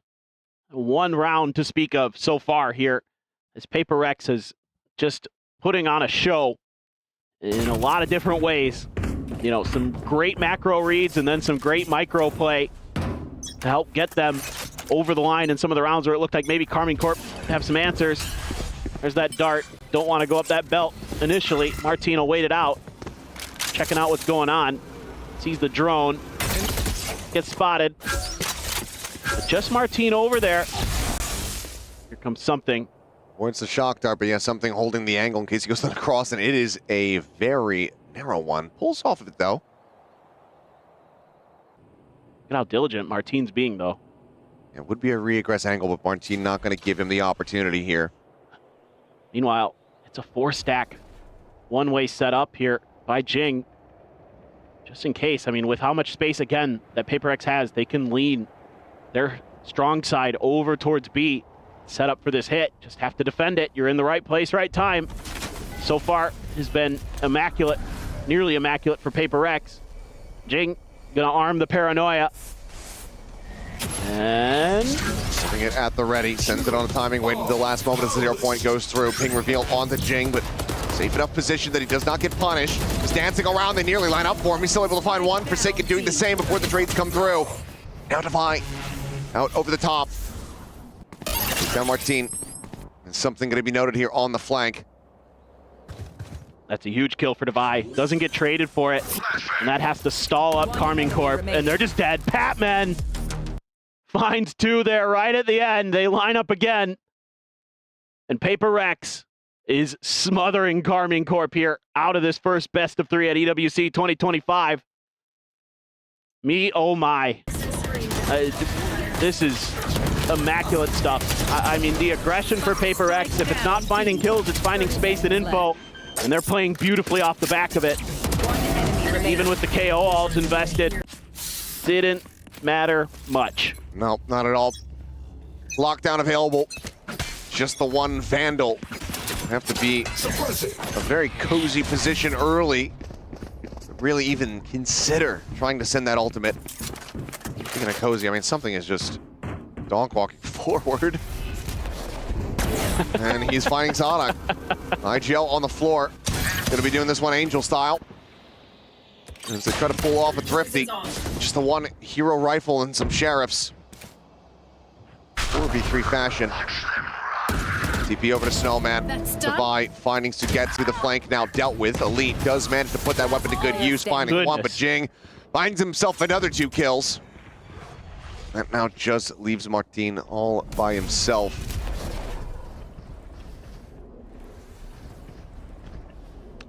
Well, not much to do. Doesn't have his ult. Can't go to the other side of the map. You're surrounded. Maybe just paranoia a corner and try to clear it, but they're making noise and oh, they have the read. Haven't spotted him yet. Swings in, gets a very nice headshot. 30 seconds Does end up left. falling down at 20 HP as Patman just repositions. They are waiting for something to arrive. Slowly creeping up around the back. I mean, you'd love to hand this kill over to just about anybody else. As suddenly, ult is online, 15 seconds remaining. It's gonna be the sprint coming through here as Paper Rex scramble to try to get themselves over towards this A site. Left. Nanos obviously can be ignored with Devi dead on the floor. They're here, and they won't even allow for the plant money to come through. Up will be abandoned, but something tells me Paper Rex have plenty of cash in the bank. Just a bit. This is unbelievable. I thought this map was going to be close, and I was thinking Sunset might be on the cards, but remaining. So far it's all Paper Rex all the time. I mean, Martin plays it patiently, finally able to kind of use that over-aggressive nature that exists inside of the Paper Rex players against them, but at the end of the day, it still wasn't nearly enough. Really knife out, trying to clear out that position, and he's actually getting a couple suppresses, so that is the Hunter's Fury, though, for Forsaken. I mean, he's had it. I think he's just playing Orb Denial. Just trying to stop Aves and Sugetsu from being able to get their ults online. Oh, well then. Unless the UI was a little bit early. As now, oh my God, big reveal. Jing playing off the back of it as well as the Hunter's Fury will collect one. Martin dead to Jing's hand at the same time. And if you're Sonic, what are you meant to do? What's the read that you get? Jing will offer himself up as a bit of a sacrificial lamb here. And now you've got something deep angle out from B Garage, staring to try to prevent any kind of potential rotation. Just hold him here. No reason to aggress here as Paper Rex. Impetus is on Carmine Corp. Swing out, Elite now dropped. Sonic dead. Sees the third final player. Waits out for the util. Wide swinging with the oppo is something. It is disgusting. That is just classic something. It's so brutal. It is. I mean, this is unreal. I'm just floored. I mean, you get the reveals, the hits, the follow-up with Jing. It's so beautifully coordinated from Paper Rex. I mean, these early round hits that they have to take control of one main or another, and you're damned if you do, damned if you don't. It feels like it's Carmine Corp. You go one side, you're running into the op. You go into the other, you're running into util combos. Suppress connecting, as will the flash. A bit of damage going to be suffered here by something, but he does successfully backpedal to safety until he flames. A bit of a faster hit here from KC to set themselves up for a second round win. Up and over the top goes Jing, will get shut down. It's the floor dead. As Forsaken gets pinged down, and got to do a quick cancel on that one, but still is going to be dead to rights. Carmine having a whale of a time here as they get the cleanup, leaving just Patman to his own devices in a 1v4 clutch scenario. Shock dart at his feet, whittles away at the HP. Recon not getting the ping, but Martin will be just a little bit snappier with the headshot, but 10-2 at the half from the defending side. Carmine have their work cut out for them. Well, Paper Rex fans, so far, you haven't had to stress too much. Let's see if the other half has something in store for us. Yeah, a lot less of a roller coaster, that they're on at the moment here. This one is a breezy ride in the kids section of the theme park, it would seem. Carmine Corp now needing to put this comp to practice on the defense. We'll see you guys on the other side of halftime.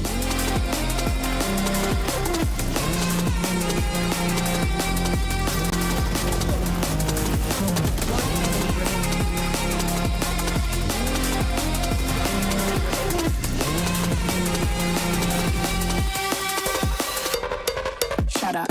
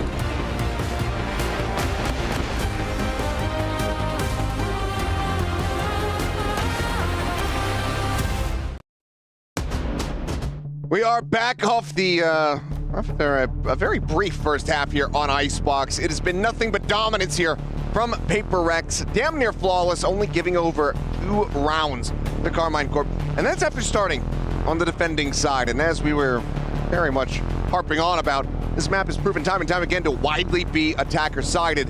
Carmine now need to have one hell of a performance to try to run this back from the defense. And you would think that narrative would carry over because you have a duelist on the side of Paper Rex. You do not on Carmine Corp.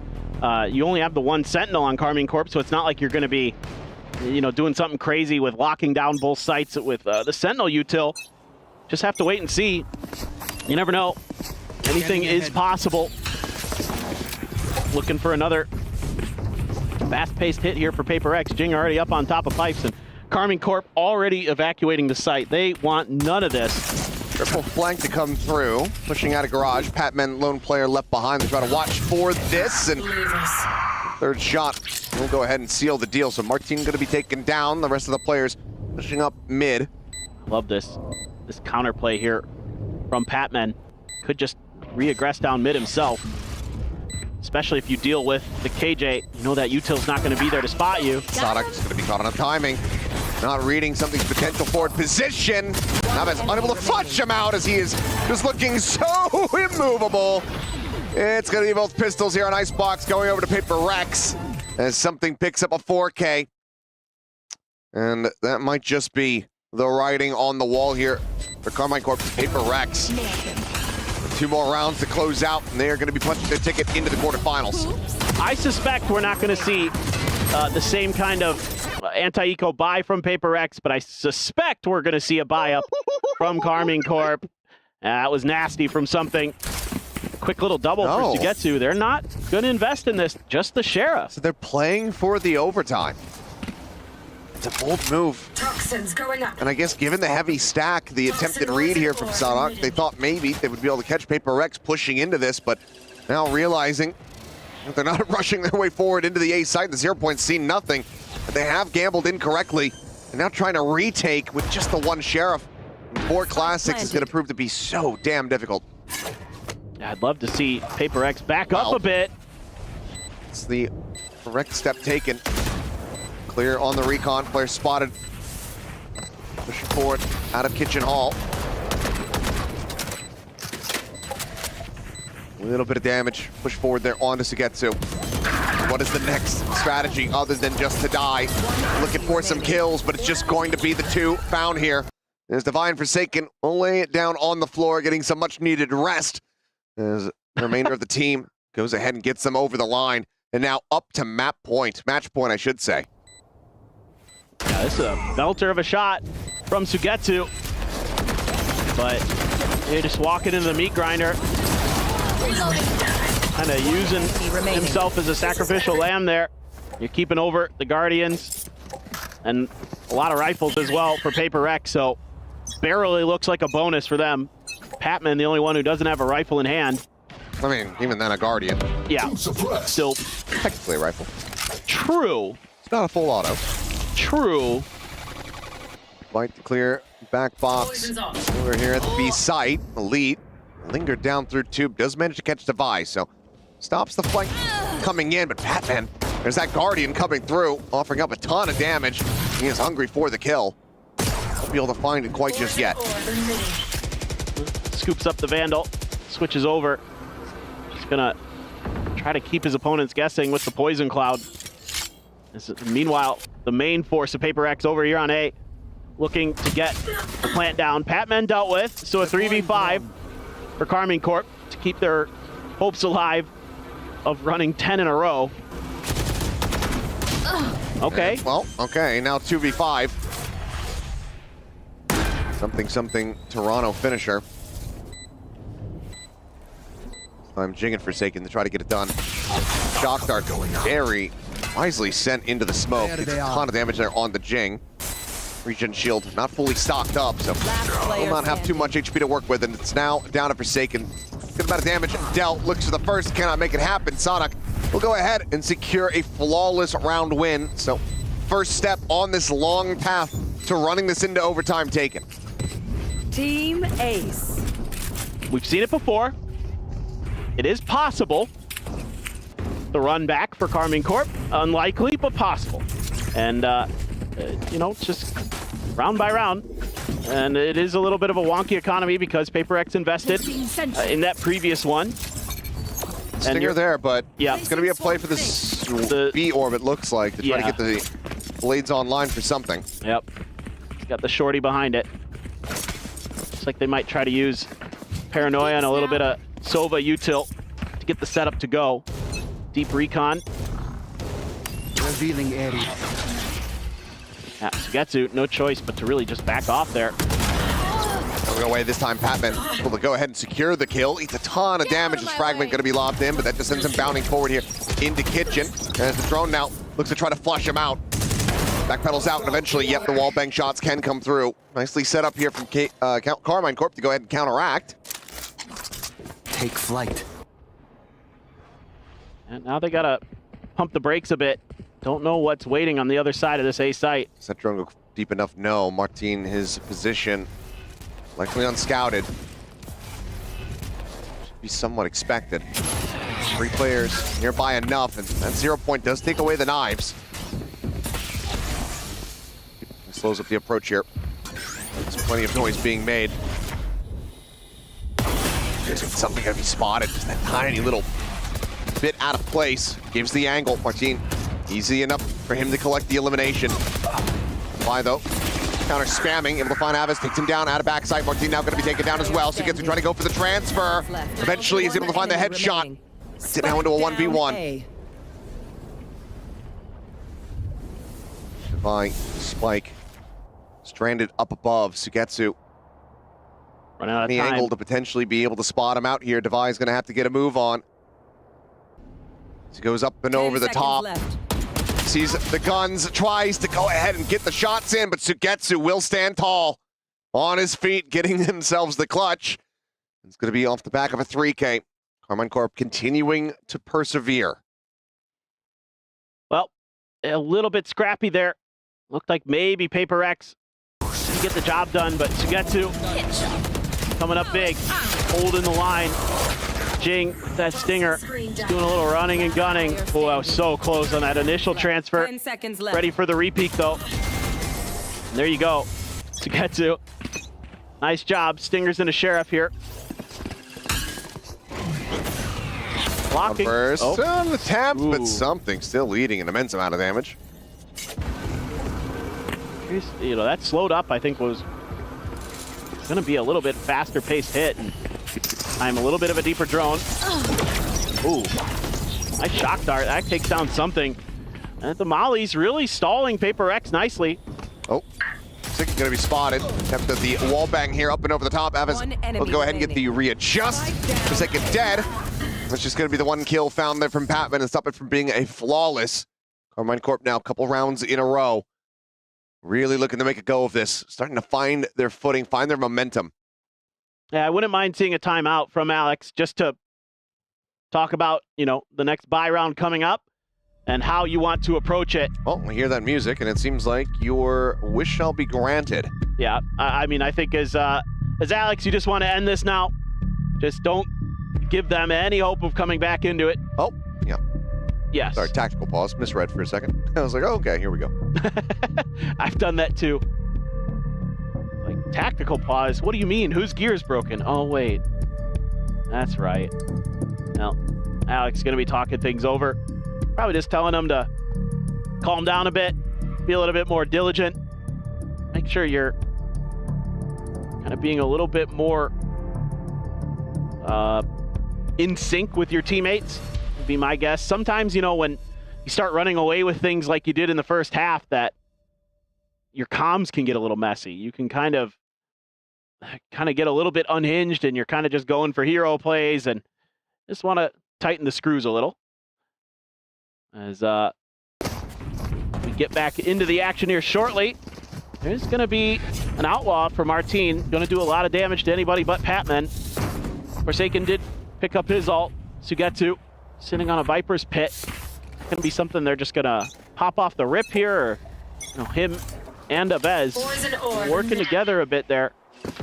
Try to set up to counter any B main push that may come through. Just catches a little glimpse. Spot it there on the Jing, but Jing's still able to win the fight. Not much damage going to be suffered either. Loses out on his armor. As the push forward of Hess trying to catch the timing, but something is watching it. And it seems like Paper X have read this perfectly off the back of the comms there from Alex. Oh no. Batman trying to push forward. Does end up getting taken down, but now the Hunter Fury is going to be crashing across something. Collects himself yet another kill. Up to 21. Looks for more, and it's going to be another 4K to bring this to a conclusion. Decent little attempt from Carmine Corp, stringing together the 3 rounds here in that second half.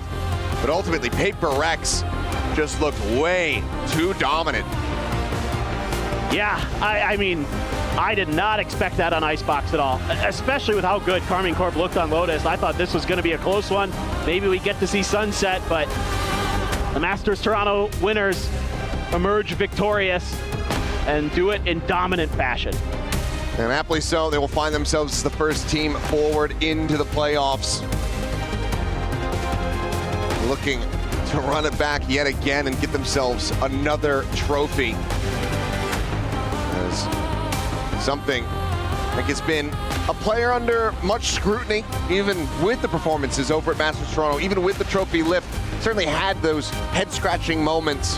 Yeah. But here today has just been absolutely, I'd say, shutting up any doubters. No doubt. With both of his performances here versus Carmine Corp, as well as in their first map, I should say, versus Billy Billy. Well, he's been called upon to do some different things, you know, for the team. So props to him for stepping up. Yeah, absolutely. Well, Paper X looking great, looking like still the team to beat here at EWC. For now, though, we'll send it down to Ian Chambers, who's going to be standing by with one of our winners. Absolutely. This is your Amazon winners interview with the Vi of Paper X. You guys are looking like you are just picking up where you left off in Toronto. Dominance.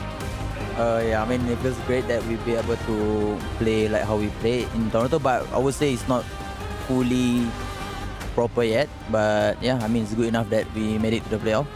You're not there yet, but what I can tell you is by being in the playoffs, that means you've secured at least 5th to 8th place, which means you are guaranteed $40,000 as a team. Now, if you do make it into the semi-finals, that number goes up by $100,000, 130. How much are you thinking collectively about the money that is on the line here? I think for us to do well, we don't really think about the price. Like we're just gonna go game by game and hopefully we play well. You've already proven how good you are at Masters. Is it still important here to prove on a world platform, on an international stage, that you are one of the best teams in the world? I think it's hard to say. Even for some other teams, they won Masters and stuff, but somehow they fumble a little bit over here and there. So I wouldn't say we are the best team in the world right now, but I guess we are getting better than previous form. So yeah. Well, I'm sure that you will continue to get better and grow into this tournament. Congratulations once again. And for you watching at home, do not go anywhere. We've got one more best of 3 coming up. One more spot in the playoffs will be secured here tonight. And it's Fnatic versus Gen G next.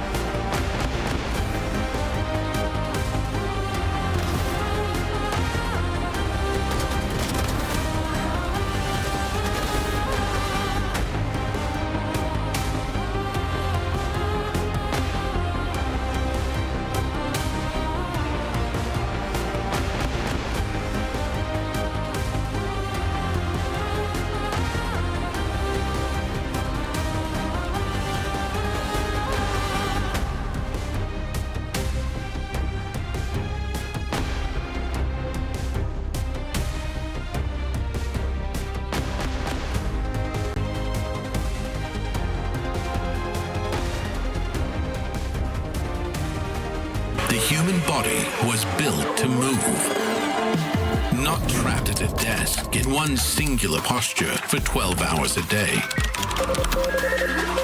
It's time your chair evolved. This is Secret Lab Titan Evo. Ergonomically engineered for you, gamers, hybrid workers, artists, backing your every move.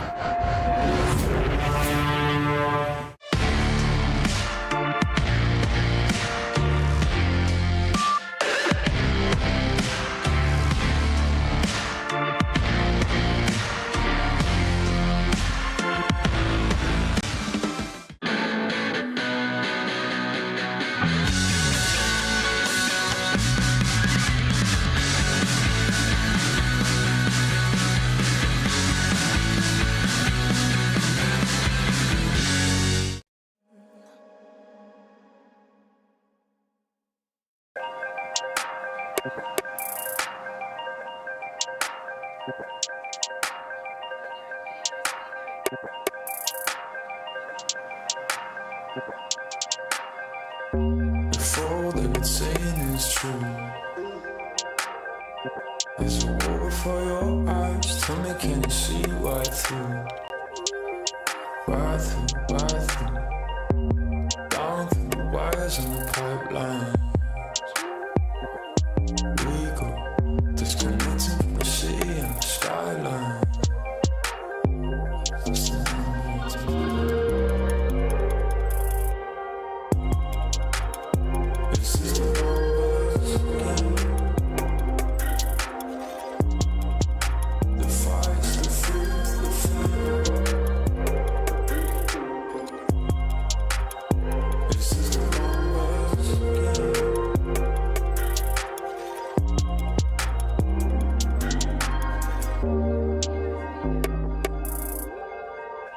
Counting up coins for a soda can,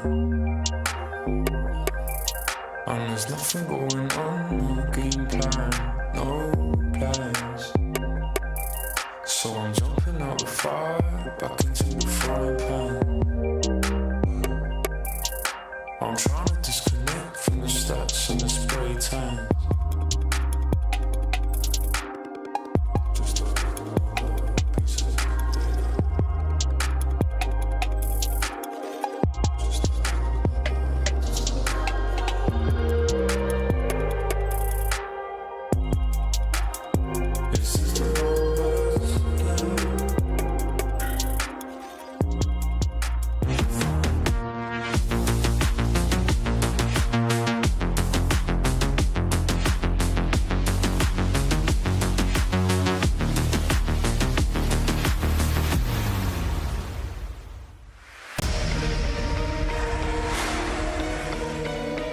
And it is Paper Rex continuing on into the upper bracket as they made quick work, especially in the second map against Karmine Corp. The blue wall stood firm there in the second half, but quickly crumbled up against multiple match points and eventually head into a Paper Rex victory.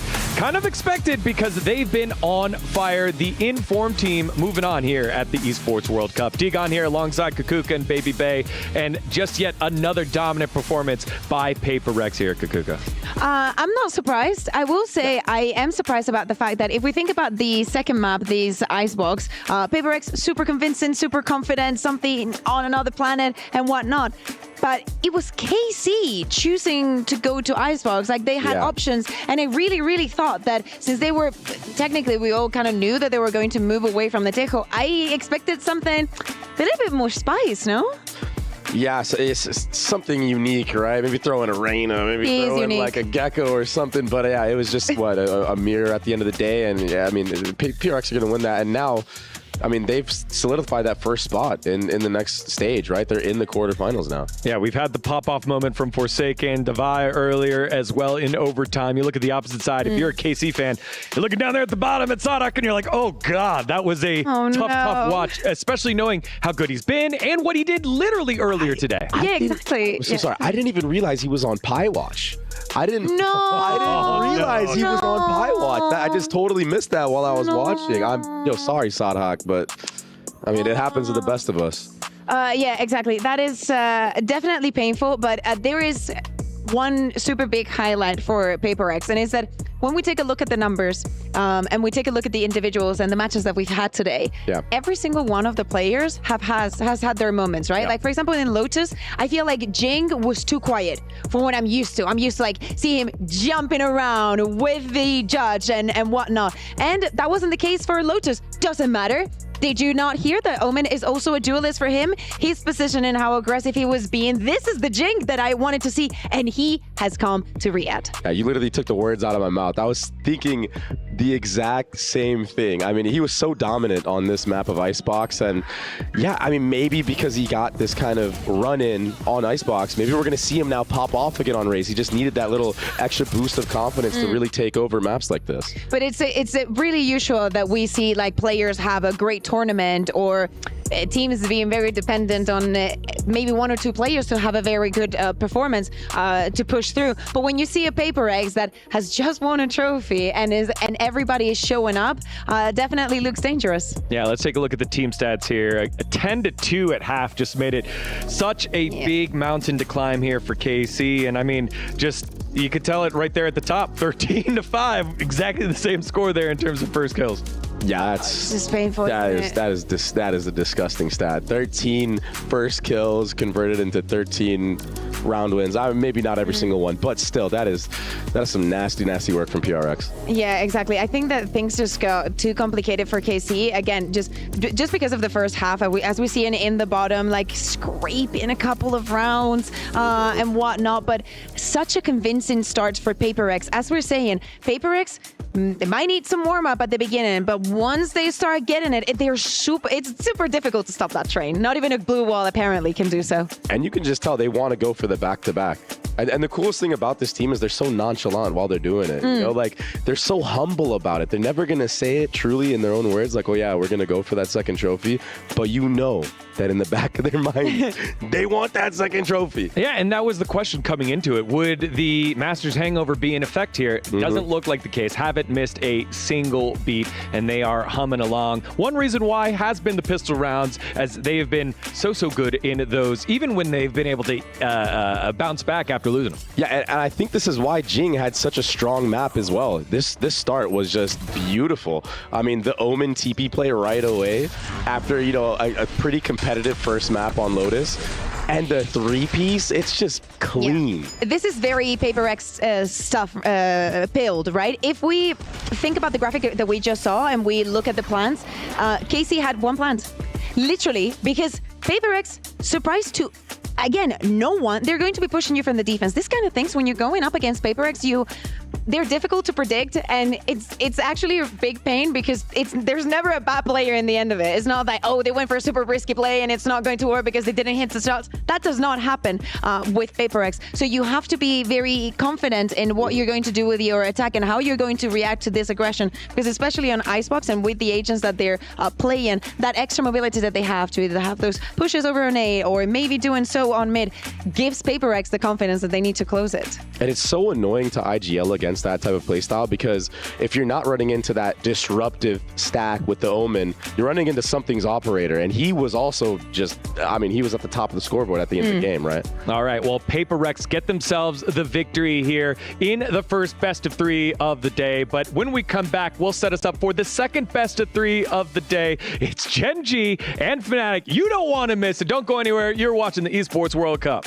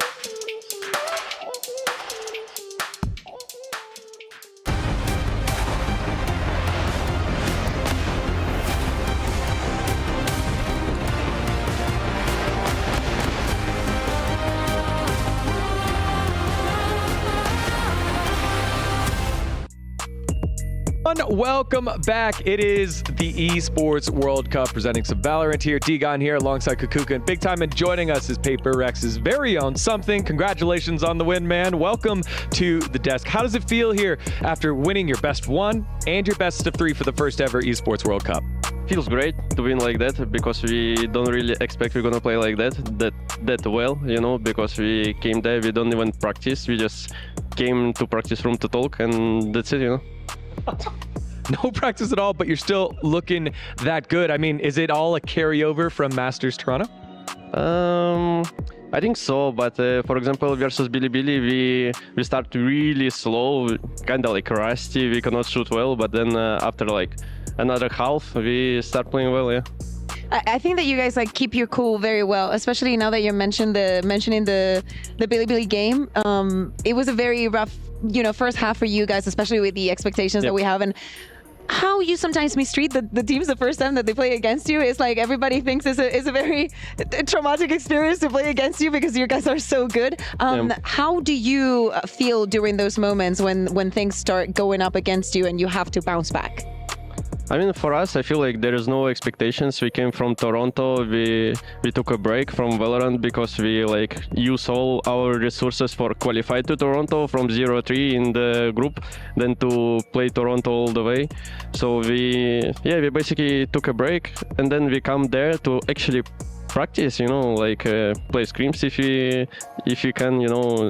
I guess we're gonna have like a few days we're gonna play scrims, but overall there's no expectations on us, and I feel like for a teams who play versus us the first time, I think it's really tough. But I don't know, Bilibili play versus us a lot before on the scrims and stuff, and like Sadak played versus us like in Madrid, if I recall correctly.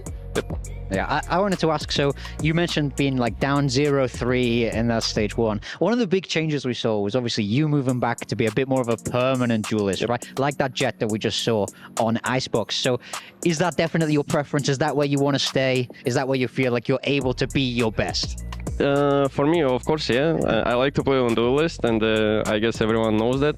I don't mind playing on some initiator roles on some maps, but mostly I would like to play on duelist. And about what? Question about another question? Sorry, I forgot. No, it's just is that where you want to be? You know? Yeah. I miss initiator too. I miss the gecko. I miss the gecko operator. I was telling you about it. I just really enjoy it. I think that only you can do that in the entire world. If they somehow can up gecko, I don't know, maybe like do something with the wingman.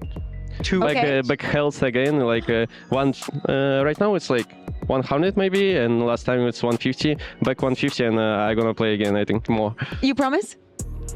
I don't mind. I'm not gonna promise, but I don't mind to try again, you know.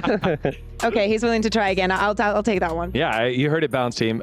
Make it happen so that something can get back the gecko and the green hair. Kind of wanted to ask you here, you made the shift from best of 1 to best of 3. Did you feel like you were surprised that you got the 2 maps that you did in both Lotus and Icebox here? Yeah, of course. I don't know what to say, actually. Yeah, I don't know. Like, did you want to play Sunset? We've seen some Sunset over on the V stream, but it just seemed like you ended up the match ended up defaulting there. Yeah, to be honest, we was preparing to play Sunset versus Bilibili, but then we end up playing Lotus, so we actually don't mind playing Sunset. You're having such a good performance. You just, showed it on Icebox. I feel like you have that something that actually, makes it you are able to pop up in any situation. You know that there's an MVP award here as well, right? And if not, I'm telling you, there's a prize. Cash prize, right? There's rumors, just rumors. I don't know. I think there is. But if I'm butchering this, I'm sorry, but I'll own up to it. I think it's $10,000 and a very nice medal. So just saying that there, Do you think you want that? Do you think you can win that? I mean, I don't mind, but I prefer more to win the whole tournament. I don't really care about MVP. Yep. Nice. So you didn't care that Forsaken got MVP over at Masters, and now here's your opportunity. I mean, he's deserved it, So absolutely. The other thing I wanted to ask is, you guys were known for kind of chasing that trophy, coming second, and now you've won. How has the kind of mindset shifted in the team? Is everybody still as hungry as they were before? Do you feel like the team hasn't changed much, or does it feel a little bit different? I mean, as you can see on stage, we're still standing up, we're still laughing, so I can answer your question by that. You can see on the stage what we are doing. Yeah. Are you looking forward to go back to the region, after, as you were saying, it was not an easy start of the year, but now you're the champions in Toronto. You're doing very well in EWC. You might come up with a huge glow up.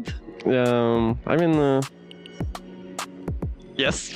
I don't know. Do you want to go back to Pacific, and do you think that this time around you're going to own the region? This one is going to be tough because everyone wants us to beat, since we show up like that, we playing like that, and everyone will want to be like, oh, PaperX coming to Pacific, we must win them to get some confidence. It's like what's happened to us when we play versus T1. It's actually give us a lot of confidence when we understand we can win, for example, Bangkok winners, when they won 3 weeks ago, and then we just beat them. So now you're the team to beat. Yep. Yeah. On that note, Pacific is 4-0, now 5-0 so far at this tournament with your victory. You get to scrimmage against all different teams every time you make it to an international event. Do you feel like Pacific is the best region right now in terms of, I guess, region strength? It's always going to be hard to say who is the best region in Valorant, since it's the game himself is kind of a bit random. But I will say Pacific is the most consistent nowadays in Valorant. Yeah, all right, hey, there it is. A measured take for the guy who was trying to give up the MVP award despite being so good. Final question, do you have any words for the fans that have been supporting PaperX, especially throughout every single close heartbreak and now victory over at Masters Toronto and upper bracket victory here at Esports World Cup? Thank you guys, everyone who is gonna come to the stage when you're gonna play playoffs. The people gonna come on the stage, right? So yeah, thank you for supporting us. We're gonna do our best in a few days when playoffs started. So yeah, see you soon. All right, something from PaperX, everyone. Congratulations on the victory. Flawless so far. We'll see him in the knockout stage. We're going to take a short break. When we come back, we'll break down our final best of 3 of the day.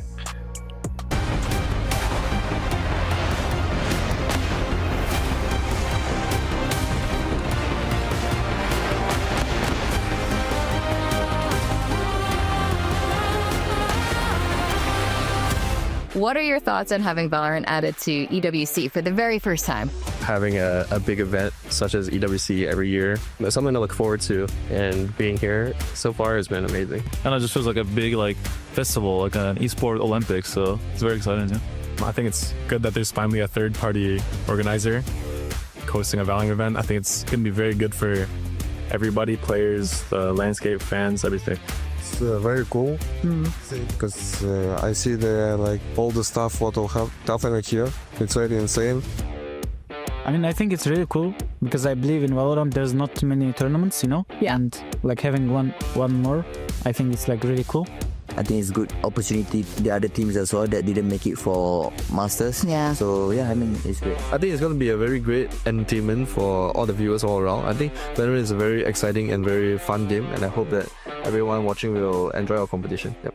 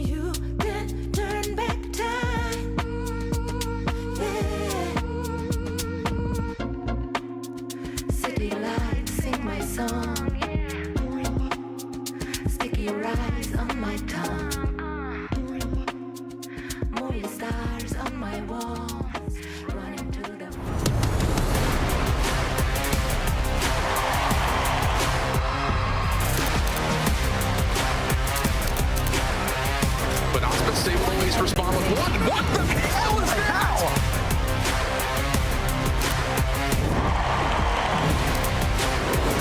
Somebody stop him!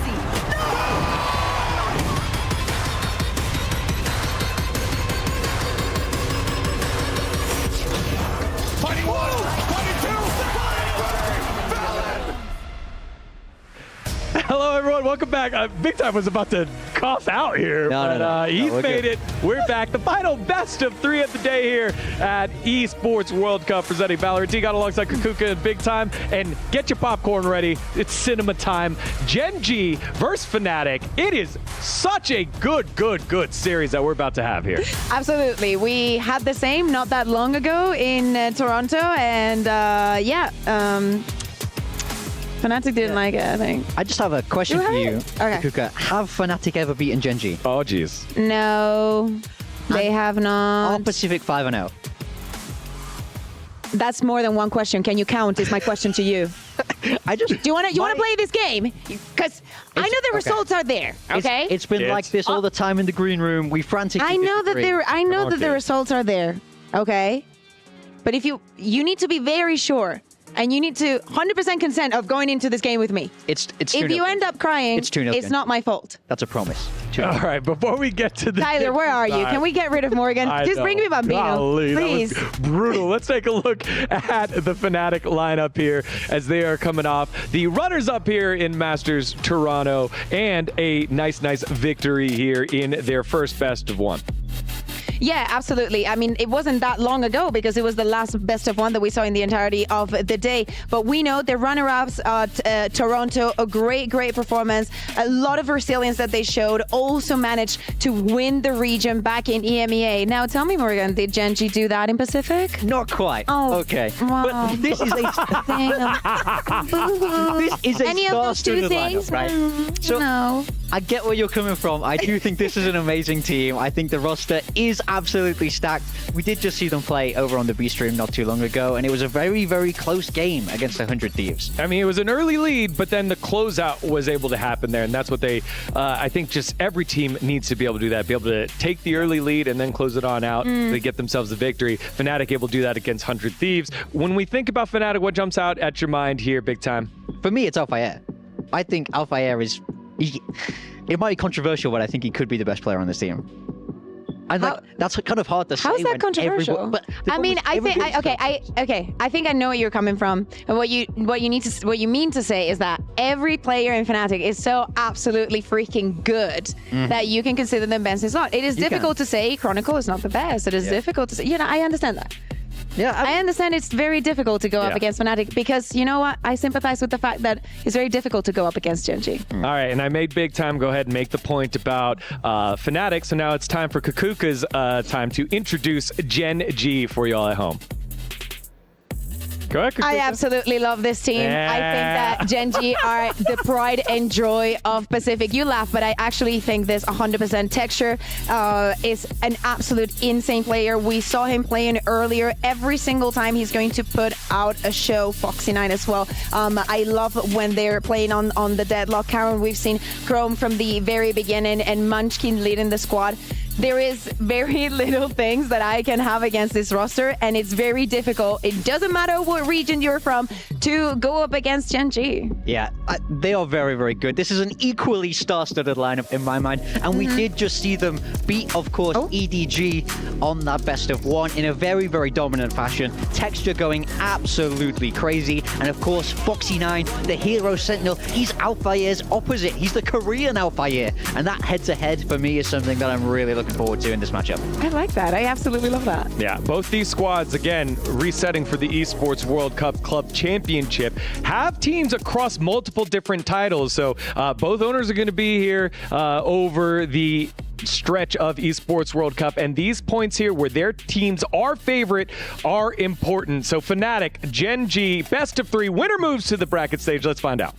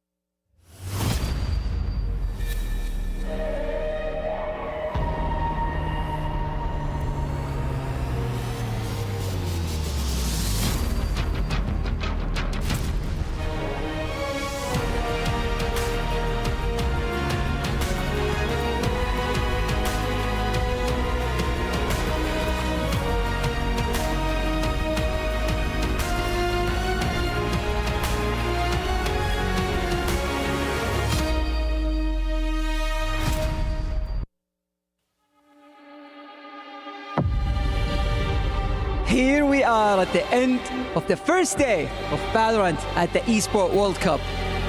But we are not slowing down as we jump into our last match tonight. And Ian, it's a good one. I think you could say it's a banger, Fancy. It is. We're in for a treat to close out Play Day 1 of Valorant at EWC. Of course, we had all the best of ones.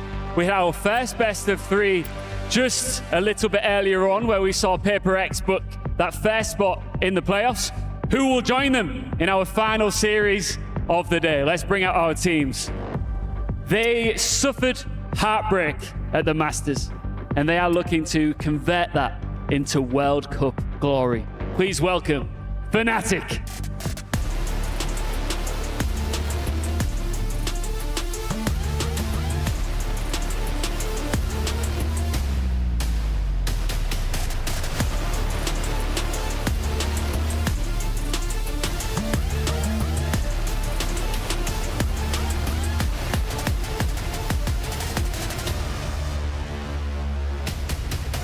Coming off a one-sided best of 1, they are on the right path to prove they are indeed the best.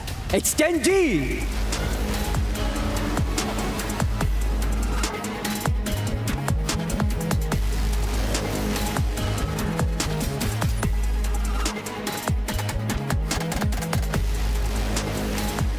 Let's close out day 1 of Valorant at EWC with an absolute banger.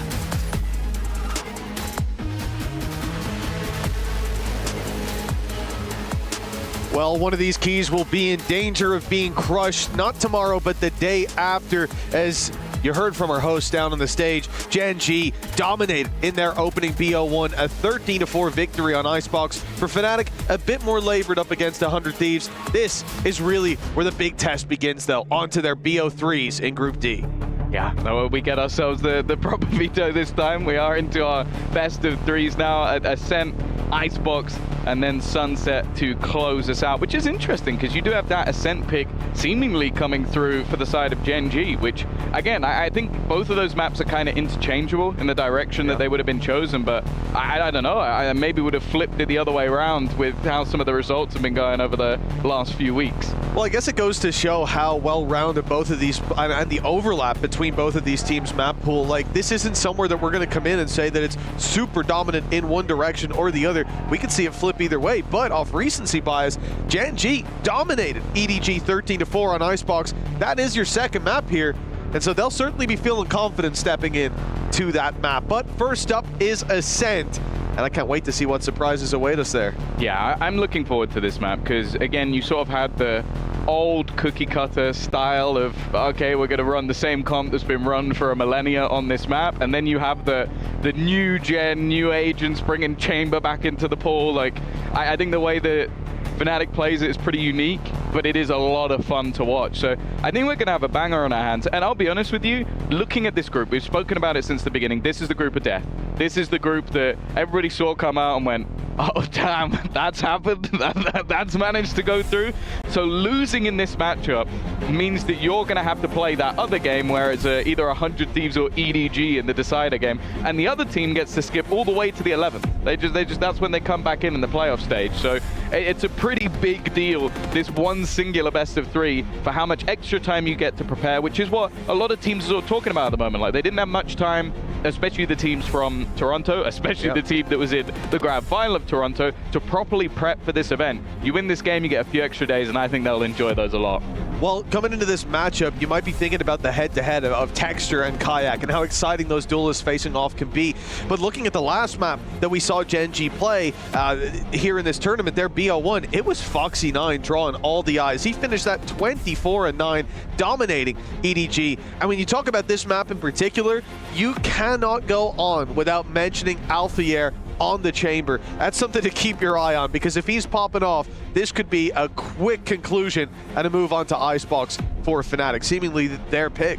Yeah, this will be the fun thing about this sort of map, is that like you mentioned, like in the previous best of 1, it was Foxy9. Now, if there's a consistent Foxy9 in this tournament, then you talk about Gen G as a contender for the whole thing. Like, even when he's playing decently, this squad looks very scary. I don't know if he's going to be able to do that in back-to-back maps. I'll be honest with you. I want to see if he's still on it today, because he is definitely one of those sort of like up and down players. And the same at times can be said for Alfie, but you look at the last tournament, you look at Toronto, the guy was on smoke. Like there have been lots of people arguing, even though they lost the final and they lost it 3-1, that he should still be MVP. That's how good he played. And I think it was almost set in stone that if that series went further, he would have broken the kill record. So definitely eyes on him.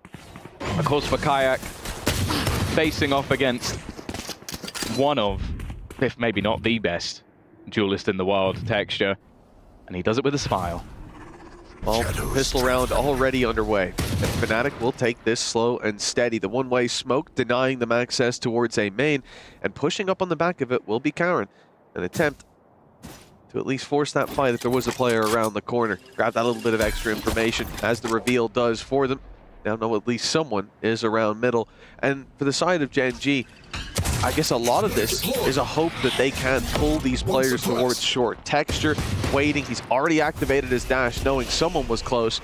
Fnatic almost taking Munchkin down, looking to bypass this hold, looking to bypass the Killjoy utility and take it through Market. They've got to contend with Foxy9, but he's down to 4 HP, and they've already lost Ash. No more. Crashes is quickly going to turn this back into an even scenario. Munchkin desperately low, and the rotation yet to really come in. It was just Texture sort of poking his nose in towards the B site. A deep push as well back over towards the spawn, and that drone is going to give the game away that there's at least one player in position. Having that Sheriff watching for the cross, for the damage mostly done in that scenario to Kayak. We are still 3-3 for now. There's a reveal online for Crashies as they make their way back through. Of course, a pulse comes out of that. Alfier making his way in, just causing that disruption. TP's back into main. They know where he is now and already dealt with Crashies. Kayak low on the side as well, but time is ticking. They need to get on that diffuse, and that's putting the pressure on. Now the time fully gone, and the round already in Fnatic's pocket. A 1-0 start here for the attacking side. Yeah, that was the crazy thing about it. You kind of looked at how some of those early battles ended up going, and you're like, okay, it looks like this is good for Gen G, but they just took too long. That was the major problem. They needed someone on that spike a little bit quicker, and with the smoke giving just about enough of a gap for the peek through to deny the defusal, that was the round done, basically off the time alone. A decent start for the side of Fnatic, and of course, I wouldn't necessarily call this like a grudge match. Like, I don't think you're going to look at both these teams and go, oh yeah, there's a lot of bad blood. But you have to look at this from Fnatic's perspective. They only lost to a couple of teams over at Masters. One of them was in the grand final. The other was to Gen G. So I think they will want to sort of prove that, okay, the squad may have beaten us in the last tournament, but we were the ones that ended up in that trophy battle. Texture, pistol in hand, always deadly, but Kayak is going to deal with him before anything more can happen. Yeah, he certainly wasn't falling for the decoy. That's a lot of damage delivered. Munchkin and Karen very low indeed. They'll be invading the smoke, looking to move towards tree, clear out that space, but little do they know that wraparounds come in. Fnatic have a lot of control. They're waiting for every push. Crashies is grabbing one with the classic, and so far it's a flawless display from that attacking side. Not that they're up against a stacked economy. We don't expect a lot from Gen G, but something would certainly be nice. And, well, at least they've got Boaster with a full magazine of the classic. That got a little bit scary. I feel like there was a moment in Alfier's head where he went, I could help him, but I'm not going to. Like, he genuinely just kind of went, no, I'm not swinging that. That's all you, bud. You've got this. And then didn't even hit the shots anyway. He had to be saved by Kayak, who was thankfully a little bit kinder than maybe he was, but at least adds a slight amount of additional cost to Fnatic as they'll go into what will be the bonus round. But ultimately, this is where things should get that a little bit more interesting. No operator in yet for the defensive side. They can't quite afford it. But this is where expectations rise just a little bit. Although both teams have proved to be quite prominent on that attack side. So perhaps Gen G getting on that board early. An important factor. You already see Alfier and Chronicle down and out of the round. well handled in these early fights. And I mean, what you're left with now, a little bit of aggression going in towards A main. It's opened some space for Kayak. He's pressured it, but he's caught by Munchkin. Covering all their bases here are Gen G.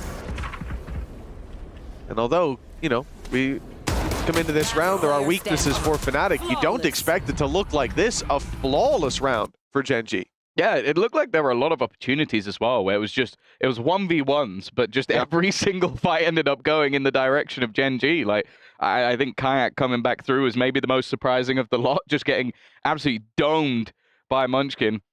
And that's the fun thing about Ascent for them, is this sort of the map where obviously he still has a lot of that supportive utility, but it's kind of one of the only maps we haven't really seen him play Viper. Like that's sort of what he's been leaning into a lot recently. I think it's his most played agent by far. Picks up the KO and has that little bit more of an opportunity to be a bit more aggressive. Yeah, I'm excited to see Munchkin going into Icebox Sunset and have a little bit more of that. I wouldn't say comfort. It's not like he's uncomfortable here on the KO.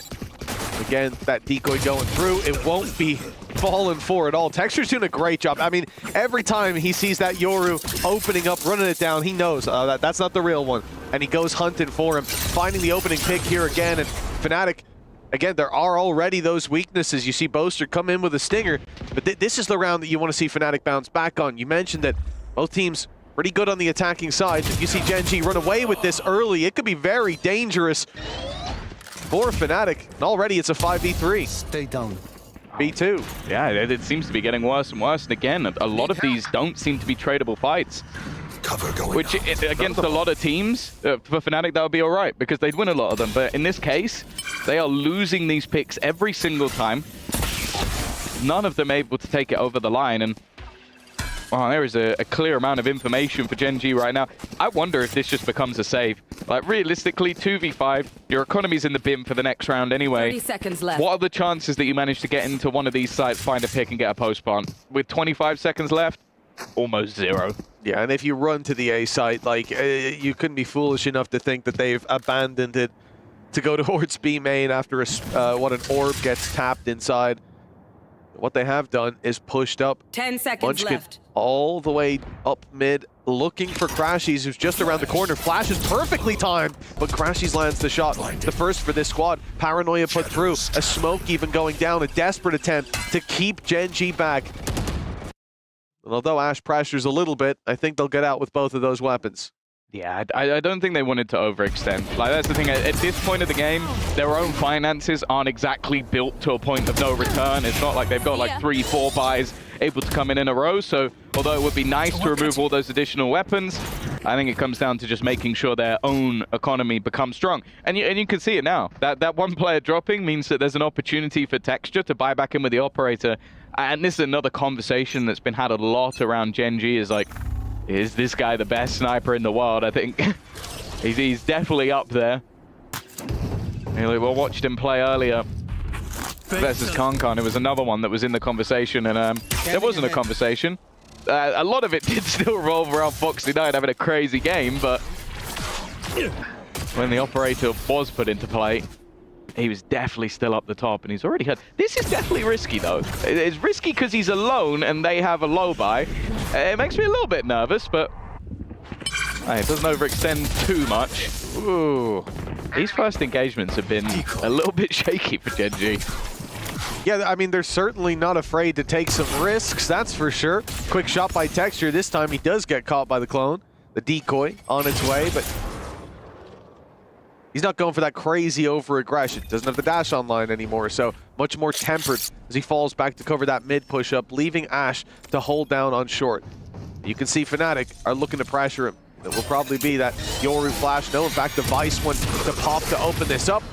Finding a little bit of trouble in converting the kill, but they get there eventually. Now the pressure left onto that A-side holder. Charon at least able to grab the opening. A couple players low, and he's connecting shots. Yeah, the gun's still in play, but the time really is ticking, and they still haven't been able to isolate Charon at all. In fact, he's just taken over the round all on his lonesome. Oh, that must have been a few HP difference from having an ace already in the tournament. It was incredibly close, but nonetheless, That was perfect from Karen. Just having that different target isolation, creating himself space, and more importantly, delaying what was a rush. They even tried to throw in the Hunter's Fury to displace him, and he danced around it like it was nothing. Yeah, I mean, you look at that push, though. Alfier's running it through while Boaster's putting down a funnel full of smokes. Chronicle gets caught on low HP on short, and then, well, as you said, a bullet or two away from the ace. That's certainly not taking the wind out of his sails being denied it, though. He is a happy man.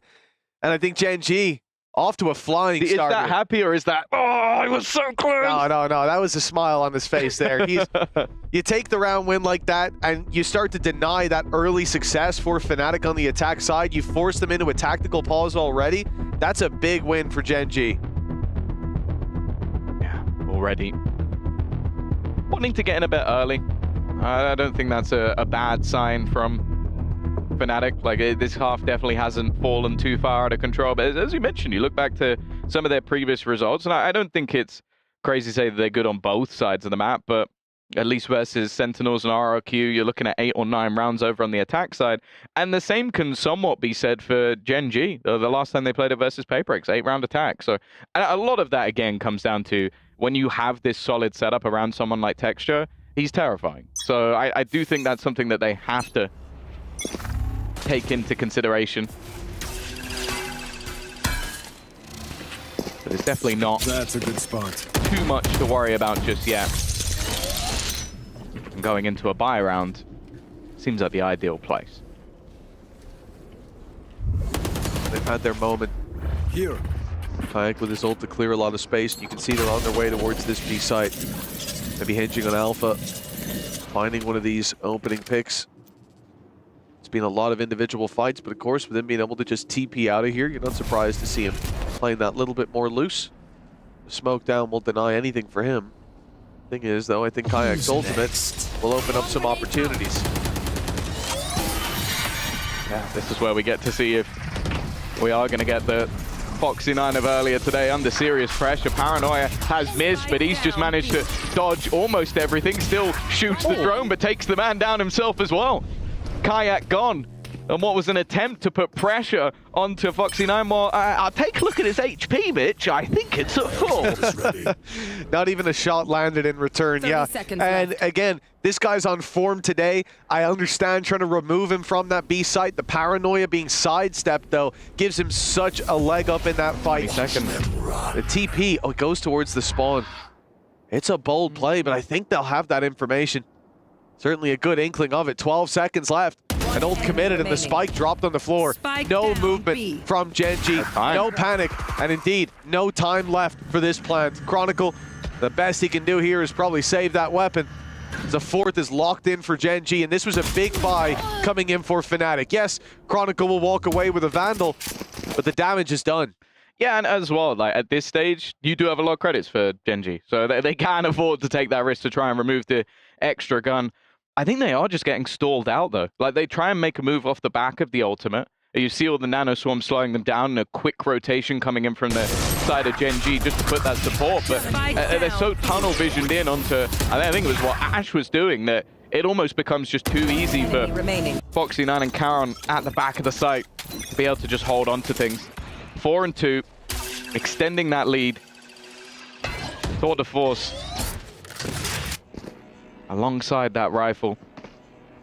Actually, Chronicle's not far away. The tour de force will get absolutely nothing, though. That is what I talk about when I'm saying that Texture with the operator is just a terrifying force. That is one of the main dangers of this round already gone.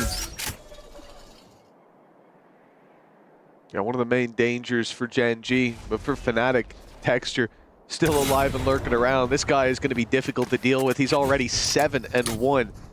The form hitting Foxy9, your solo site holder most of the time.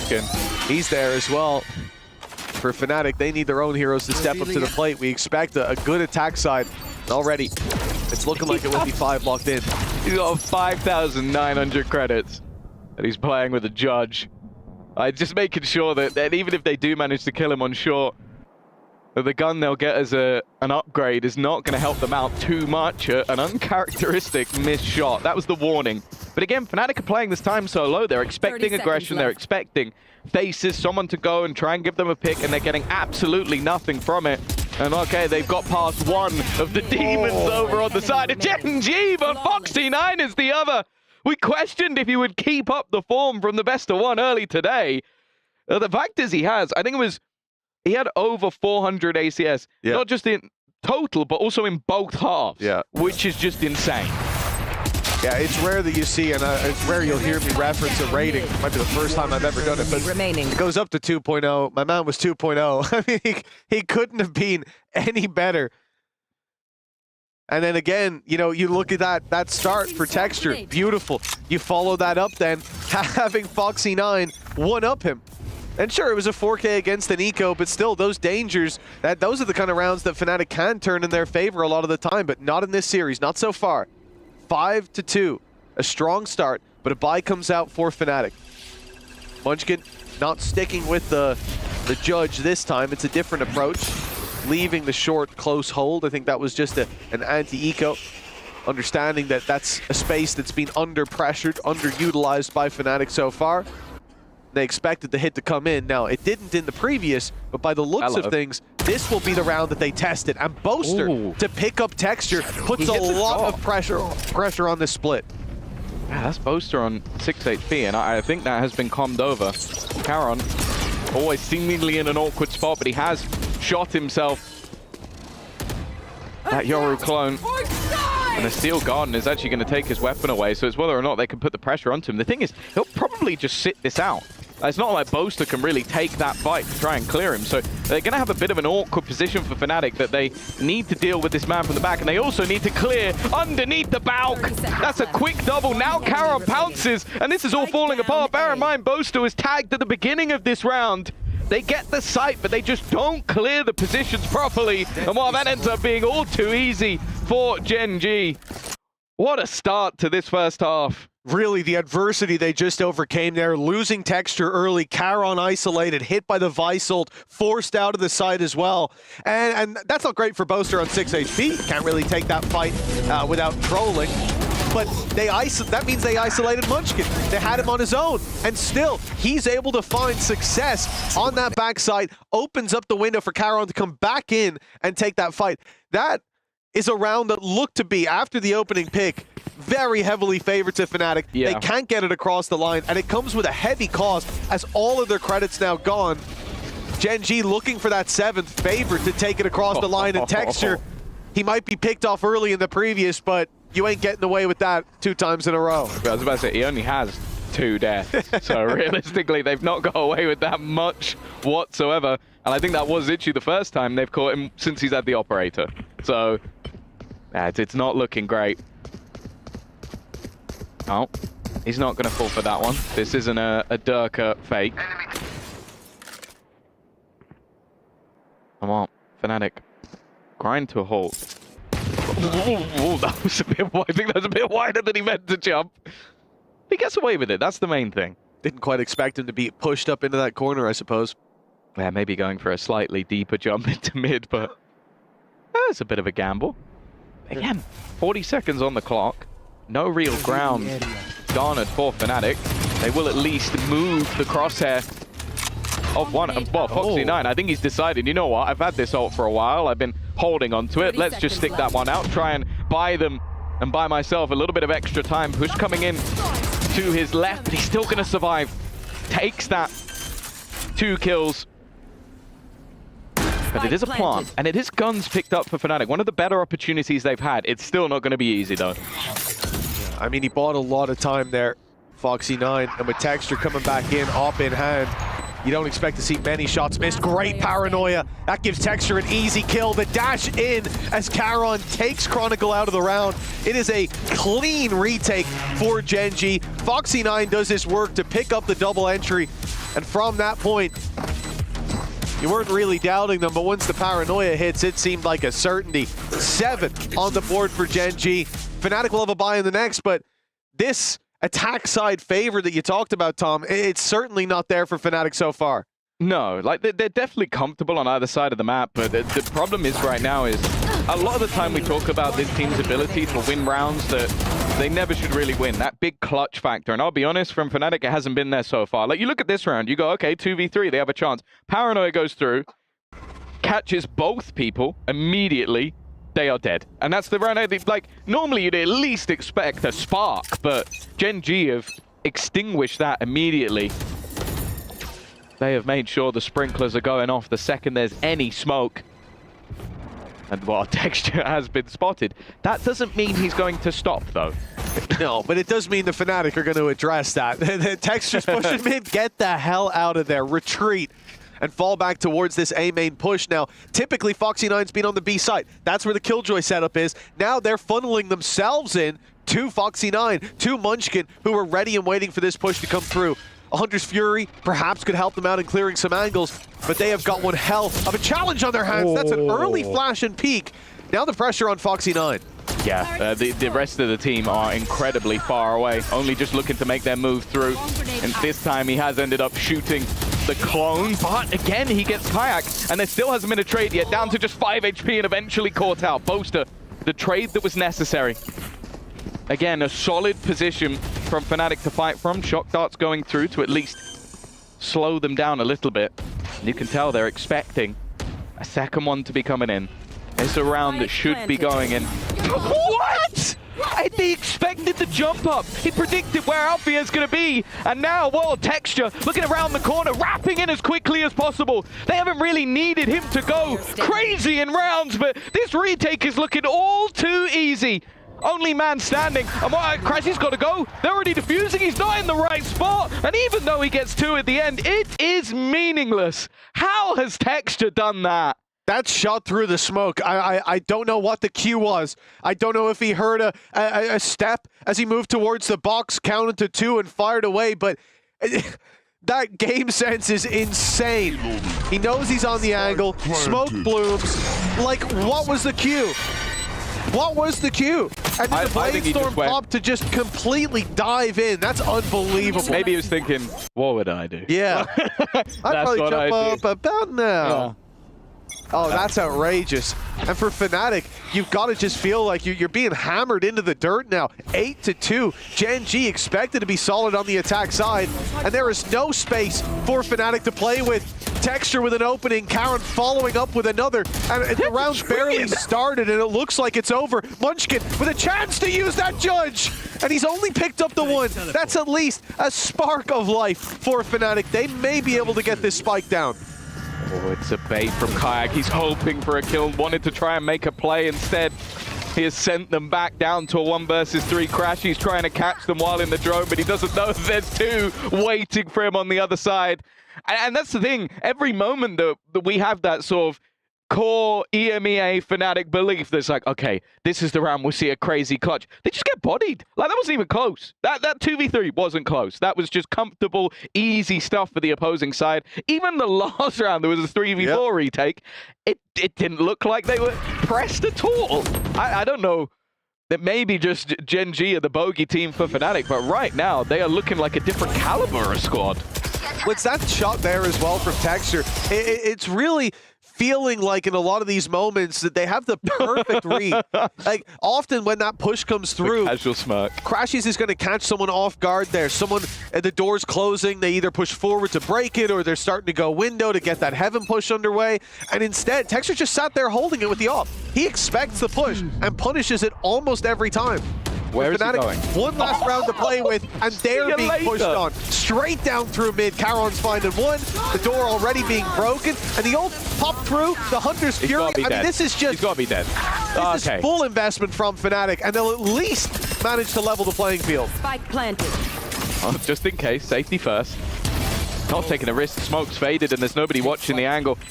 What was an even scenario, at least in personnel, has quickly diminished. Again, trying to pressure onto the drone, but there are always players waiting and watching Fnatic.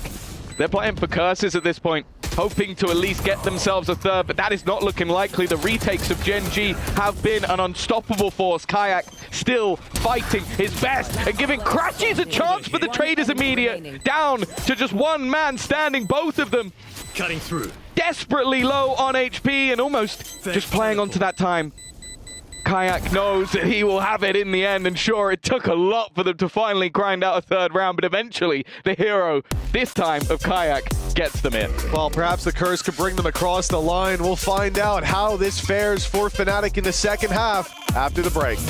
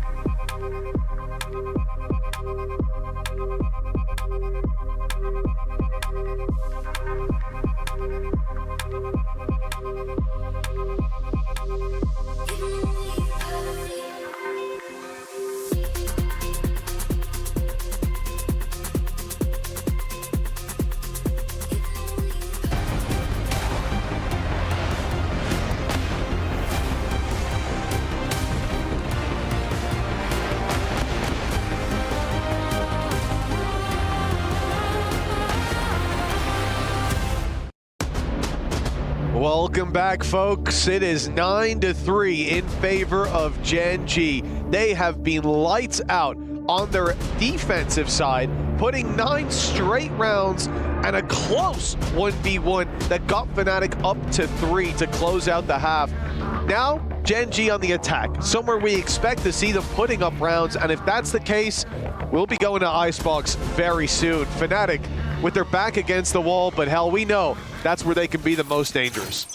Well, yeah, it was literally 9 rounds in a row for Gen G after they lost the pistol in the last half and came out with 9 rounds. And very easily could have come out with more. That's what this matchup has been so far. They have been the better side, but now it's up to Fnatic. And more importantly, I want to see more from Alfia. We talked about the consistency over at Masters Toronto and what he was able to do, but we haven't seen it just yet. That's a nice start, though. The lifeline of the pistol necessary. Kayak gets the first kill. Down to a 5v4. This pistol's so valuable for Fnatic if they can find it. Kayak and Crashies. Chronicles there too. The whole team stepping up to bring the pistol into Fnatic's favor. That's 2 for 2 now on this map, but they are still trailing by quite a lot.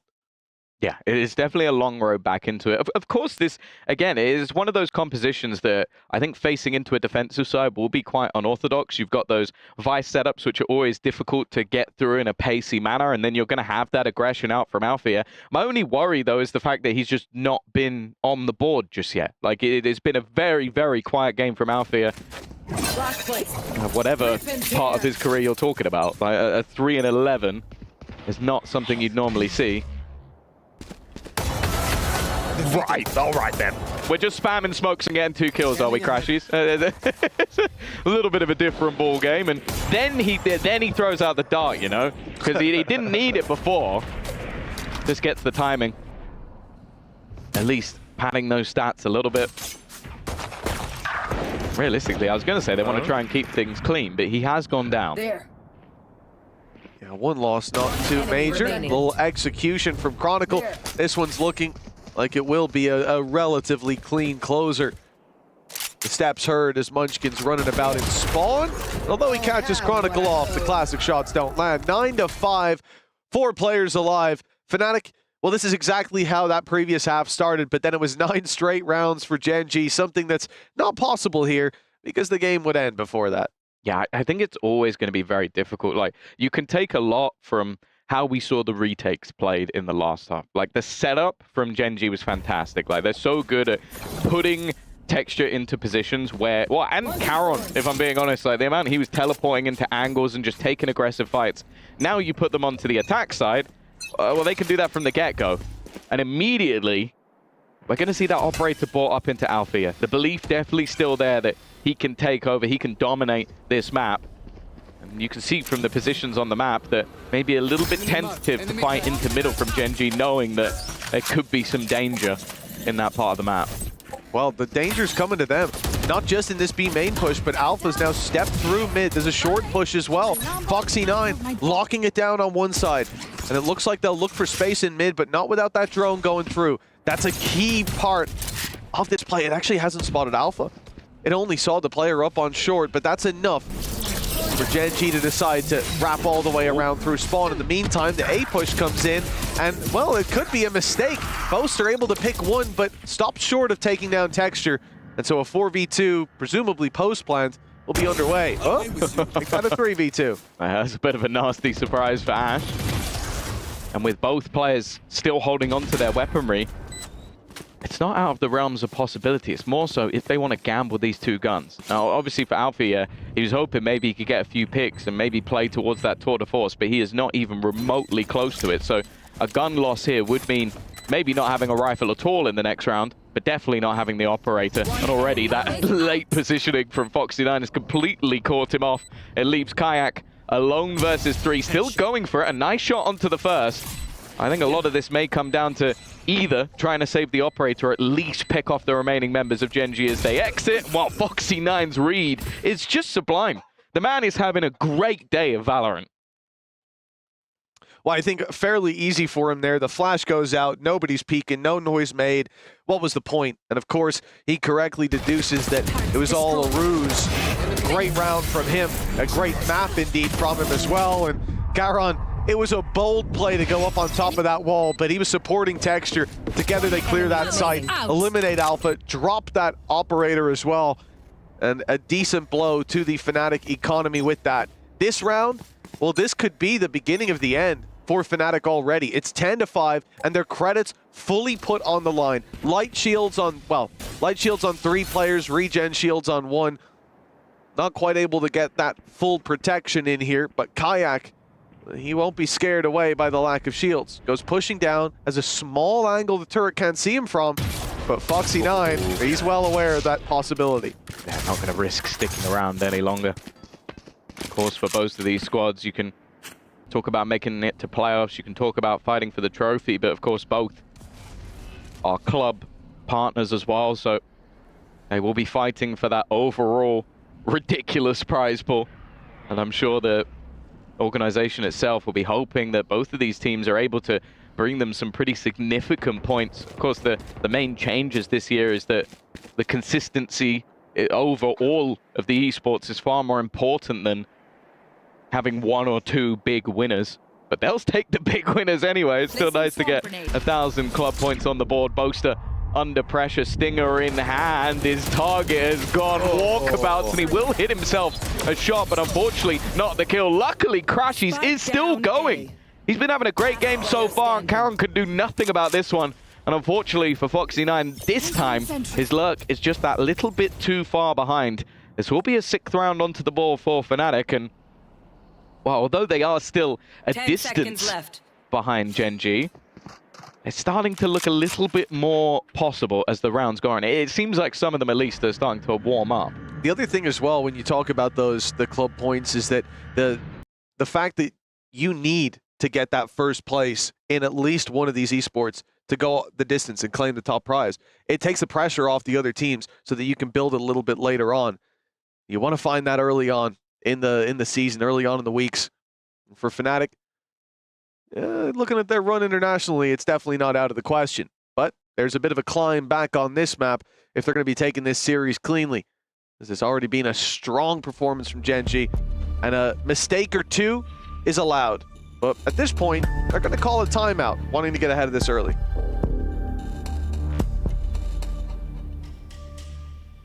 Either way, taking it early, similarly to what we saw from Fnatic in that 3-2 early in the game, wanting to make sure that they keep themselves in the lead, not let this one slip away. Of course, Icebox up next is a strong map for Fnatic.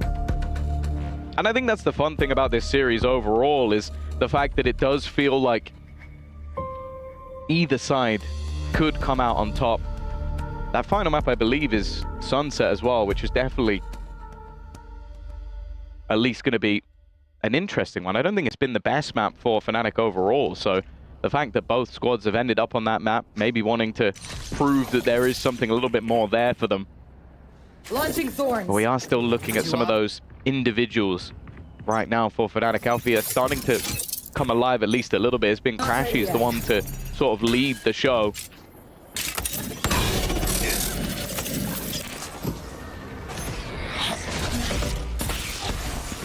Well, at least for now. Could be forced back a little bit. Destroyed. Yeah, sending this short pressure, a little bit of a halt. Not sure what's on the other side. Boaster already giving up a lot of control. They've got Kayak embedded in wine. And I think just a lot of respect shown towards those weaker weapons, not wanting to give them the close range angle. Short now being held from the site by Boaster up top. There won't be any easy fights. Had they have pounced when they wanted to initially, this could have been a different story. The flash will send Boaster back. It's really Texture that's the danger man. The man with the rifle in hand, sneaking into heaven, finding one. Cloudburst for the crossover. That actually, it's just to get Foxy9 the weapon. Now they're both armed and dangerous and looking to crunch in on Spawn. Cut that rotation off. Information gained by the jump peak, and they execute Chronicle. Now knowing there should be only one player on the other side of the map, if any, and it's Alfier with an op. He finds one, but now the numbers are running at him. What a shot!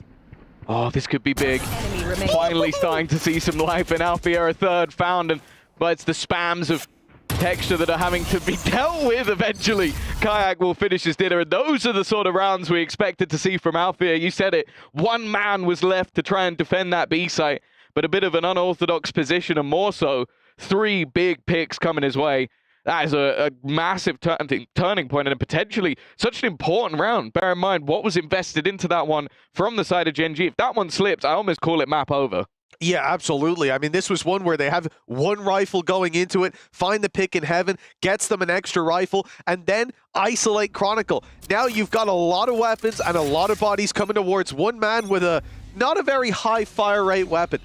But he's able to get it across the line, now putting the gap to 3. A remarkable recovery already for Fnatic, but this is a bigger challenge. Because as we said, that was a very low investment from Gen G. Now they've got everything to work with.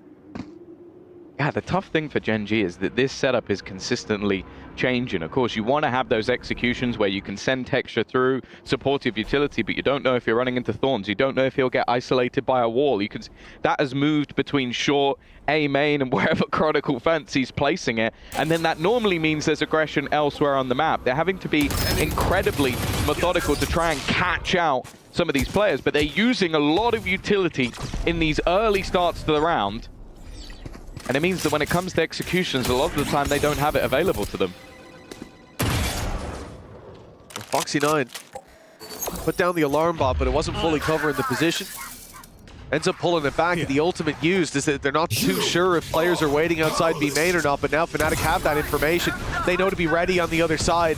As in goes the ultimate of the Hunter's Fury from a safe distance, and it's Charon to be dropped to the floor. A 3 versus 5 with Ash already gone. But the plant seems to be secured. A lot of this hinges on Foxy9, but they know that he was around B main not long ago, waiting for him to walk up short. And Crashy strikes just in time with Munchkin low. This round seems to already be tied up in a neat little bow. Texture, the only one standing in their way. He would need a 1v5, an ace, and only 2 can be found. Fnatic do well to land an 8th round, and this gap that was looking daunting at the halftime, now very much doable. Yeah, Texture decided to let them have it because he only ever gets 4Ks, so it's not really any point wasting his own time. Yeah. Like, but you always get a little bit worried when he starts hitting headies like that. But no, a great round from Fnatic. Like, firstly, you could tell they realized immediately that, okay, that null command's online. We need to sit back with our utility. We need to have Chronicle away from that A site, at least initially, so that he can activate the Thorns if they do it. And then what we do is we have the Hunter's Fury from afar that could still be activated because it's not in the range. And then we have Althea with an Operator, which it doesn't need any utility. That's Althea with an Operator. And he was a lot more careful with it, at least initially, until he saw that Hunter's Fury for Disruption. Once again, a lower buy for Gen G. They do have a few ultimates available to them. The one that catches the eye the most is, of course, that Blade Storm available for Texture. They had an incredible start to this one. Still 17 and 10 on the scoreboard, but not quite the 7 and 1 that he was at the start. Look at this stack from Fnatic. They had Kayak push up in B main early on alongside Althea, take the space, and then just leave Alpha posted with the op. He can quickly get out of there, and there's a Vice wall as well that they'll have to break through, so he'll be able to potentially take a pick and then isolate a player. It's even just the drone destroyed, but information that could start the rotate. Yeah, that's the thing, with him being able to teleport back to safety, and then the wall there, it's going to be interesting because for the Fnatic side, they don't really have to move because that wall hasn't been triggered. So the first player will have to then trigger the wall, and then by that point, they can get back into the site. It's going to be the teleport across. Now the Hunter's Fury. There's a lot of ults being spammed into position. Bear in mind, this was a low investment round for Gen G, but in terms of ults, it is a high investment round. That's already 2 put into play. I believe Blade Storm's online as well, so that's a 3rd. They need to get something from this. And it's the Blade Storm, at least to start, but he's being tagged down to 39, trying to use the updraft to pick him off from a different angle. And although the op didn't finish the kill, this round has become a major uphill battle to hold on to that spike control for Gen G. Pistols sitting on the site, at pistol even, it's just Charon. As Althea goes down, the defuse is underway. Ash is jumping through. They've stopped the defuse. Time is ticking. And Fnatic now under so much pressure. Somehow, the Thrifty has worked out. It's an expensive round, but well worth the cost for Gen G. No, that's outrageous, though. It wasn't even the ults that won it for them. The ults were null and void by the time. It's like, yeah, cool, okay. We've got ourselves the lockdown. That gave us the site. Okay, we used the Hunter's Fury. That didn't really do anything. From the shadows. And then, and then it's just Sheriff. It's like, that's what did it. Like, from this point where all the ults are gone, they should have still lost the round. It's just Sheriff shots from Ash and Charon, and I think Fnatic will watch that round back and be absolutely fuming. And there wasn't even any surprise element with Ash running through. He triggered the wall. They knew that. Well, he's there. Somehow he's able to find so much value, as is everybody else. Shocking for Fnatic. They've been so clean on this comeback, on the climb back. Rising to the occasion, but falling at what could be one of the final hurdles. Gen G. Ooh, momentum not fully back in their sails.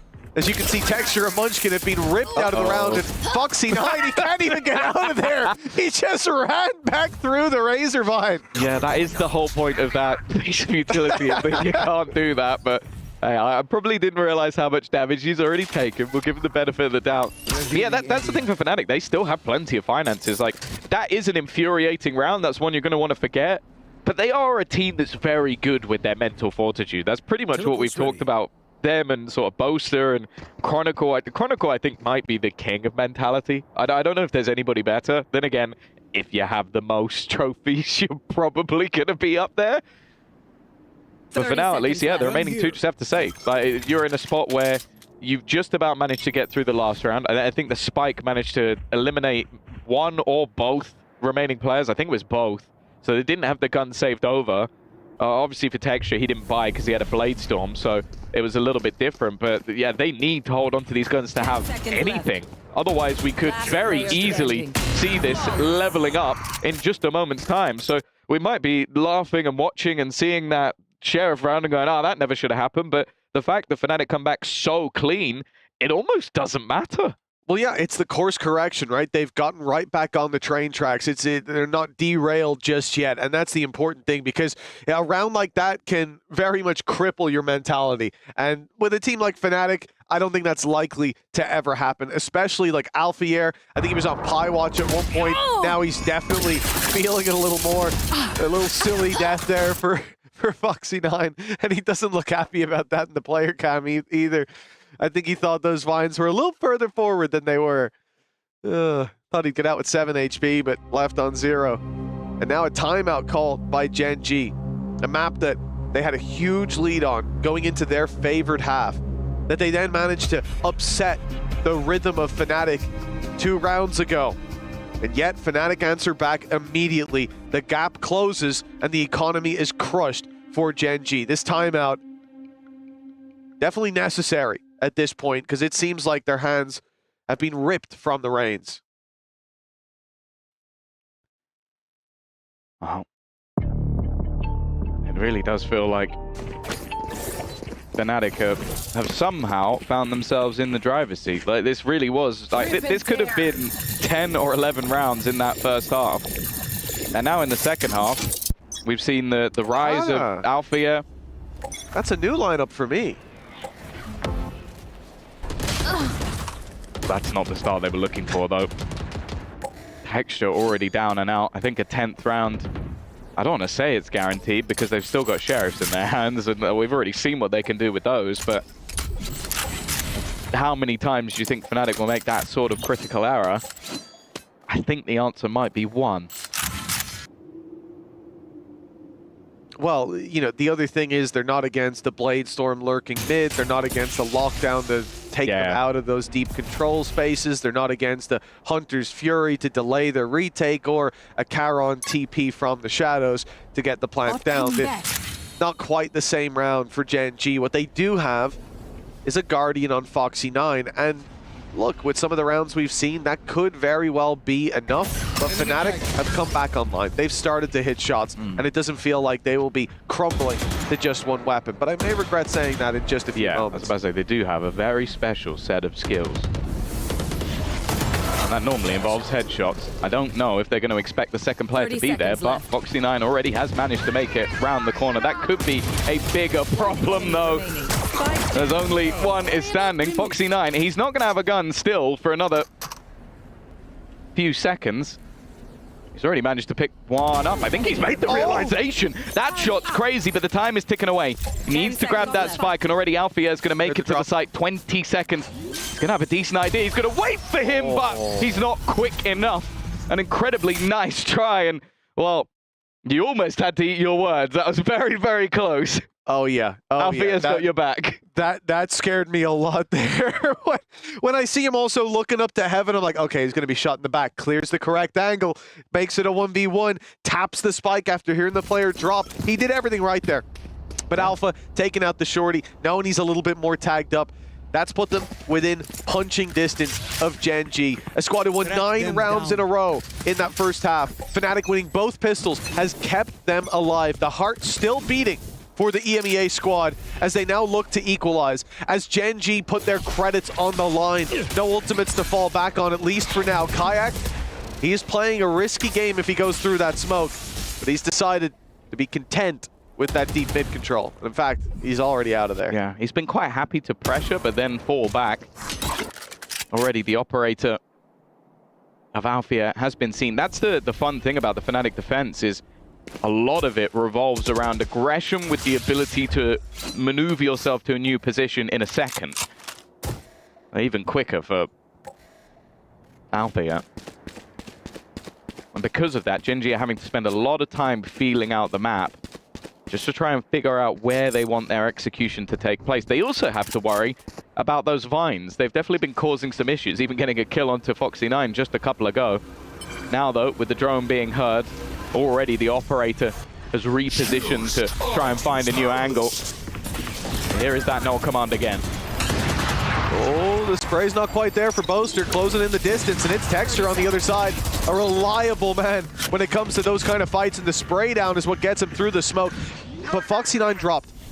The late lurk up through short, expected. dealt with early. And Kayak now has ultimate to fight his way back in, to clear all those corners on the way into the A site, and that's exactly how this will be used. Already spotting so much info, but they are just getting ahead of it, fighting straight into these angles, and well, now, okay, good flash from Kayak, at least levels it up to a 2v2, but Texture wrapping around. He's already out of the door. He wasn't spotted, but Chronicle lands the shot anyways, desperately low on HP. The Classic comes out, but they're both just one shot, and it's Chronicle to keep Fnatic climbing back 11-11. Those are the rounds you expect to see Chronicle winning. Like, it comes down to the millimeter, the slightest of margins.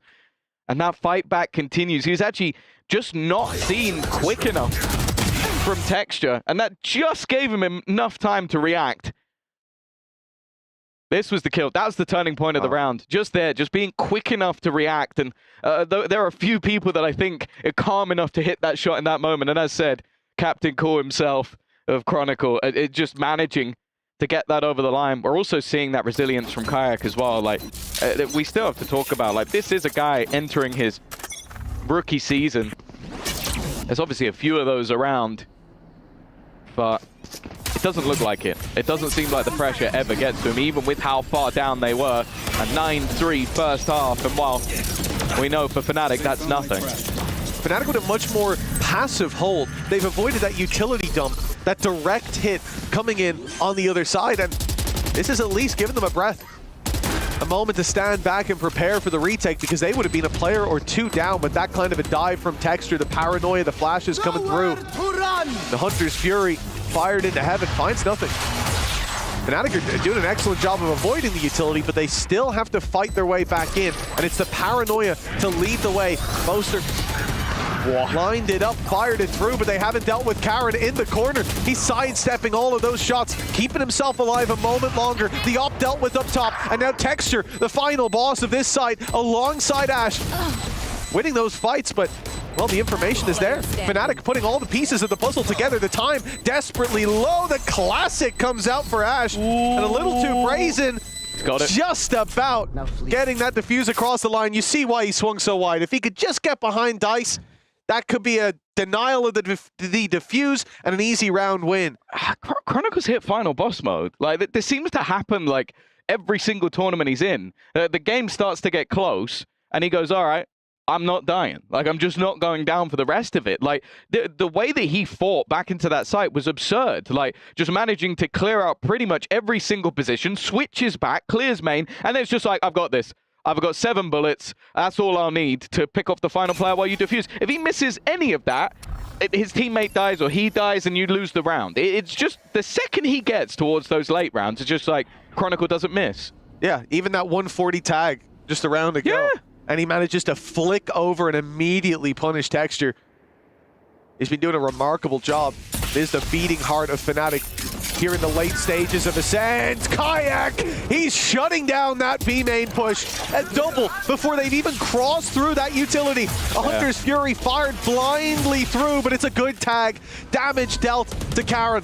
Chronicle ultimate activated. He's going to remove weapons from their hands just in time as Boasters arriving into the site.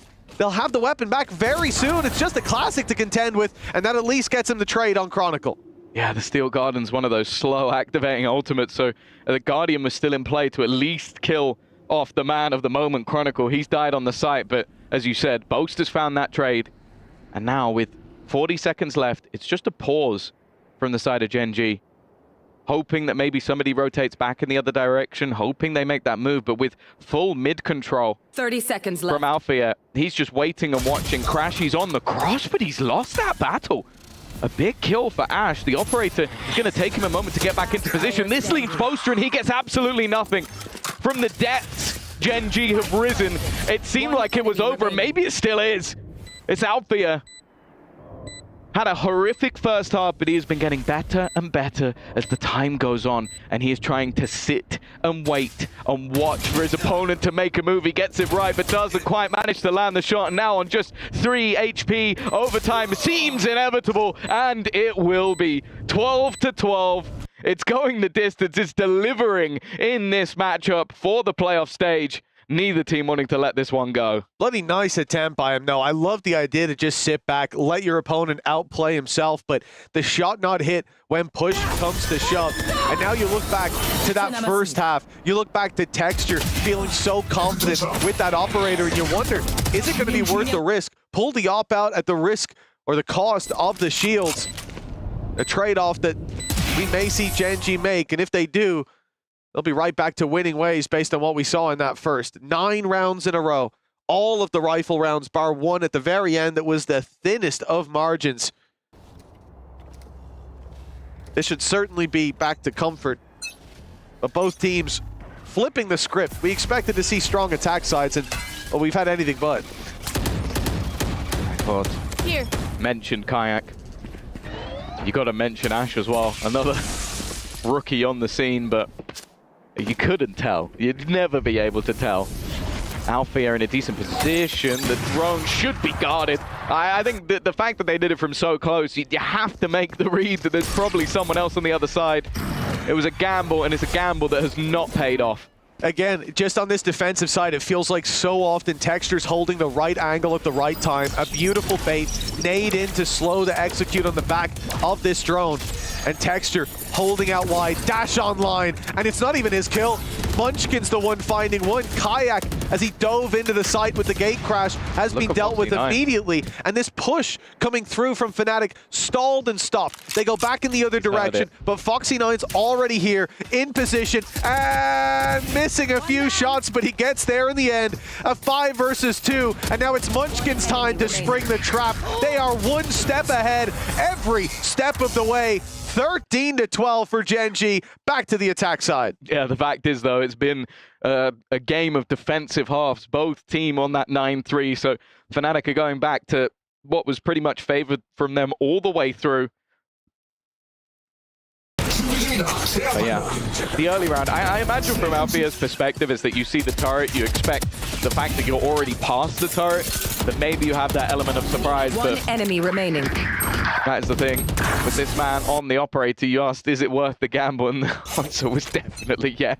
Every single time. It's a hit every time.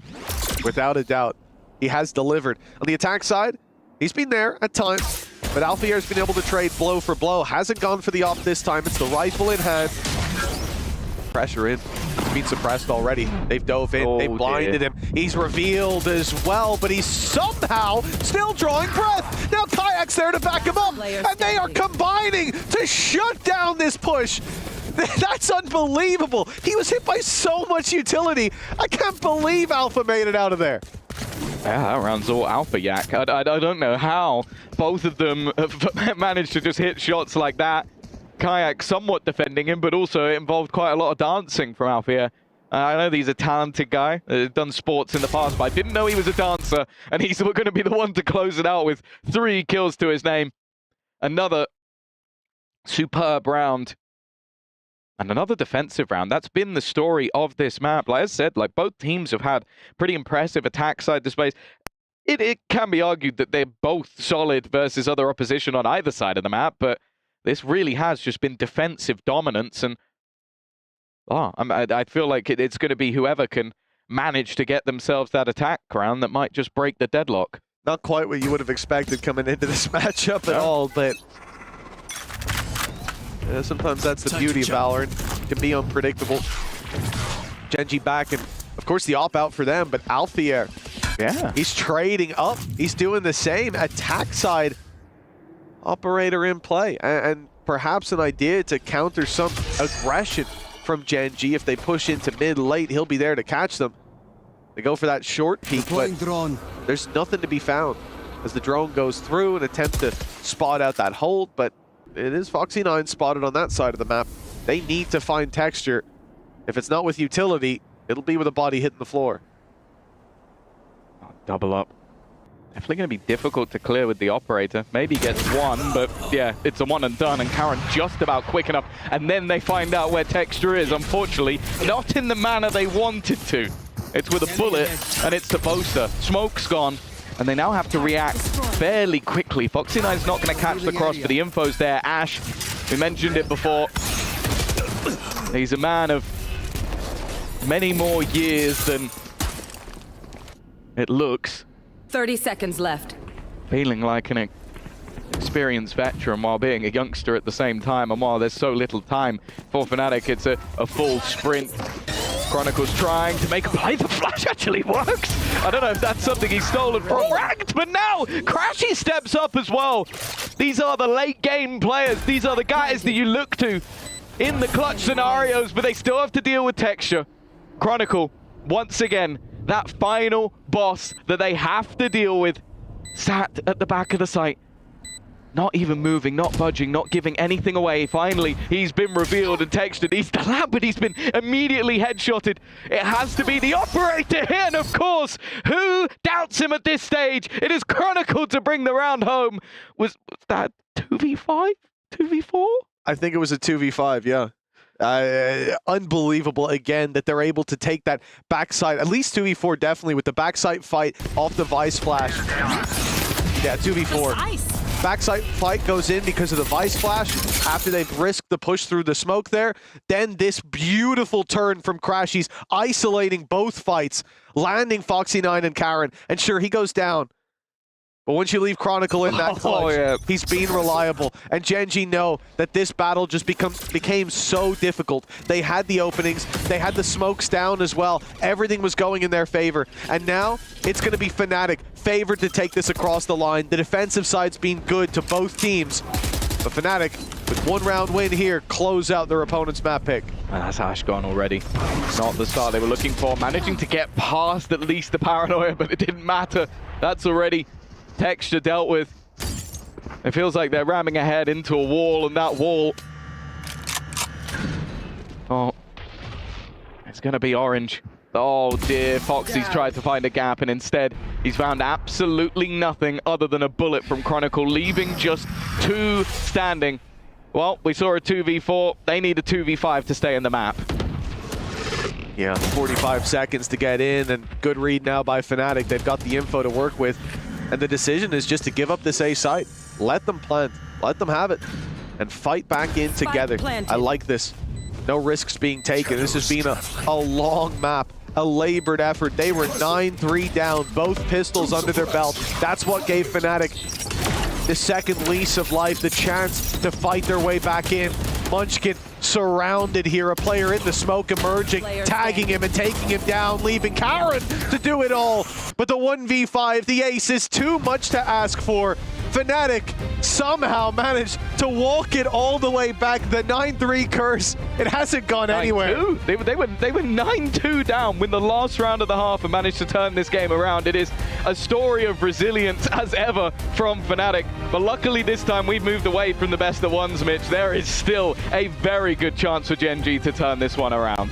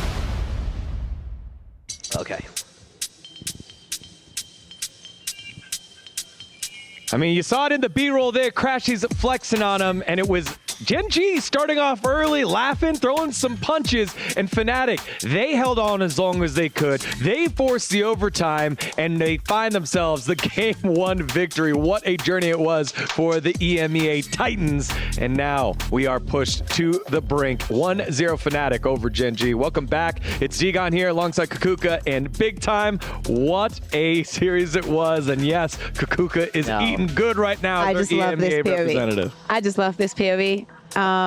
So much to celebrate today. Yeah, I guess it's kind of difficult to go up against that composition when they're on the defense.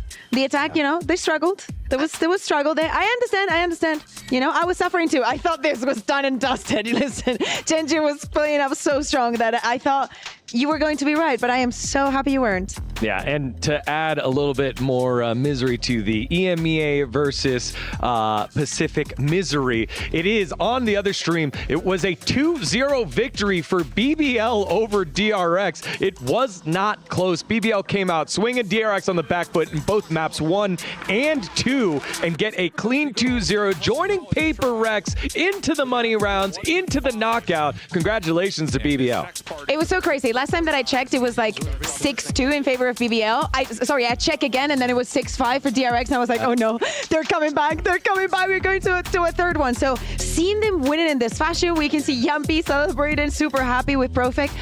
Definitely going to go back and see that game, because they've already made it to the quarterfinals with a 2-0. We know that they already have access to all that cash and all that prize. So, you know, looking to see if maybe within the next hour we can make those teams 2 EMEA teams. There's lots of time left yet. There's lots of time.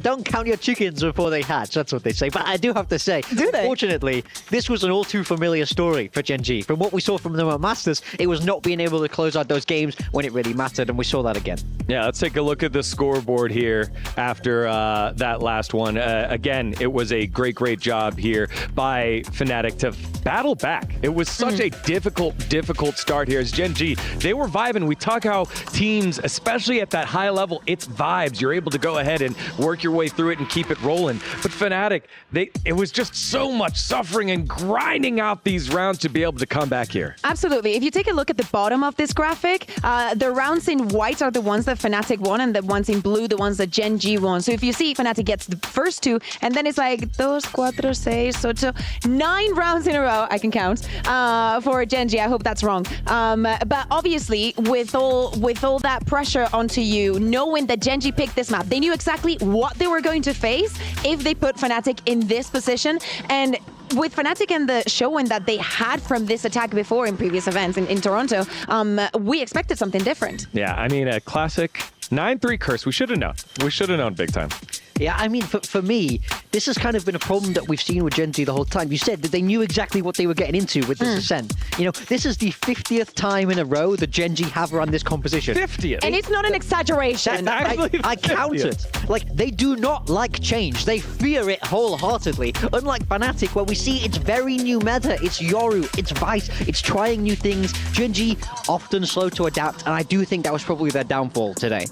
Absolutely. I like the fact that we are changing things up across the world. Apparently not Gen G, you know, but especially for a team like Fnatic. Like, Fnatic was also the kind of team that would stick with the same composition for a very long time because it worked for them, and in many maps they were even setting the meta for some of the compositions that were played. But with this one, it's so out of the box and they've made it work.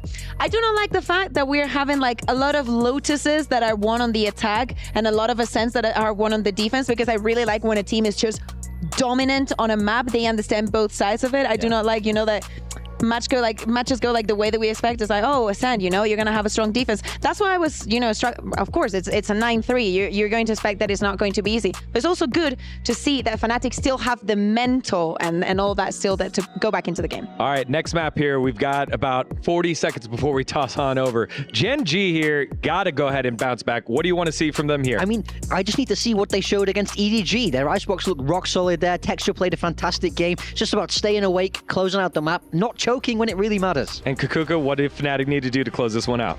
I think the good thing is that they had the practice today already. Correct me if I'm wrong, but that is the map that they played against 100 Thieves. Love to see Chronicle on this map, and I'm really looking forward to see the head-to-head in the duelists. All right, Gen G Fnatic round 2, 1-0 Fnatic. Who will win? Let's find out as we send it back on over to the desk.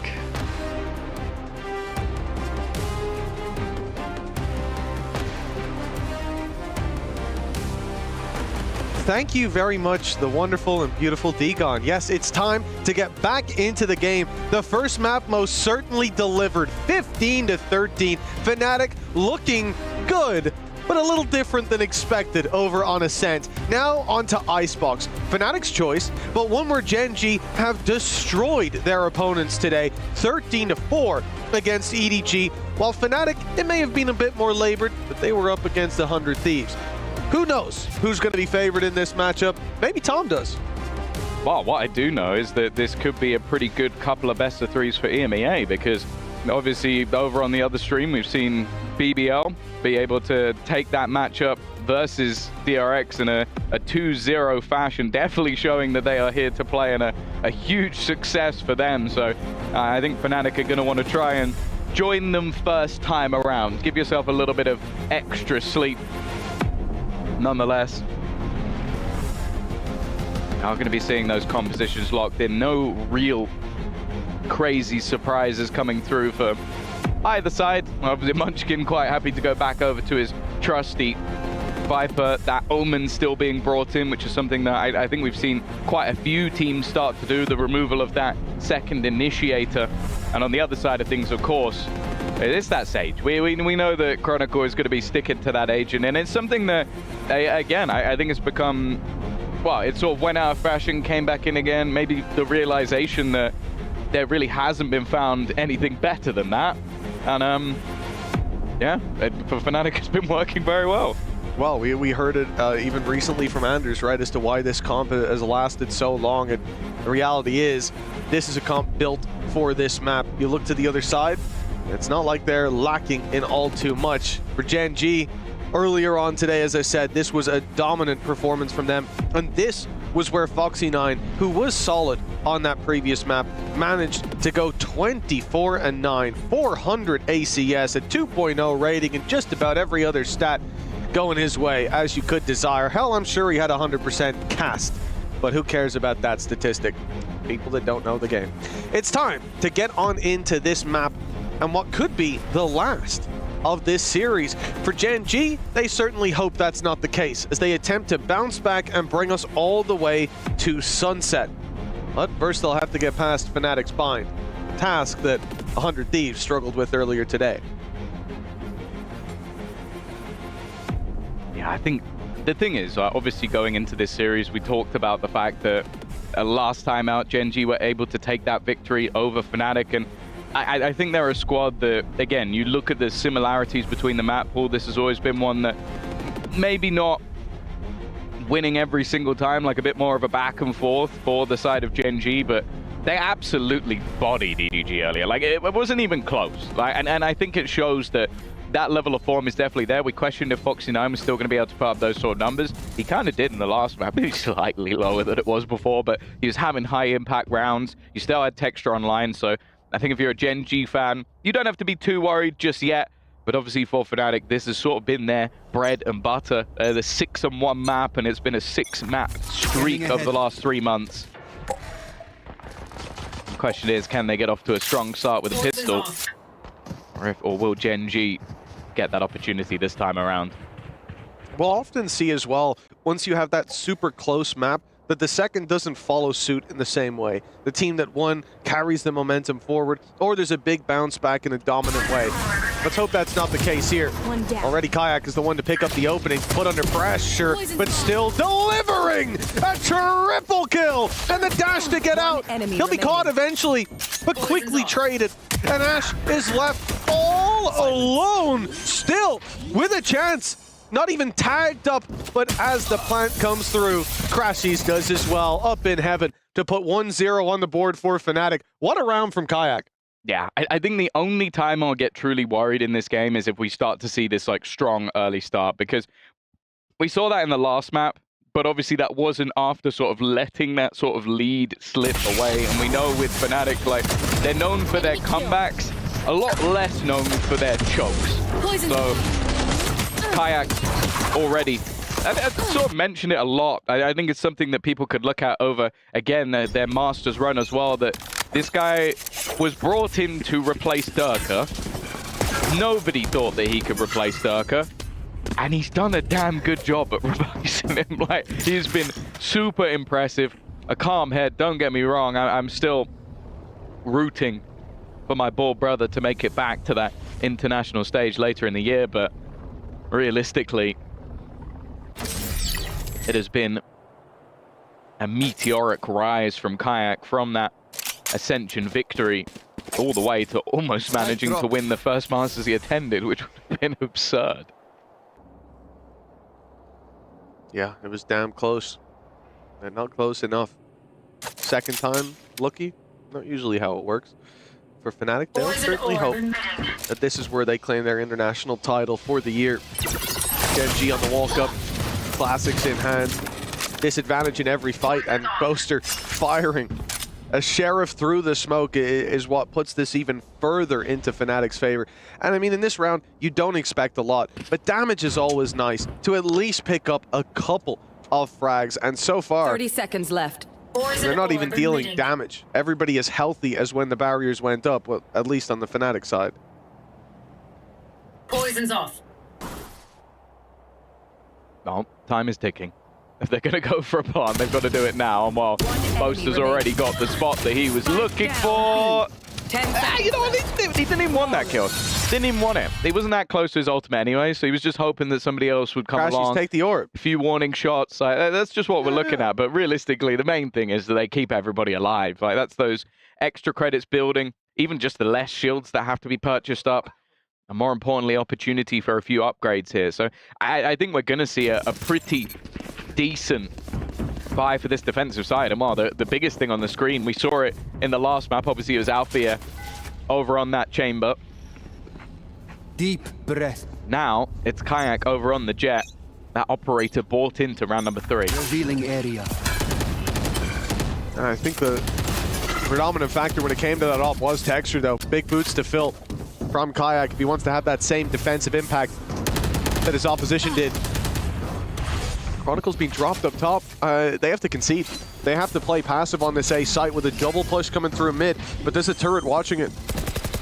Haven't got the smoke to put down on it. It'll have to just be a cloud burst for the cross, but that's not worked out. So now the info there. Genji immediately come backwards to try to deal with this. 3 players sent back, but walking into this up might not be the right play. It's given Kayak an opportunity to at least pick the one. Oh, he's not expecting another player to be there, but with Foxy9 dead up on the belt, Ash is now surrounded and dealt with quickly. Texture with the pressure again, having to make a big play, and he'll do well to start, but he can't get out of that choke point. Yeah, I like the attempt. You're up against a Guardian and an Operator. There's actually a pretty decent chance they get away with that one. But Fnatic do fantastically well. Like, I think the element of surprise was having that many players push behind, like try and deal with that flank. Obviously, I think they sent in Munchkin first, who's already very low on HP.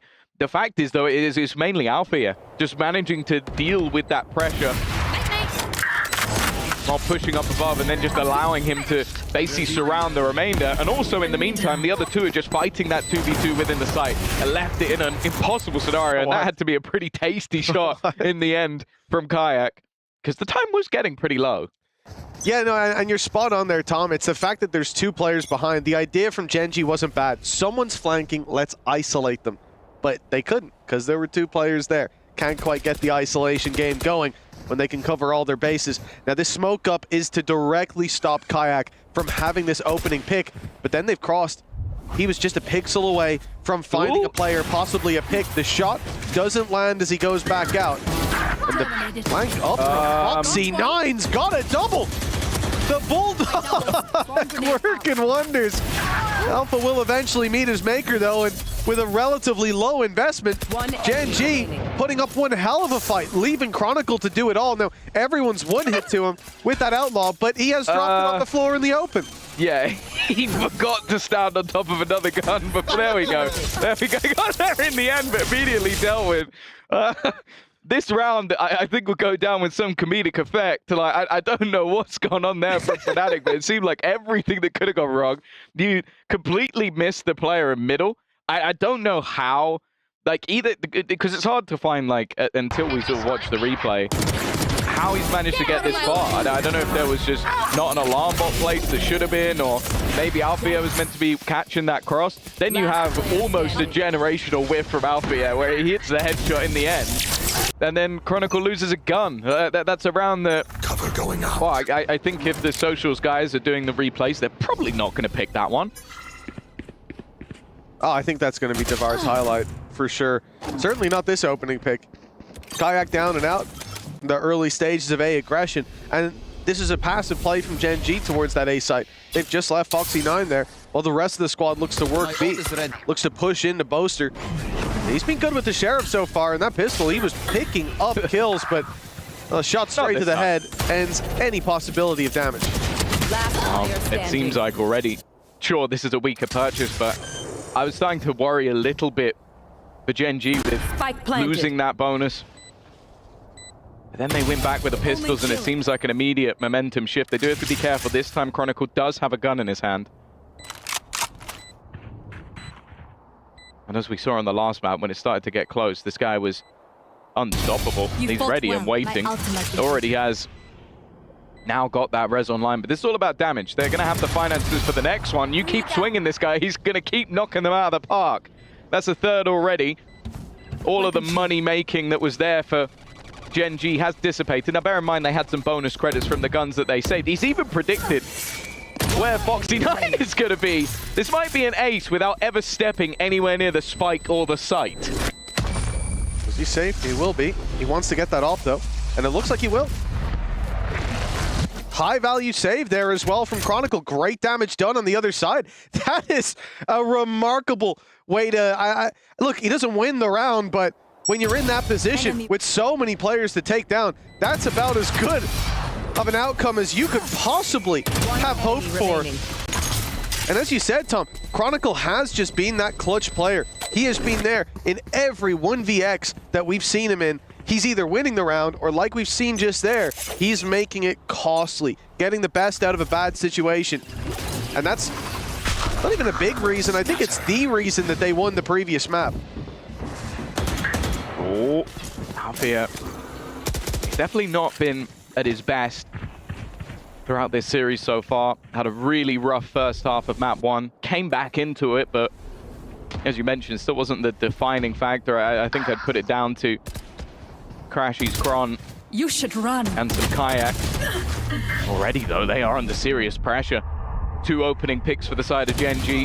Lockdown is forcing them into Karon, and while he just isn't missing a beat so far in this round, finally there'll be a response from Fnatic, but it might be too little too late. The low HP might be tempting.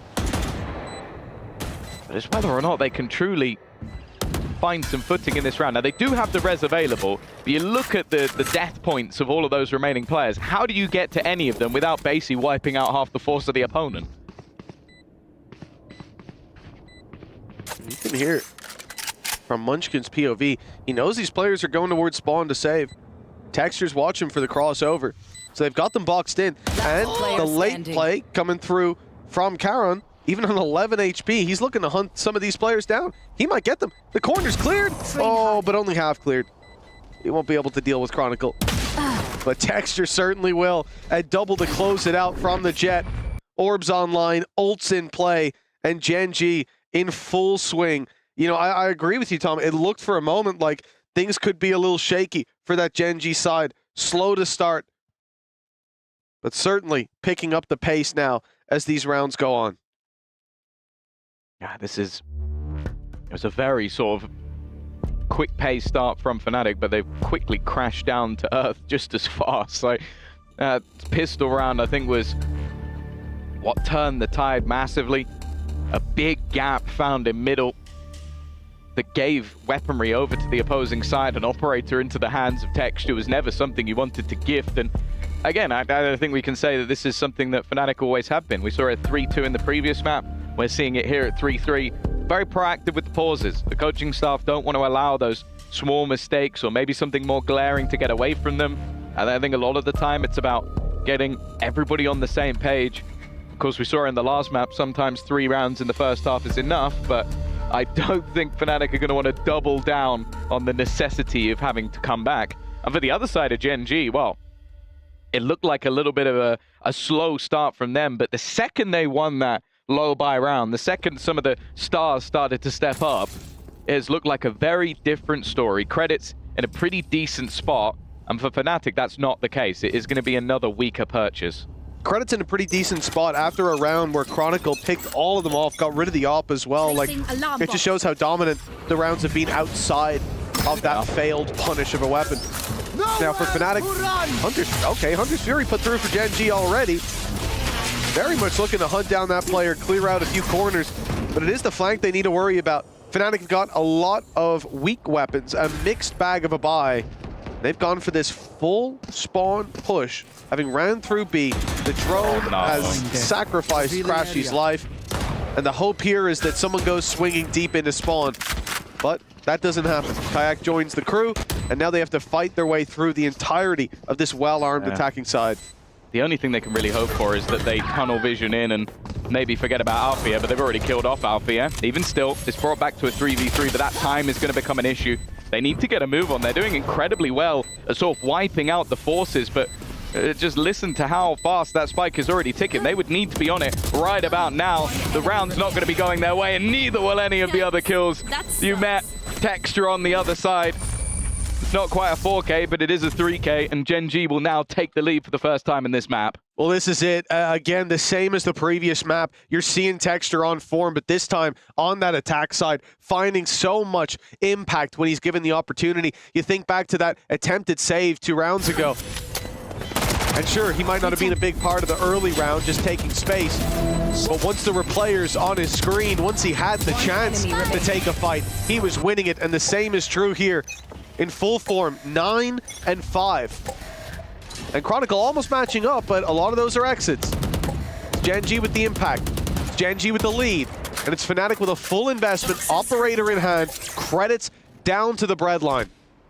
They need to take this round. They needed to at least be close.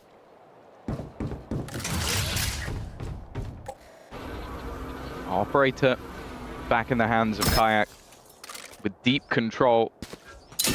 Already there, so I wonder if this will start to then be the gamble rotation. You can already start to see Chronicle just spotting for mid. They don't want to give up that spot that they already did earlier, but for Gen G, this is much more patient and passive.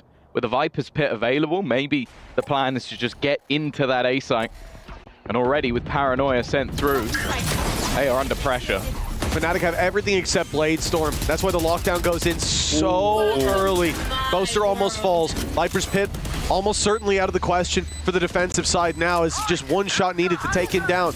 Hunter's Fury put through. It had already been burnt up by Gen G, so of course, no counter to the lockdown. They have to give up the space. Munchkin gets dropped. So too does Foxy9. Okay, we're back in the game here. Fnatic with a chance to pull this across the line. The wall already broken. The defuse tap to bait them into the open, and that's exactly what it does. It forces the fight. It brings them in to the crosshair of the waiting players, most of which was Chronicle. A triple kill for him. And I said most of his kills, they were exits, but now you start to see the impact flowing.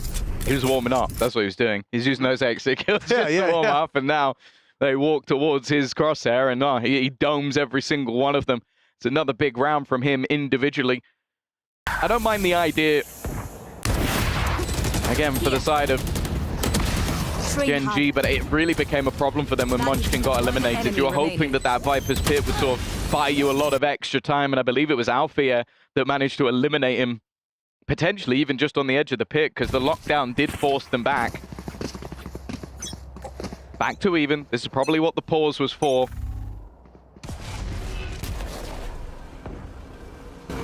Again, we're going to see this aggressive control from Kayak. This was what allowed them to have the gamble. That was what allowed for Chronicle to be in position. It's going to be challenged this time. Players already up top. Kayak's in trouble, I thought, from the pressure on all sides, but it was just Munchkin walking through, taking a double, and the B site's theirs. Fnatic in the previous round, they had a lot, and they used their lockdown, their Hunter's Fury to fight the way back through, to reveal some players, to get some picks. It's an ult dump round, but when push comes to shove, when it's only rifles in play, it seems to be Gen G with a resounding victory. Well, Karen, unfortunately, that paranoia did not land, but still, at 2 versus 4, the Fnatic are left in. Yeah, this seems to be the story of their game so far. It's like they have these close fought rounds, retakes that are a battle and a brawl, and then when Gen G win around, it's almost like utter dominance. The way they've been able to take this one home. I want to point out as well, I think Munchkin before this round had 1 kill. And then he's just gone, all right, IGL taken over, double entry, job done. It shows, again, you can say this for both sides, but the individual depth that is there for Gen G, that the guy that's leading the way can just take over a round like that with relative ease. And I think a lot of it just came down to maybe catching Kayak off guard a little bit. And that's the thing we're seeing with this same smoke that's being placed down. Normally you have that vision all the way down in towards that B main position. Oh no. But when was this needed? We didn't need a replay. Was that necessary? Yeah, you might not believe this, but the fist bump was for the end of the round, not for that spray. No, I don't. Yeah, I don't think so. Well done, you got him eventually. Yeah. Nice try, fist bump.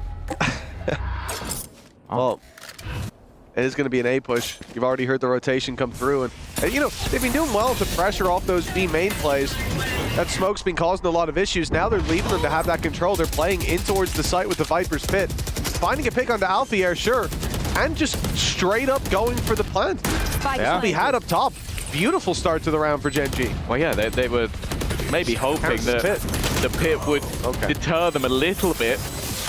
It hasn't, though. Into the post plant they go. Of course, fighting from this angle can be quite tough, especially once that wall goes back up. That's why you see Texture sort of playing ahead of it. He's hoping that maybe he could bait this. The wall also needing to be broken, but it has been. Gaps being found. Chronicle's done well, but there is the surprise from Texture once again. Even manages to escape his awkward corner and get back out of there, and now has the backup of Foxy9 to finish the job. A wonderful little angle, and that's sort of the value you get with a superstar jet from Texture. You can have that post plant, you can have the shock darts, you can have the nanos, you can have all of that ratty little utility, and then you have the man that makes it awkward, where he's just hiding around in these little corners. And the second that hit drops, it's all too easy for him. Well, that man was to beat Charon, but he was put smokes down as they ran back in the pit, so he got... he had to get them with the claws, and it didn't quite work out for him. But yeah, it is just remarkable how reliable Texture has been. A safe pair of hands in almost every engagement like that. Always able to find a few. Kayak with the reposition. This time he's on the A site. Blade Storm's being popped. One of the main weapons that they have to work around.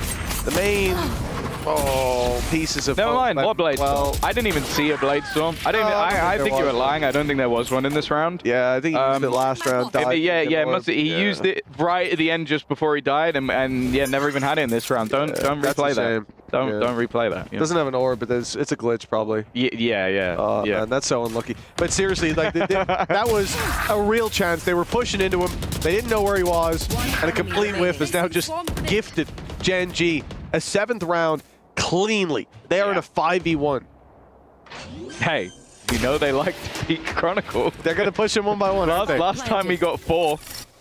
He's had that res online for that incredibly long time. Don't you dare. Don't you dare, Texture! He's going to get himself the knife to take out Chronicle with a stab to the back. And well, they've got themselves a flawless round and an elimination. See, that smirk scares the hell out of me. Look, that's not a man who's just been knifed. That's a man who's going, you will regret that discrepancy. You will live to regret what you have done to me.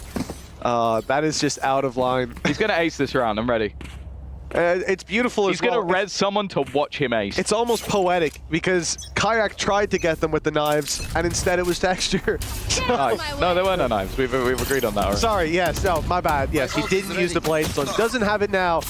And let's not ask ourselves why. Texture doesn't have his Blade Storm either. He's been dealt with, and Kayak good to take down Karen. Okay, that's not a great start though. He has been immediately traded out. Luckily the res is there, and he was down below, so it's an easy escape as they reset him into a 5. And he's down below until he flies into the air. Here we go. Lockdown available, but the counter, the trap card, is online on the other side. Operator in hand for Boaster. Now, if this was a few years ago, we might be questioning this, but it's normal at this point. This guy loves to pick up an operator, might genuinely be his best weapon, and that's already going to be 1 pick to his name, using the orb in an attempt to get out of there, but Munchkin is going to try and push through it. The element of surprise and almost doubled up once again. Texture currently on completely the wrong side of the map. He's just waiting for Kayak, and it seems like at this stage, Kayak is aware, eventually, he will find himself the kill. And now the question is on to Foxy9. Does he just wait a little bit longer after throwing that in? No, he's going to try and run back, and that is being watched. Chronicle is on that cross. Getting past this is not going to be easy. He's not got time, really. He's got to run. Yeah, he can sprint, though. Yeah, it's such a small gap being held by Chronicle. 14 seconds. Spike can make it there. Texture has to delay. If he falls, the round's already over. 10 seconds. It's time to sprint. It's time to run, and now it should be done.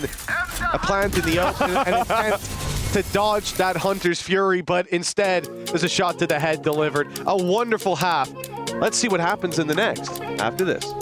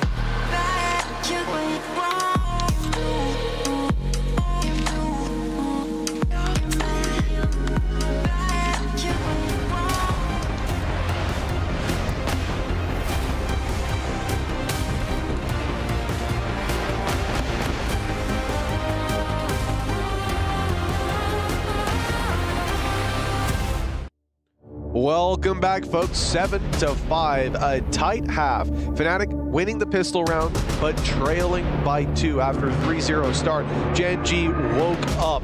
Now we move to the second half. Gen G to mount a defense. And Tom, with Texture coming out of that half, 16-8. You got to think back to the previous map and how impactful he was on that defensive operator. I don't expect it to be much different here on Icebox. Well, yeah, it was a 9-3 defensive half when they faced off against EDG as well. So I think that's where they're feeling confident. It's also worth noting that these teams have only ever played each other twice at previous Masters events, one very recently. The first was a while ago, 2024. And it was a first map victory for Fnatic, and then 2 back the other way. Already, Foxy9 back on this defensive side and thriving. Would do a lot for Gen G to win this pistol. 4v3, big wrap coming around the back of the site. 3 players behind that wall. But for now, Fnatic even have a safe space to try to get this plant down. Conscious of anyone coming up the rope, attempting to deny. The shock dart thrown through, still not to find its mark. Crashy's desperately low.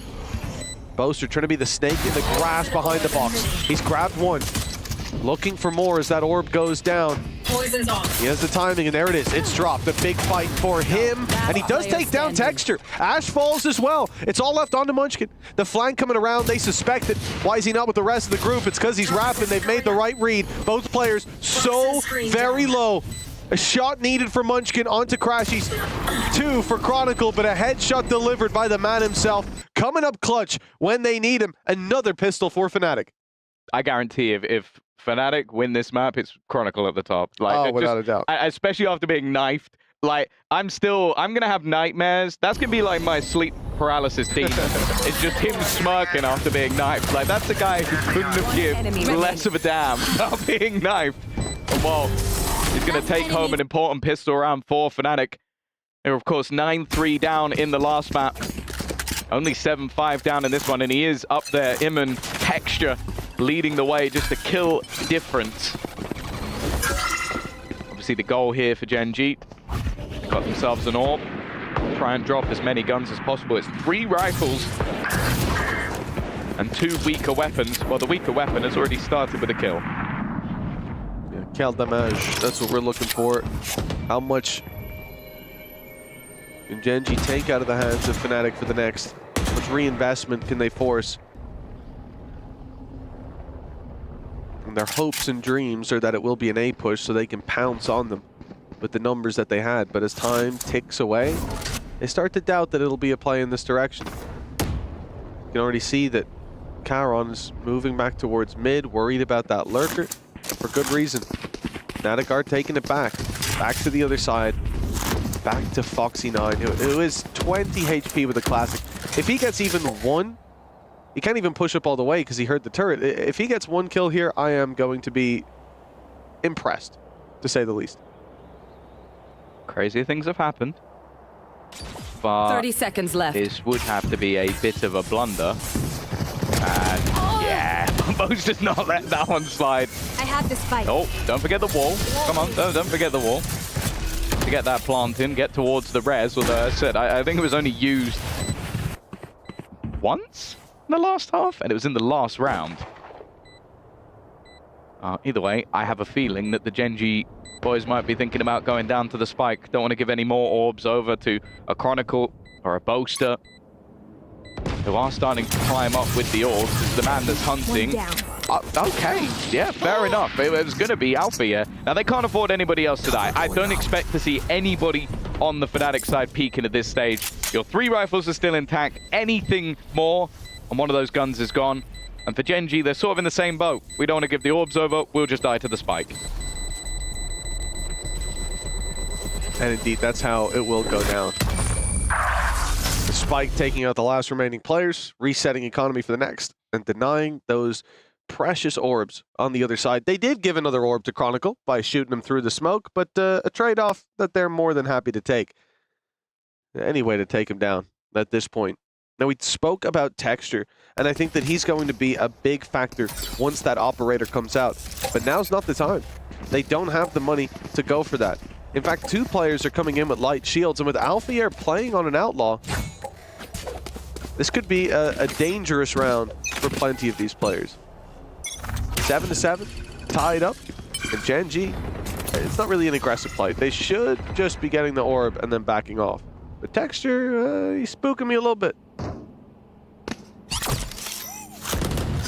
Normally means he's about to do something truly terrifying, normally for the opposition. See, though, there's a fair few players waiting around that corner. There goes the swing, and he gets out of there scot-free. Garon has taken a bit of a tag, so needs to be a bit more careful with it. But they are still just looking to fight and brawl. In fact, he's continuing, finally put down by Alpha, yeah. And you can see immediately, Karen's like, no, I'm out. Texture's dead. I'm low. I don't need to give this man advantage up, especially when you're up against that bonus round. Even without the big gun, he's so terrifying to play against. Now, they've taken a lot of space on A. Fnatic have pushed them all the way back, but they're sending it in the other direction. Munchkin, tucked in, needs to be cleared, and Boaster's gone the other way. The wall that's up actually gives him a bit of a gap. The screen down.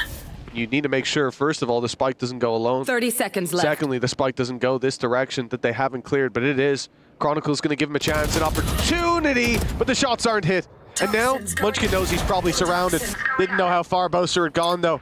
And a 3v3 with Alfier's Lurk playing a much bigger role now. There's no utility to section him off inside of Kitchen. He should have a free kill, a freebie onto Karen. That he absolutely does. The pressure on as Foxy9 feels surrounded, gets pushed into Boaster, who's picked up a triple. And Fnatic walk away with the round win. Yeah, it's surprising. You consider those two opening picks coming up for Texture. They got those advantages. They put themselves into a good position. And then it's that conversion coming through from Fnatic. Lead taken, but it's more so just the damage that it's done. Boaster being able to catch that timing. And that sort of seems to be the story of the round. Just players not ready for the positions that they're fought from. Oh, that's got to be a frustrating one.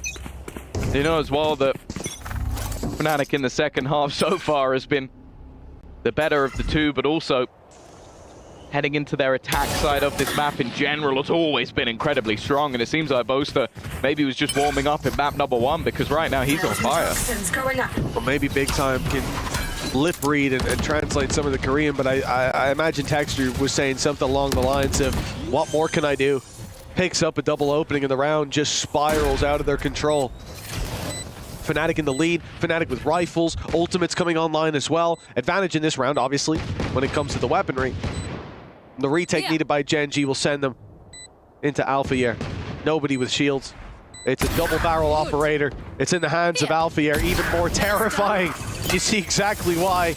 Looks way too easy. The 2v5 needed. Picks are all they can really hope for. Damage, and even then, it only amounts to 1. Oh, well, that's a scary sight. The Fnatic players just laughing away as they make that one look easier. 4-0 start in the second half after it was a 7-5 half in favor of Gen G. But this is where we wait to see the response. The other worry is that they haven't had to use any of the ultimates that they've been building up. I think Alpha gets his one away in this round. I think Boaster had it already. The Res is also online. So they are not only building economy in terms of the finances, but the ultimates are firmly in their favor for now. Ash does have that Hunter's Fury at least, and Bladestorm's not far away, but this is what we were looking for. The operator into the hands of Texture. He's still been incredibly good with a rifle, but this is where he becomes the maestro in the server.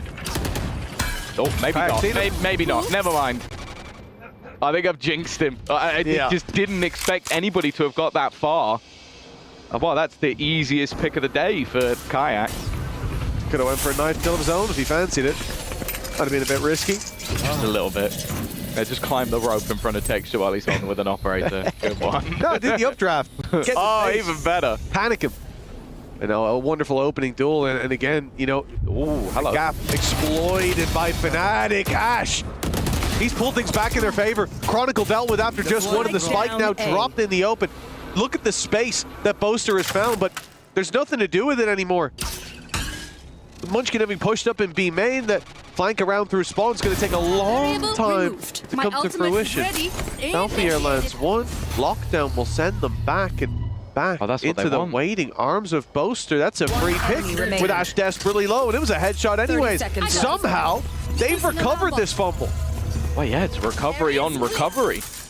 The initial work from Ash was fantastic, but maybe some slight over-eagerness. Now it's left on to Munchkin. He did at least for a second manage to isolate the jaw, but he's now got a Viper's Pit in mid. The spam battle, but Munchkin just can't take that for much longer because his HP will be dropped.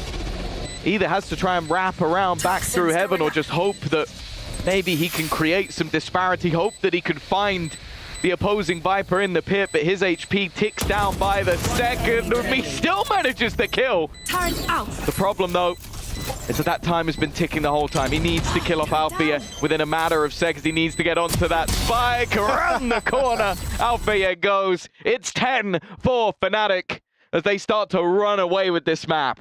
You always know trouble's brewing when you see him take out that shorty. He is an animal, a menace with that weapon in hand. And now, another step towards victory. Course correcting this double opening from Ash is remarkable. And it all goes down to Alpha here. Being able to land those picks as they push forward, close it out here with a second onto Munchkin. Send players back towards Boaster, who were already tagged so desperately low. Everything added up to victory there. His lockdown buying them the space they needed. And it felt there like they found the golden path. There was one road to victory, and Alpha led them there, with Boaster's flank playing a big role.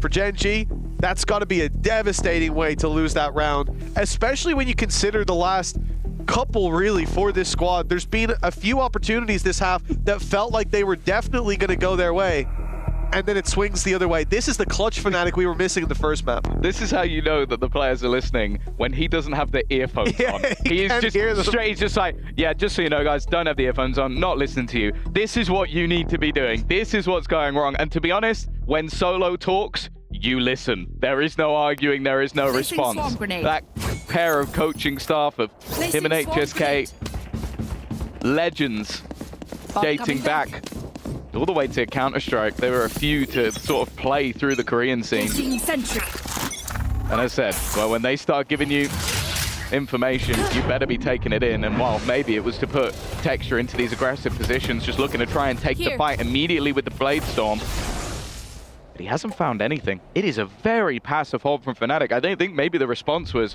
all right, everything's been going awfully for them. They're probably going to try and do something aggressive. Sit back. Wait until you know what it is. A winning here for Fnatic. Making it to playoffs. An extra 15K guaranteed, even if they bomb out there. Poison's off. For Gen G, they would be fighting for survival down in that lower bracket if they lose. Already needing to win this map, needing to come back, find that momentum, and then take the next. Ah, that's not what you want to see. That's definitely not what you want to see. Whiffy on both sides, but Texture, who's been so reliable for Gen G. I think it was 2 knives fired out, then he took his other blade out. I think he'd already shot some of them earlier. That was all he had left. That makes more sense. Even still, disastrous. Got one, but Boaster's luck. He managed to find that pick into middle and then is on that wraparound behind. There are 2 players that could just be waiting for him to take them down. Doesn't know the seconds there. And neither does Munchkin. It's almost identical on other sides, but neither is quite capitalized just yet.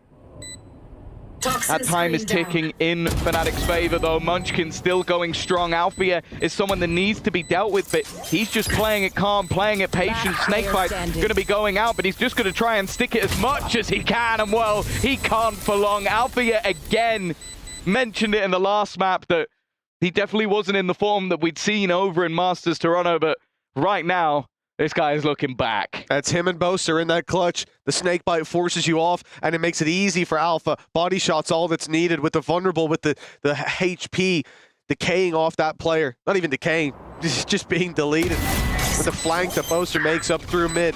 So much space found. That's 11-7, and most hope for Gen G sat in that previous round. They used up their Blade Storm already, so 2 rifles in play and not a lot else to fall back on. A Viper's Pit and a lockdown at least, and certainly economy advantage for them, but with Crashies having a Hunter's Fury of his own, it's not going to be as simple as pushing players back with that lockdown. There is a simple rock to scissors response for Fnatic. A res for Chronicle in case anything gets a little risky. At a page. Yeah. And a massive advantage in terms of weaponry when it comes to most of these fights. Gen G back against the wall, cornered and on the ropes. Yeah, they're going to need to pull off some pretty magical rounds. I think it needs to be almost like the streak in the first half where they just had that one standout play. It was the mid push that came through from Foxy9. Gave them just that little bit of wind in their sails. Enemy tag. We haven't seen anything like that for a while. Most of the clutches, most of the late rounds have gone back towards Fnatic. Even the cheeky bits of aggression haven't been succeeding. Seen a fair few whiffs as well. Munchkin, though, has been one of the glimmers of hope. This is an angle that has not been cleared. The first is for free. There's plenty more to be had, though. And Boaster very quick with the response. Foxy9, though, has managed to even things up once again. Unfortunately, they haven't got that gun back yet. And the res is just going to be popped here. Immediately bringing Alpha back.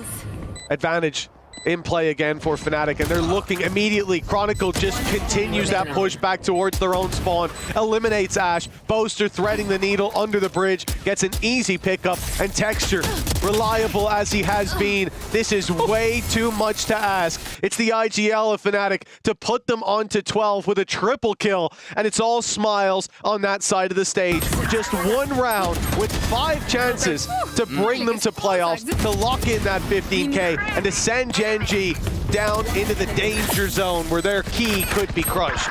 Yeah, it's exciting times for Fnatic as well, and I think that you have to talk about a lot of the sort of critique that was coming through onto Boaster and his individual play when it came to Masters Toronto. A lot were putting the blame onto him, but right now he's top of the server, going toe-to-toe with the best of the best. And I don't just mean in terms of the leadership, I mean in terms of individually. He's currently out-fragging everybody on his own team. I think he's 19 and 12.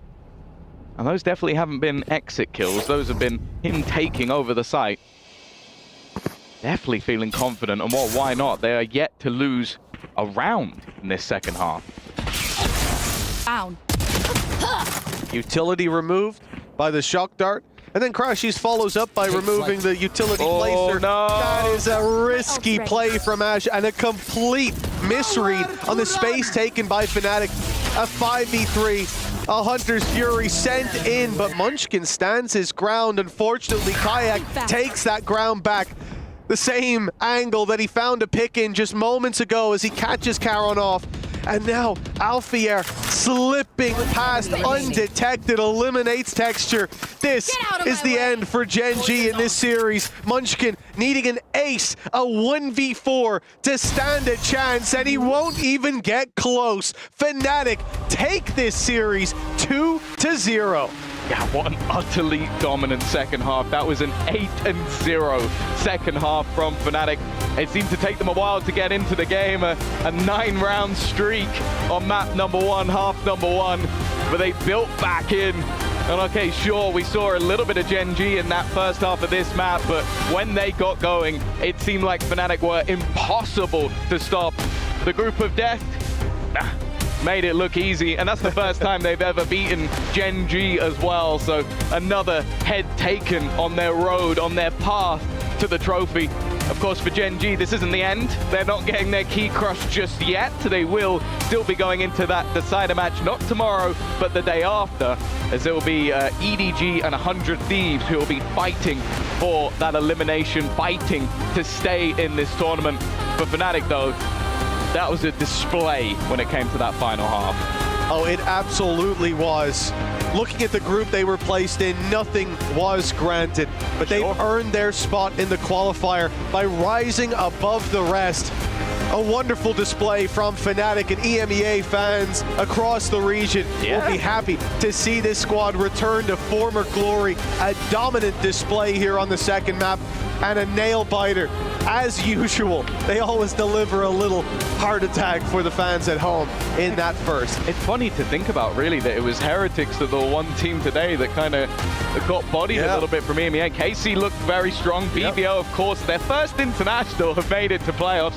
They must be over the moon. And now Fnatic, of course, they're the team we expected to make it to playoffs. We expect them to go in and fight for the trophy. Or realistically, they have now got themselves to playoffs. We will be heading over to Fancy. We'll be there. Gentlemen, we are back once again with Amazon winner interview. I have Kayak with me. Kayak, you guys faced Gen G in Masters Toronto, and they knocked you down to lower bracket. How does it feel to take revenge? I mean, feels amazing. We wanted to win this match really badly, and we are looking for a rematch, and we got it pretty quickly after the Toronto, so it feels nice. Also 2-0, so nothing much to add. Absolutely, you guys did much better than they did to you in the tournament. So I do want to know, your win right now puts you in a draw for the quarterfinals match. Who would you like to face? I would say either EDG if they qualify, or HyperX for the revenge. All right, there you go. We're back to the studio now to talk more and recap the whole day. Thank you very much, gentlemen. Back to you.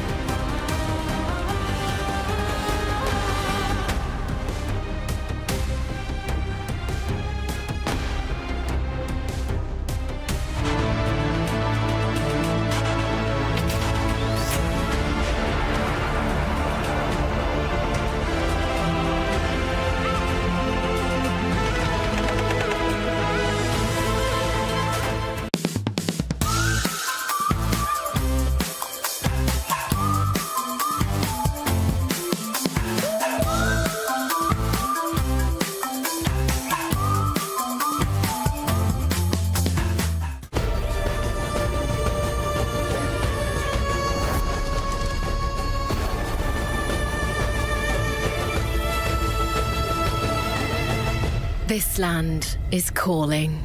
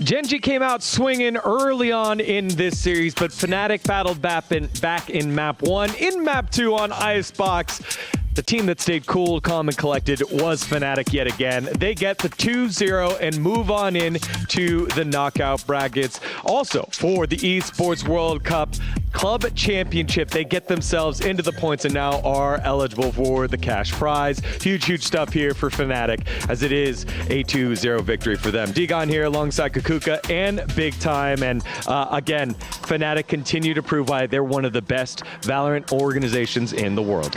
Absolutely. So how many times has Fnatic won against Gen.G? I just love that we come in with some stories and we just finalize some others, right, Morgan? I took a swing and a miss. They weren't there today.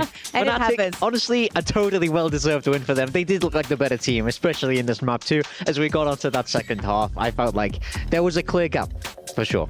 Yeah, it was a long time coming, I believe. I do like, and I still feel like that rivalry is still there. I do not think that Gen.G is the kind of team that you can count on by any account. But I love to see this Icebox. I love to see the performances of more quiet performance that we've seen in the past. I think that Boaster had an amazing map here on Icebox. So good to see. Yeah. Proud of you guys. Let's take a look at some of the stats here from that last one, as there's the economy, and you could just see the several times where it tanked together. It's just there was an ability to bounce back here by Fnatic.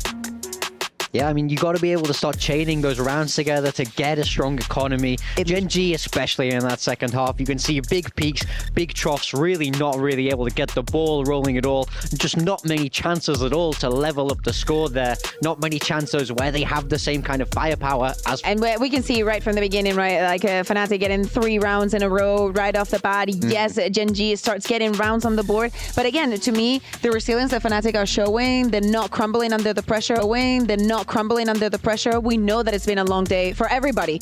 Here, they had to wait as well a lot for their game. So it's good to see that they can still keep their head cool and just go back into the game. Yeah, you brought up earlier on Fnatic's side all the different names that you can call out being a superstar, but in this one, Chronicle stood above everyone else with so many huge plays there. Yeah, absolutely. I think that him playing on the Sage, which is such a legacy agent, I would say, for this map, so necessary in so many occasions. It's so good to see that they utilize it the way that they are. Personally, I still like the Kayak Sage more because it was giving us more TikTok walls. But, you know, Chronicle's still just as good. No, I like it. For me, he was rock solid this map. He did the job of a Sage so perfectly, which is really what you want to see. I mean, I love Sage on this map personally. I do think it adds a lot, but you know, this Omen doesn't quite do it, and I just felt like he pulled it off so brilliantly. Big Time so heartbroken from all the losses that he's pulling out the dad puns now for this one here. It's okay. I told you didn't want to get into this. I told you would lose. I told you would lose. We'll see. We still have teams. Pacific still has some teams there in the quarterfinal already. So there's plenty to look forward to for all you Pacific fans out there, not just myself. That's right. Pacific did start 5-0 as we take a look at some of the brackets from today's action. It's been a long, long day, but the best of ones are now done and dusted. It is G2 and Carmine Corp. They did battle earlier. Carmine Corp with the upset victory, then went up against Paper Rex after Paper Rex took care of Billy Gaming. Paper Rex already into the knockout stage, which then sets us up. G2 versus Billy Gaming. Winner of that will play against Carmine Corp. Yeah, absolutely stacked. That is one of the matches that we're going to have tomorrow. Probably the first one, right? Because Billy played at the beginning of today. I think that one of the first ones that we're going to see is that G2 versus Billy. We know that the situation that G2 are in, so I hope that Billy gets that, but you know, gets the win and starts getting some on the board. Now, another one that kind of went mostly as expected until you get to the BBL Esports victory there, 2-0 over DRX. I'm telling you, most people 100% at DRX take the victory there, except of course Kukuku knew. I always knew. I believed. I trusted. What can I say? I mean, for me, they are the real dark horse of this event. This is their first international as a group together, and I mean, they've come out swinging, beating Sentinels, beating DRX. Those are not small names. This is a really big achievement to start off this tournament for BBL. Yeah, and I think if you're Sentinels and a Sentinels fan, you look there in the bottom left-hand corner, elimination match to kick things off. They aren't making things easy for them. Entertaining, for sure, but they have their lives on the line against the champions of VCT China in XLG Esports. Now, over to Group C. This one had a true blue upset there. NRG taking the victory over Team Heretics, and that battle in the upper bracket, RQ versus NRG, happening right now as RQ was able to dispatch Titan Esports Club. Yeah, I think that we're celebrating, you know, like, oh, we have a couple of EMEA, we have one from Pacific, but we also need to speak about the fact that China is, all of the Chinese teams are in the brink of elimination. I would say that, you know, at least one or two are going to go home tomorrow, just based on the results. It's definitely a rough start for the region, considering everything that they have achieved in previous tournaments. Yeah, absolutely. I mean, it's definitely difficult for them now. Really got to climb up that mountain. But for me, there's still big hope for RRQ. I will certainly be tuning into the rest of that game. Yeah, that series is happening right now over on the B stream. And finally, the group that we just saw wrap on up, the group of death.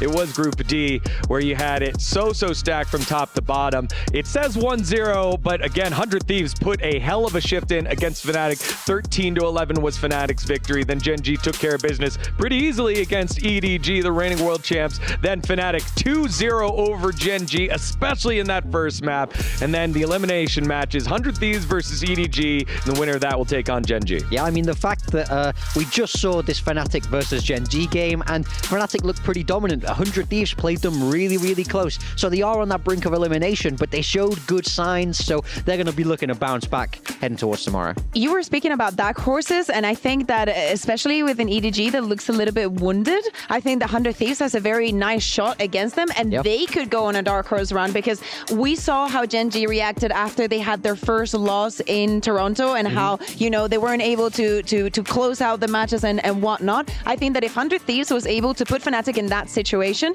They might as well do the same against EDG, and maybe we see some surprises against Gen G. Yeah, I feel like that's a thing where Gen G needs to learn. Close it on out here, and Fnatic were able to show it not just once, but twice. Twice here against 100 Thieves, who maybe is a team that they thought they would be able to take care of easily. And then here in Gen G, another class team battle back in that first map. Kukuka, final thoughts here on our day one?